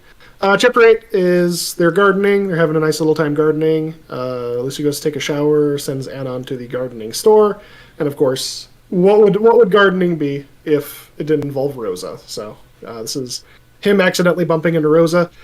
I will say, when you writing is always going to fall onto some level of coincidence, but you really want to be careful how much you use it. I would actually say that I probably used it just a tiny bit too much with Bonds, but I did need Anon to basically bump into his old school friends again without trying to seek them out purposefully. So yes, it was a coincidence that he bumped into Reed, and yes, it was another coincidence that he bumped into Rosa, but I did make a joke out of it. I think I said when he came home from the fucking gardening store after meeting Rosa and her husband and her fucking 6 kids or whatever she's got at the time. I can't remember. She's got... No, I think she's got twins and then she's pregnant again. Dog so pull out of a driveway. So wait, are you saying... Oh, Jesus. Stereotype much, Starman? Oh, dude, 100%. She is so Catholic. That is 100%. But... Spoilers, but at the end of the story, I think she's up to 7 kids. Yep. Great. Oh my god. 100%. Her and her husband have no idea how to use contraception. I hope it's the most whitest dude of all time. He's a Mexican man. Yeah. Someone Rosa met on a mission trip. Bravo. So yeah, they meet. That's just a nice little scene, obviously. And again, it's Anon's holy shit. I think I have him make a joke about it. He goes home, and as he pulls into his driveway, he's like, first I meet Reed at the grocery store, now I meet Rosa. I'm half expecting Estella to just come walking out of the bush next to me. And he's like, he stares at the bushes for a few seconds. She doesn't come out. He's like, all right. But, that's amazing. Anyway, so chapter 9, they do... What was chapter 9? Oh, he goes to church. So him and Lucy make plans to go to church. A sub-theme of the story was... I love the loud keyboard. It's awesome. Oh, sorry, I forgot to mute that. It's okay. One of the sub-themes of the story is spirituality, which is something I will say a couple of people have griped at me about. They've been like, I didn't really like the Christian undertones of Bonds. It's like, okay, well, sorry. I'm a Christian. I'm going to insert Christian undertones to this ending 3 fic that is very much Lucy is a Christian. It's like, okay. Sue me, whatever. But I did approach it from, Anon is extremely skeptical. His wife is a Christian. Okay, that's fine. But he is not. He's not, vehemently fucking atheistic or anything, but he's very much I saw shit in the war. It's why would a loving God blow up my war friend directly next to me? Why would that kind of thing? I forget his name? Yeah. Oops. Yeah. Weston. Why would I watch Weston get vaporized if God was a chill dude? That type of thing. Yeah. But Yeah. so I tried to approach it from that angle, and I did. I tried not to be like bludgeoning over the head, because it is, honestly, as someone who grew up as a Christian, as someone who's had friends who are very devout Christians and friends who are not, it's a really common way for Christians to approach non-Christians. It's like, hey, if a non-Christian wants to come to church, cool, come on in. Let's have a nice time. Maybe we'll have lunch afterwards, Have a good right? sit, you know? Hey, there's a potluck today. There's a potluck? Yeah, what the hell? There's Shut a up. potluck It's like- today. Come on. You didn't bring any, that's fine. Come on, have a... enjoy a plate. If nothing else, people at churches are usually friendly. Now, that being said, I know there's lots of churches out there where people are duplicitous and don't practice what they preach, all that stuff. But it's like, I didn't write bonds to try to, like, convert anybody. It's like I wrote it to tell a story and basically be like, this is an outcome that can happen, but it's not like, it's not like the whole crux of the story is the fact that, by the end of the story, Anon's sort of a Christian. It's like, that doesn't really matter. It's just sort of the natural progression of how it went. It doesn't actually matter to the story, I guess, is the way to put it. But, anyway, he goes to church. It's honestly the whole reason for this, more than anything, is to introduce Lucy's parents to the story. They obviously still have a good relationship with Anon and Lucy because they live 2 blocks away from them or something. And then they have lunch afterwards. I actually appreciate the fucking the notes. They have lunch. Anon has a little bit of a heart-to-heart with Ripley because he basically says what he did. He's like, Lucy doesn't have friends. I'm feeling bad about it. And he also tells Ripley that he went to meet with Trish and Reed behind Lucy's back. And Ripley's like, that's not a good idea. Women will always find out. I've been married to Lucy's mother for 21 years or 22 years, whatever it was. He's like, they always find out. I think he tells a story where like he bought a bowling ball and he didn't tell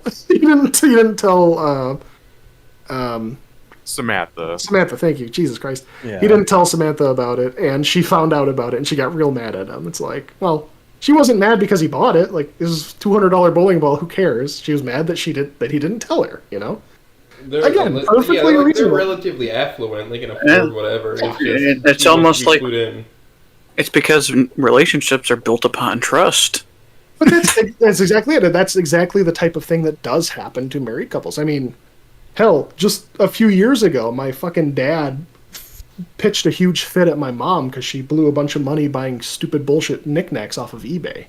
It's like they didn't need. It's not like they couldn't afford, to pay for a mortgage or whatever. But it was like, you went and you spent a bunch of money without telling me. When my dad goes to spend money, he talks to my mom about it first, right? He's like, hey, there's a gun I want to get. I'm gonna spend $500 getting this gun, and she's like, okay. Yes, lowball $500 looks at actual price $1,500. No, my dad is quite a collector. He gets good deals. He hunts around. But, anyway, again, just a little bit of seed sowing for what's to come. It's also Halloween that day, so like trick or treat Halloween basically. And so they have lunch, and then they do trick-or-treating. There's a whole nice sequence where Anon and Lucy are giving candy out to kids, and Lucy fucking gets all flustered because she sees all the adorable kids. And then, end of the chapter is her basically turning to Anon and being like, I want to have a baby. And Anon's like, oh, shit. Yeah, oh, no. I'm glad you said something about it, because I was about to tell you. I was going to get real awkward. Right. So, Chapter 10 is mostly that. It's obviously yet another just hardcore, absolutely mind-blowing. What is the note you wrote? Pangea shattering meteor extinction level event 6. Thanks, Swad. Man, fact. The Astro season's hitting kind of hard. Smut chapter. It is, or not smut. At the after effect when he goes here at Virgin, go suck a dick and die. I got that potato pussy. That chapter is as far into that territory as I will go. Like, I think I talk about their clothes hitting the floor like a fucking dervish as they make their way to the bedroom. It's like, all right. And then I gloss over it. Again, I'm not a big fan of like smut. Like a dervish? Jesus Christ. Yeah.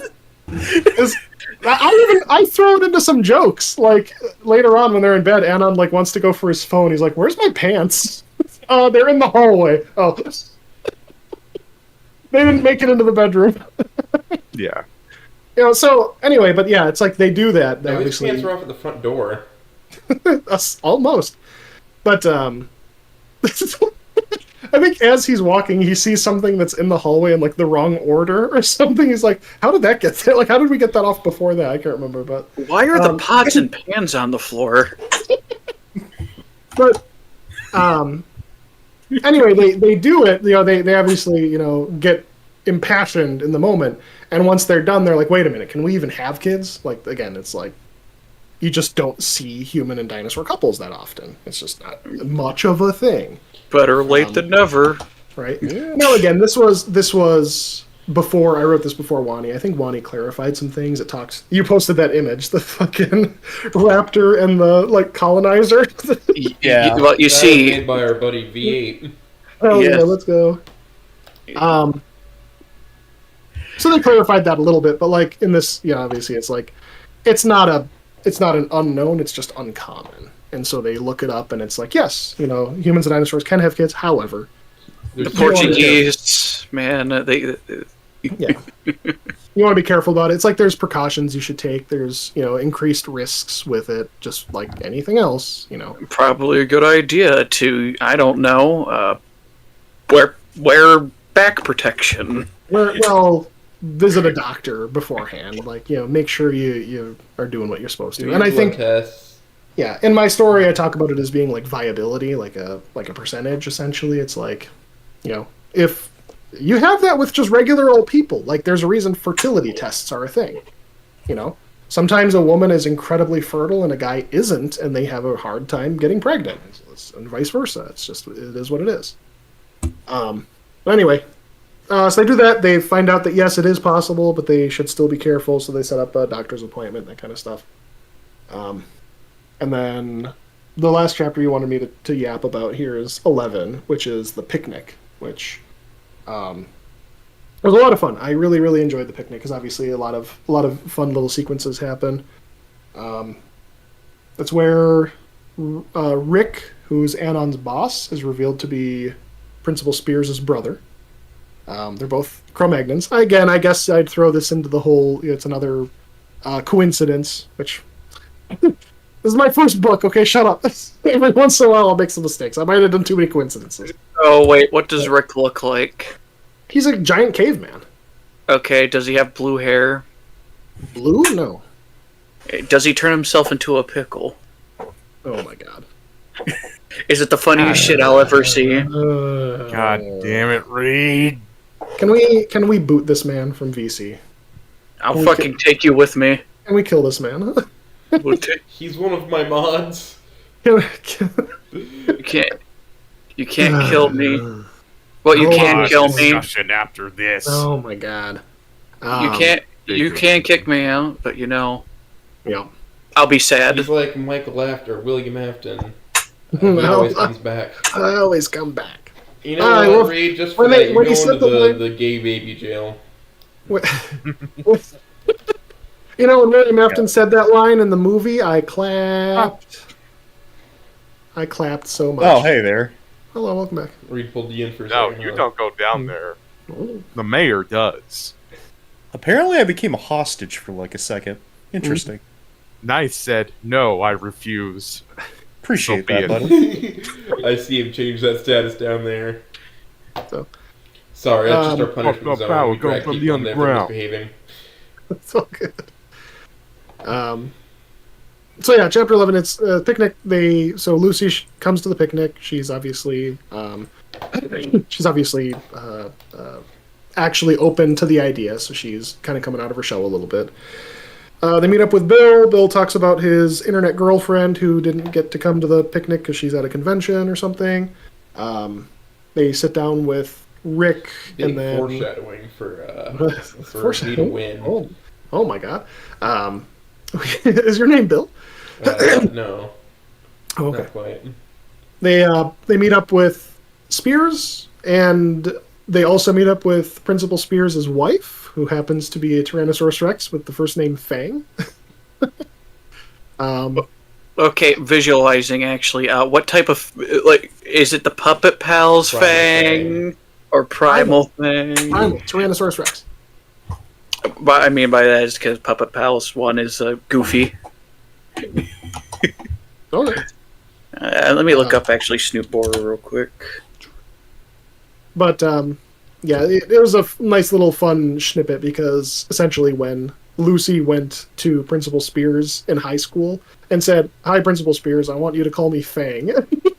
Principal Spears had to be like, "Okay," and not say anything. Like he had to stop himself from laughing. Tickled about it, just like because his wife is named Fang. He's like, "Okay."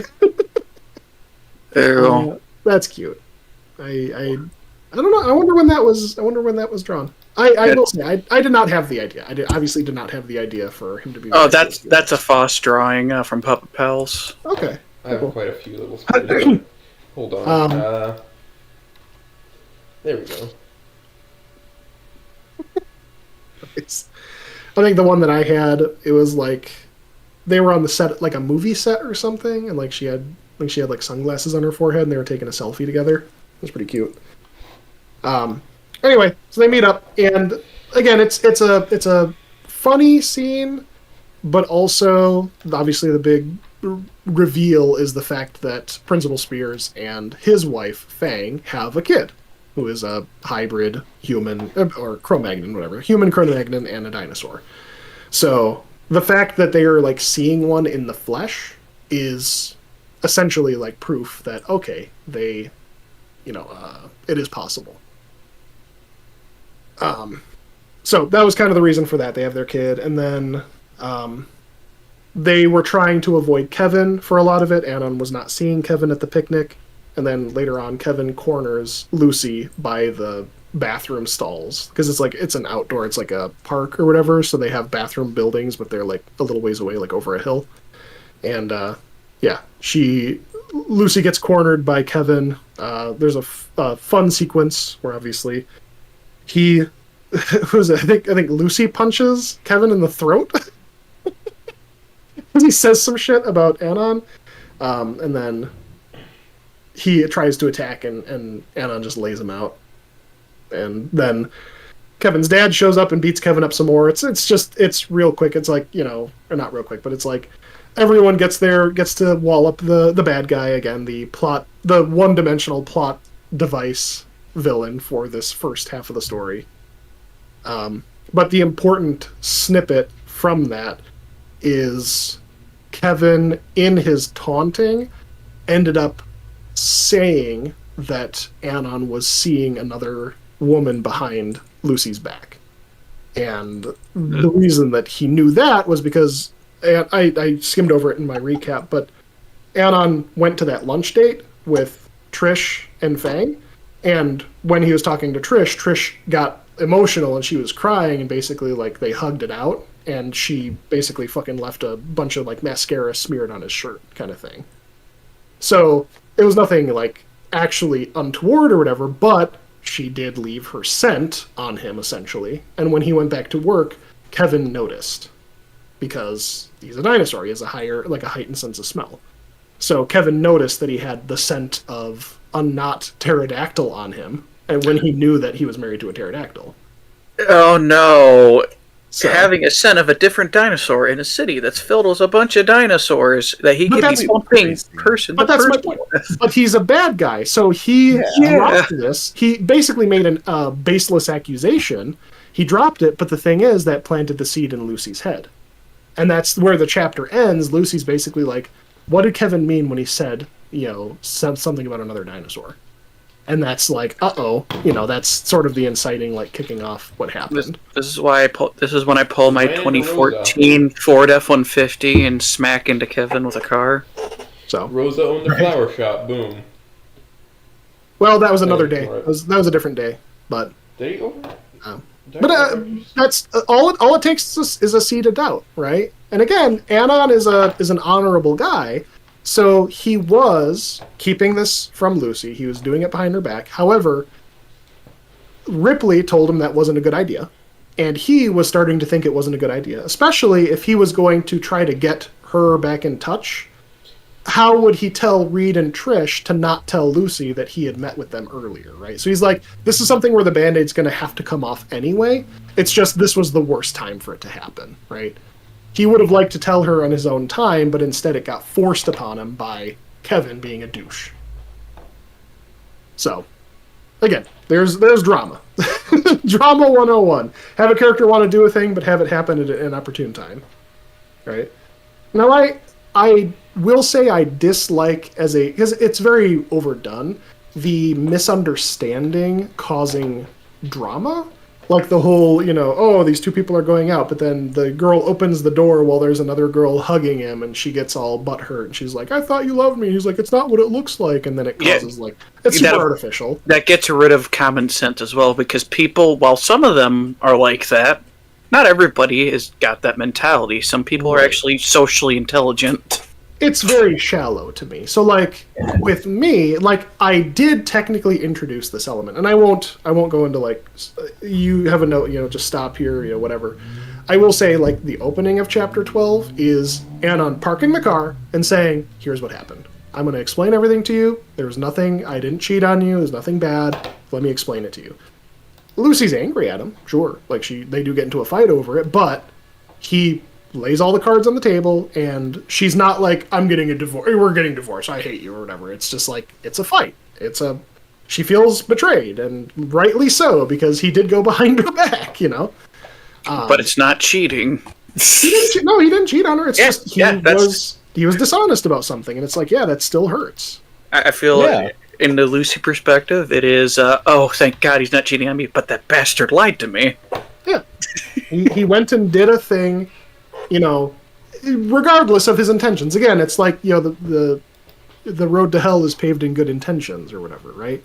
It's you, despite your best intentions, sometimes you do the wrong thing, and it's he had to pay the piper on that. And obviously, it sets up the rest of, that this is the halfway point. I think Chapter 12 is when our low point of the story. So I'll stop yapping about it. But that's if you haven't read Bonds yet, what the fuck are you doing? Why are you living under a rock? Come on. Go read Bonds. Stop staring at me. You should also read my new work called Kind of Blue. It's incredible. I'll have to do that. It's the best thing I've ever written, because I'm writing it right now. Yeah, I saw Kind of Blue in your AO3. Do you mind if I ask kind of what it's about? Just as kind of Yeah, and it is a Snoot adjacent story. It has none of the Snoot characters or setting, but it is technically the same world. Similar to, but legally distinct from, we'll say. But it is a 1950s crime drama. So, it's exactly what I just said. It's a 1950s crime drama. It is set in 1959. People, which is it's got dinosaur people. It is written from 3 perspectives simultaneously, and they alternate chapter to chapter. So, the human protagonist of the story is chapter 1, and then he's chapters 4, 7, 10, 13, 16, that kind of thing. He is a human, kind of average. He's working at a grocery store or something. Part of the fun of setting this in 1959 is I was able to... and I cannot wait until I release this book. It gets a little bit popular, and then someone gets butthurt about this. I basically took the relationship between African Americans and non-African Americans from the 1950s and flipped it to humans and dinosaurs. So, humans are essentially a lower class citizen. It's in the civil rights movement, it's during that time, but this is coming off the cusp of when you would have different water fountains for...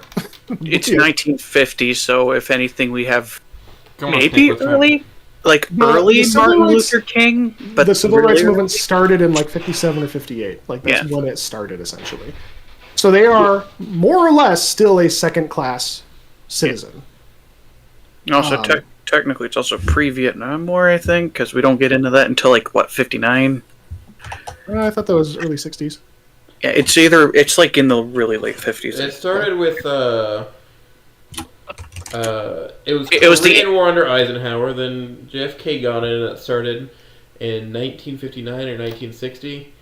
And then he got shot and killed, and Lyndon doubled down. Vietnam or conflict, false sake. 1955. Oh, okay. But I need the. Where's that was the Korean War, though, right? Not Vietnam. Vietnam was 1955. We were doing training exercise, like we were teaching them in 55. We didn't actually have our troops fighting until later. Vietnam was 55. Yeah. Well, technically, as it also advisory role. It was 55. Yeah, as in because when it comes to us actually fighting, it was later. Yeah, technically, it was called the Indochina War until we got officially involved with boots on the ground. How long did it go? Past the 19 years.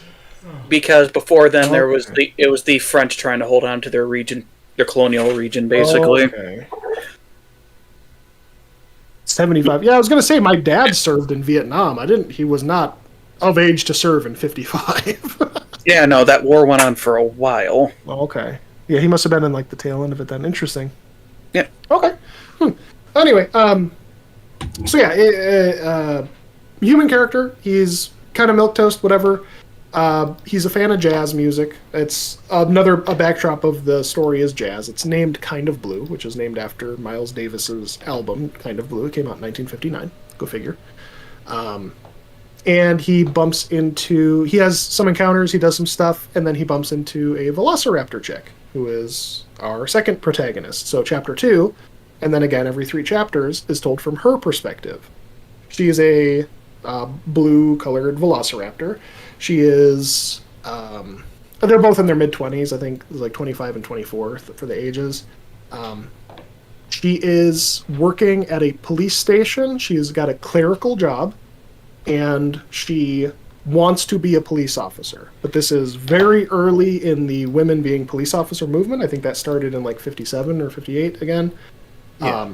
She has a chance to do it, but both her commissioner keeps telling her no, because he keeps telling her no, but also she has a bad knee, which is from a previous thing. Again, I'm not going to go into all the details, but there's obviously story reasons for it. She has a bad knee, which is literally preventing her from being a full-fledged police officer. Technically, let's not forget that there's probably also racism between other dinos as well. I don't go down that path that much. Yeah. I'm sure that there would be, but I just kind of kept it to humans and dinos. I didn't want to muddy it too badly. Yeah. Well, the only equivalent you could say is between the Italians and say the Irish and stuff, where it's they have a beef with themselves. Yeah, could. I don't know. I didn't dig that deep into it because I didn't want to assign as white people till 1936. That's another thing. That's another thing I try to avoid actually calling out real world places. I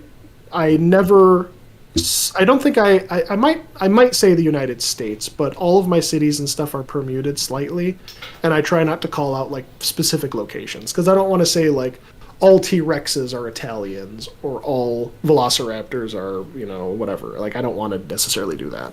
Yeah, no, don't be like me. Don't try to make a fic based off the same universe, but it's in Europe. Yes, the dinosaurs in Belgrade. Yeah, absolutely. They're all the same dinosaurs. They just have worse teeth. But anyway, she wants to be a cop. The commissioner keeps telling her no. She heads home and... there's obviously other stuff that happens. She heads home as she's on the bus stop. This human walks up to her and says, "Hey, were you just humming a jazz song?" Because she's an even bigger jazz fan than Samuel is. Samuel's protagonist, her name is Aubrey. And she's like, "Yes, I am." Chapter 1 ended. And actually, another thing I kind of did, remember I was talking about rule of threes. Chapters 1, 2, and 3 all start at the exact same point, but from 3 different characters' perspectives. They're tied together by a radio station being played. So Samuel has a radio clock. It wakes him up with a jazz station playing Kind of Blue by Miles Kratos in this universe. Aubrey wakes up to her own clock radio. It's kind of an uncommon thing in the 1950s, but I said because they're both big music fans, they would try to do that, or they would have that. She gets woken up by her own clock radio, same station. Chapter 3, the antagonist gets woken up by his kid's radio in the other room, same radio station, and he yells at him because it's that fucking spear chucker music. because he's the antagonist. That's his perspective. But anyway,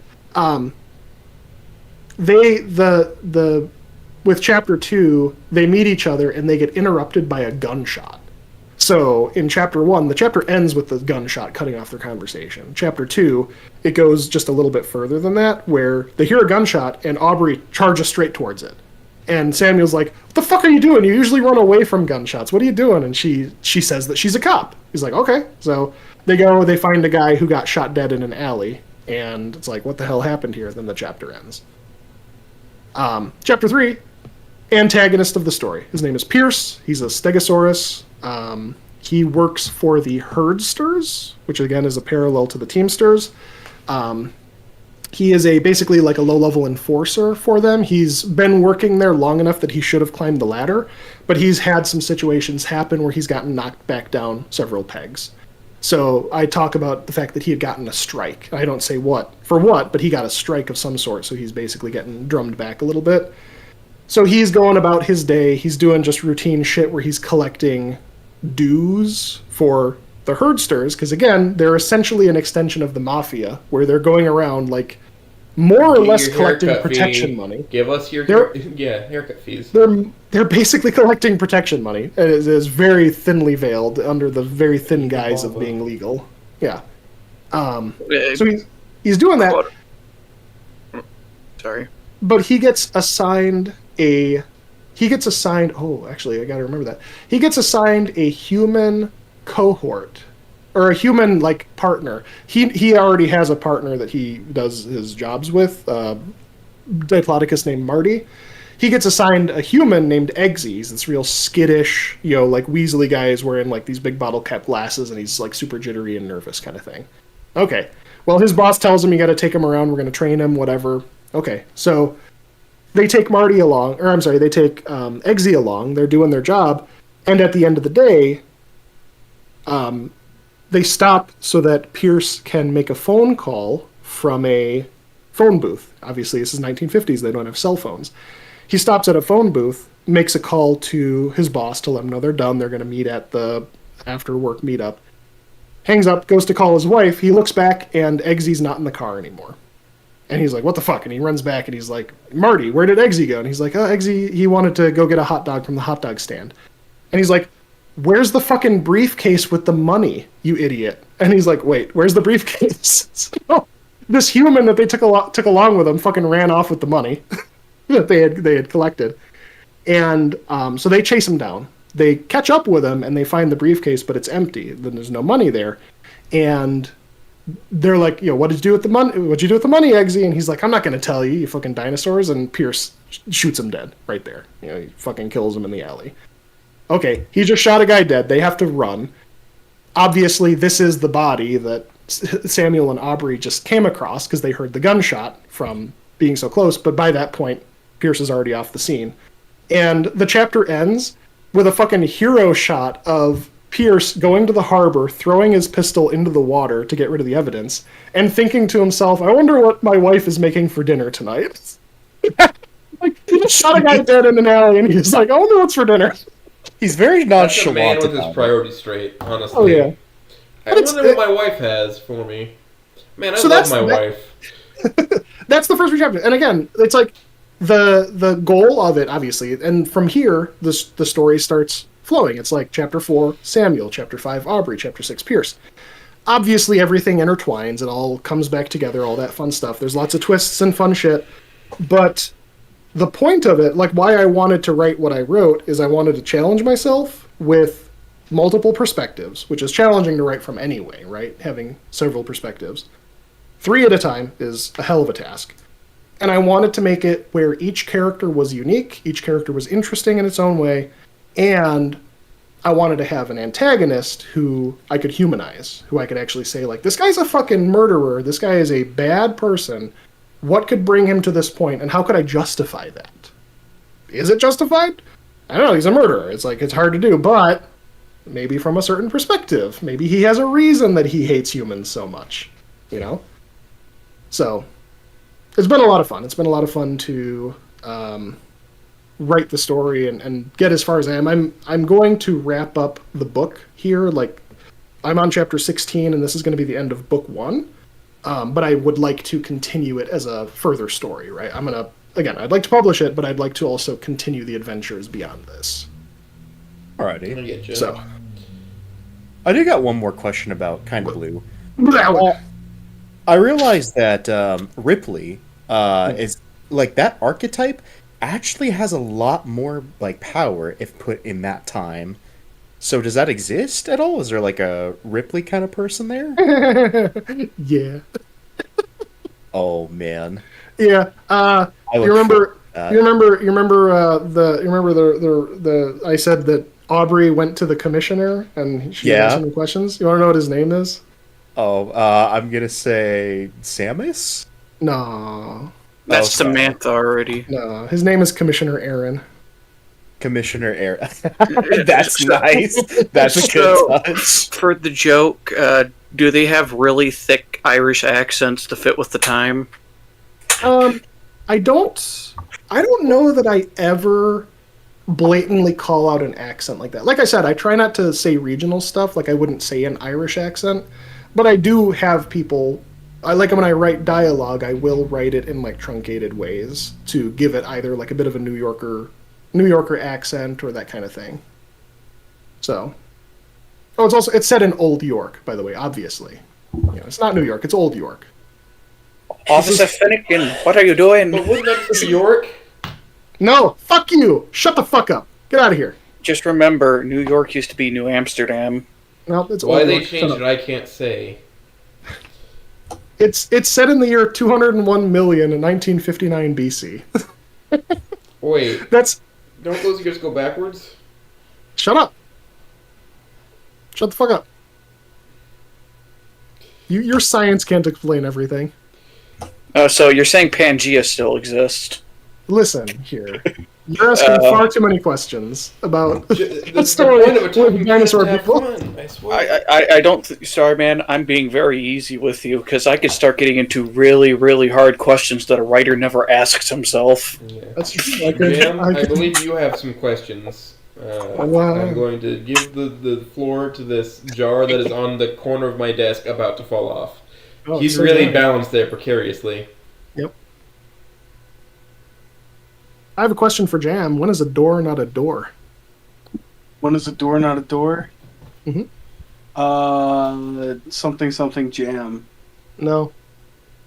When? When is a door not a door? When is a door not a door? When it's a jar. Yeah, you got me. Come on! You're literally a Jam. You should have known this. You silly. I'm a jar, not a fucking scholar. What do you want? Is your question, can I have another copy of Bonds because I shot mine with a BB gun? That didn't even go through. The book's still fine. It was just funny. You just damaged Lucy. You asshole. I did not mean to shoot Lucy. I free just range of- meant to shoot part of the background. Your sobbing was very funny. That was authentic. Yeah, I know. How many pages? Wait, Armageddon asked in chat. How many pages would it be printed? How many pages would what be? The feeling blue. They're kind of blue. Kind of blue? I don't know. Well, it's not done yet. So Bonds was 182,000 words, not including the prologue. With the prologue, it was 197, and that came to 646 pages. Kind of blue. Let's find out. Oh god, I need to actually sign in. Kind of blue, I think right now is at like 140, so it might get to like 150 or so after the last chapter is done. So a little less than that, maybe 550, 600 pages, something like that. Anyway, sorry. Jam, what you got? So, what is your favorite kind of dinosaur? That's a good question. I honestly probably Velociraptor. Nice. Raptor gang. It looks like Smoka-Cola is going to be like, wow. In good company. I think Velociraptor. I mean, my wife is a pterodactyl, so I feel bad to say that, but it is. What Everyone's allowed to have preferences. Don't you mean Iggy's wife? I don't know who that is, but Fang is my wife. Oh boy. You're gonna have to Oh, just get in a no. fist fight over this. Yep. I did the writer's jam a couple weeks ago, and on the sign-up sheet there was a required question where it was like, on a scale of 1 to awesome, how much do you like Starman? And all 4 of the answers were positive. So people couldn't submit to the writer's jam unless they chose one of the nice things. And I think one of them was, I hereby relinquish all rights to Fang as a wife to Starman. Yeah, several people chose it. So. Thorough. What else you got? Let's see. So, what did you think about Wani after you played that compared to Snoot Game? I did not like it as much. I still liked it, but I did not like it as much. I think that Wani was... They obviously did some things better, right? Like, obviously having animated scenes was a lot of fun. They had some really, really nice segments. You know, the whole Ending 4 dance, all that fun stuff was very nice. I didn't resonate with it as much as I did with Snoot. And I don't know if I could pin down exactly why. I don't know, I guess I'll say I haven't given it like a tremendous amount of thought. All I know is I played it and it was fun and I enjoyed it. I do not regret having spent $15 on it. You know, I think it was fine. I even bought a copy or two for some friends, but I enjoyed Snoot Game more. And I've been asked several times, when are you going to write bonds for Wani? It's like, I'm not. Somebody else is doing that. I'm not. Yeah, well, someone else is doing it, and it's like, yeah, the ending 3 for Wani was not as... It didn't have that same drive. It didn't have the... I played it, and it was like, I am compelled to write this thing. It was more like, okay. That's how it could have gone, sure. It's like, am I compelled to go backfill her trying to fix her friendship with Ben? Not really. Yes. Ben was kind of a dick through all of it. It's like, you don't know why Ben was a dick until you play Ending 4 with the Ben route. It's like, okay. And then why was Ben a dick? Because he's a fucking schizo who wasn't taking his pills. Okay, I mean, sure. Why was Mia a dick? Because she's a bitch. Okay. And what do you do with that? It's like, whatever. Yeah. So it is what it is. If someone tackles it, if someone writes a fanfic for Wani Ending 3 and it's great, I'm super happy. That'd be awesome. But it's fair. I have no interest in it myself, personally. Personally writing, I guess. Yeah, I agree completely with Snoot being... Well, I prefer it more than Wani, for sure. The best comparison I can make is... Wani is more eye candy, while Snoot has a better story. I think so. Yeah, well, it had less production. Game Mom really utilized Renpai with that. Yeah. No, I'm happy that Wani got made, and I'm happy it ended up as it is. I think it could have been a better product, but for what they had and what they were able to do, I think they did a good job. Yeah. Not a great job, but... Spire, you piece of shit. Yep. Fucking God. Anything else, Jammerjaw? See, so what made you play Snoot Game in the first place? What got you into the community? Oh, yeah.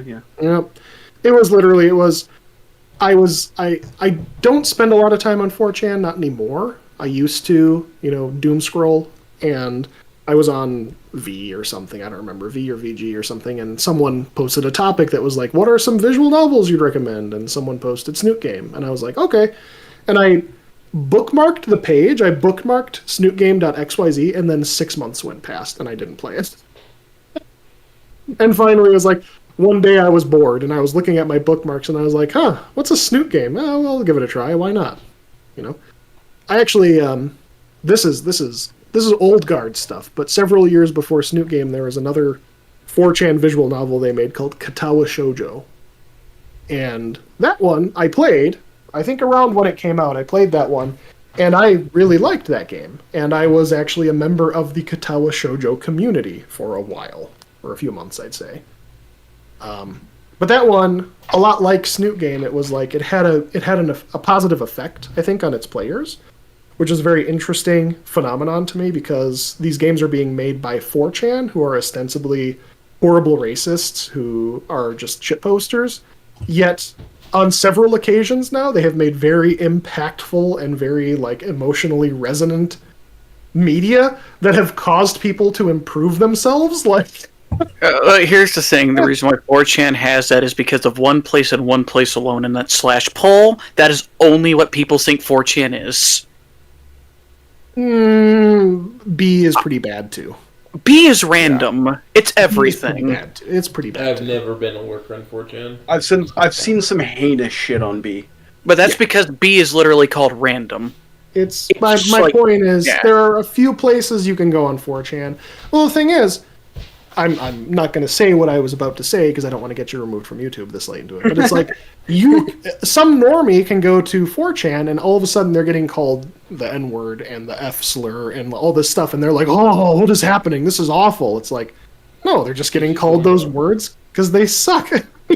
Yeah, and guess because you're an idiot. That word doesn't mean anything on that site.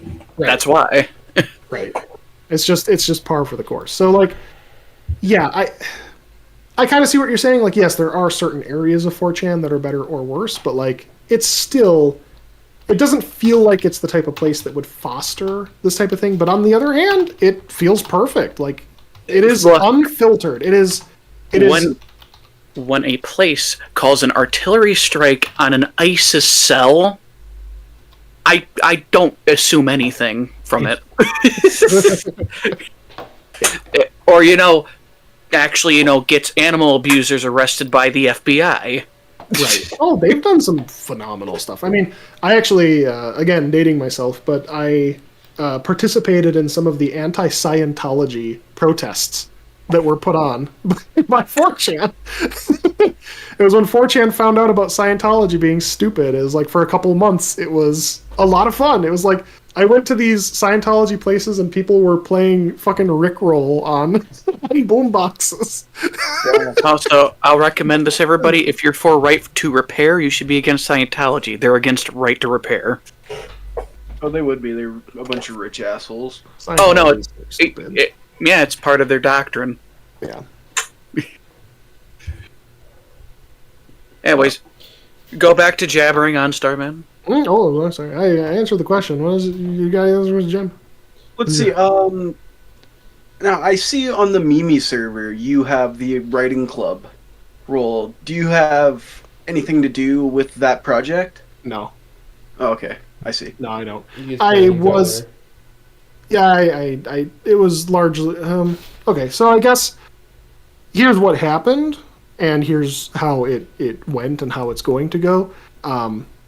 I, every once in a while, get messaged by someone who's like, "Hey, can you help us? Can you help me? I want to do this project. Could you help me with this project?" And unfortunately, I've just recently been saying no.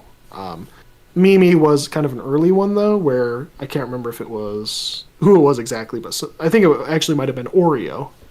He's one of the other mods on Snoop Club. But he was like, "Hey, Starman, you should join in this project and help with their script writing." And I was like, "Okay." And I think, if anything, I may have come in and I may have like given them some suggestions on an early draft of their script for the first couple chapters of the game, and that's it. What it becomes is it's a thing where I just don't have the bandwidth to do those extra projects and do my own writing and work a full-time job, which is what I'm doing. Of course. And I do the writer's workshop. It's like I try to balance these things. Like, yeah, I guess I technically have more hours that I could dedicate to these things, but I don't. I just would rather focus on my projects and not someone else's projects. It's nothing against anyone else. It's just I got to kind of direct myself, and if other people try to loop me in, it's like I'm honored that they're asking. It's very humbling for someone to be like, "Hey, I loved Bonds. I would really appreciate if you could help me with this." And it's like, I appreciate that. I don't have the time. So, long story short, I was brought in at some point to help with their script writing. I did a very small amount. I wouldn't even expect to get credited at this point. It's fine. If they didn't include me, I would not be upset. But it was a very small amount of work, and I haven't done anything since then. Yeah, thanks for clarifying. I was curious about that. Sure. Now, you know what? I am in the Oh, go ahead. Sorry. You see, and then we can follow up. Would you be willing to do a jobber voices at some point? Jobber voices? I'm technically in Snoot Game Encore. I am voicing a character in there. We might need you for a certain... read maybe a line for a random jobber, because we need more random people that aren't just Sarge. If it's something that I could do in 5 or 10 minutes, that would be fine. You can do it in 30 seconds, literally. That would be fine. Yeah, yes, I would be willing to do that. No, there we go. Like, the Encore, the Encore project, like that one. Again, I did a voice roll. I recorded all my voice lines. I've been in the barrel for we read Making Green 8 months or something. I don't know. They haven't. But the thing is, I could have done more with the Encore project, but again, it's like I want other people to have those opportunities. They're doing a version of that for like Wani, or like there's a different group doing it, like doing voice Wani. And I missed out on the ability to get like any role because I was just like at my trade school. Gotcha. Because every 6th week I have to go in there for a full week, and I work the rest of the time. But I missed out on that because I was away from my recording, like my mic, for a while. Nice. I think the only other fan project I've done anything with was the fishing mod that Soul Sound and Oreo did. I came in a bit later and I was basically a script revisionist, so I helped them with the final draft of the script. I helped implement a bunch of changes, a bunch of fixes to like clarify stuff, make it sound not as clunky, making it not sound as repetitive. Essentially a full, like an overhaul proofreader. So. No, and I did get credited in, which was cool. So I have a question that's coming in from somebody. So is it E3 Lucy or E4 Lucy that's your wife? None of your fucking business. Okay, Lucy's my wife. Okay, I'm gonna have to. I would imagine the Lucy that goes by Lucy, because E4, she's Fang. She wants. Lucy to Anon. Oh, that's well, true. She's Fang to Anon, but she wants to be called. Oh yeah, I'm sorry. Yeah, I had the wrong way. I am married to Lucy in an alternate reality where she never got with Anon. She got with me because I'm a superior specimen, and also I'm not 20 years older than her because that'd be a little weird. So it's a very alternate universe. Yeah, you're camping out at the high school. Hey, Taro. I hang around outside high school. I hear you have. No, she'd be perfect to groom. What are you talking about? Well, I love hanging around high schools. I get older and the girls stay the same age. All right. I can buy you a cigarette. We've hit the 4-hour 50-minute mark. You've officially taken our record. Yeah. For longest. Fuck you all. Do you have a closing I had statement? one more question. Oh God. Okay, what are your thoughts on Sage? Sage, female, is a wonderful woman, female. What about Gun Sage? Who? Gun Sage? Gun Sage is Sage. still Fem Sage. She could go to the shooting range with me any day.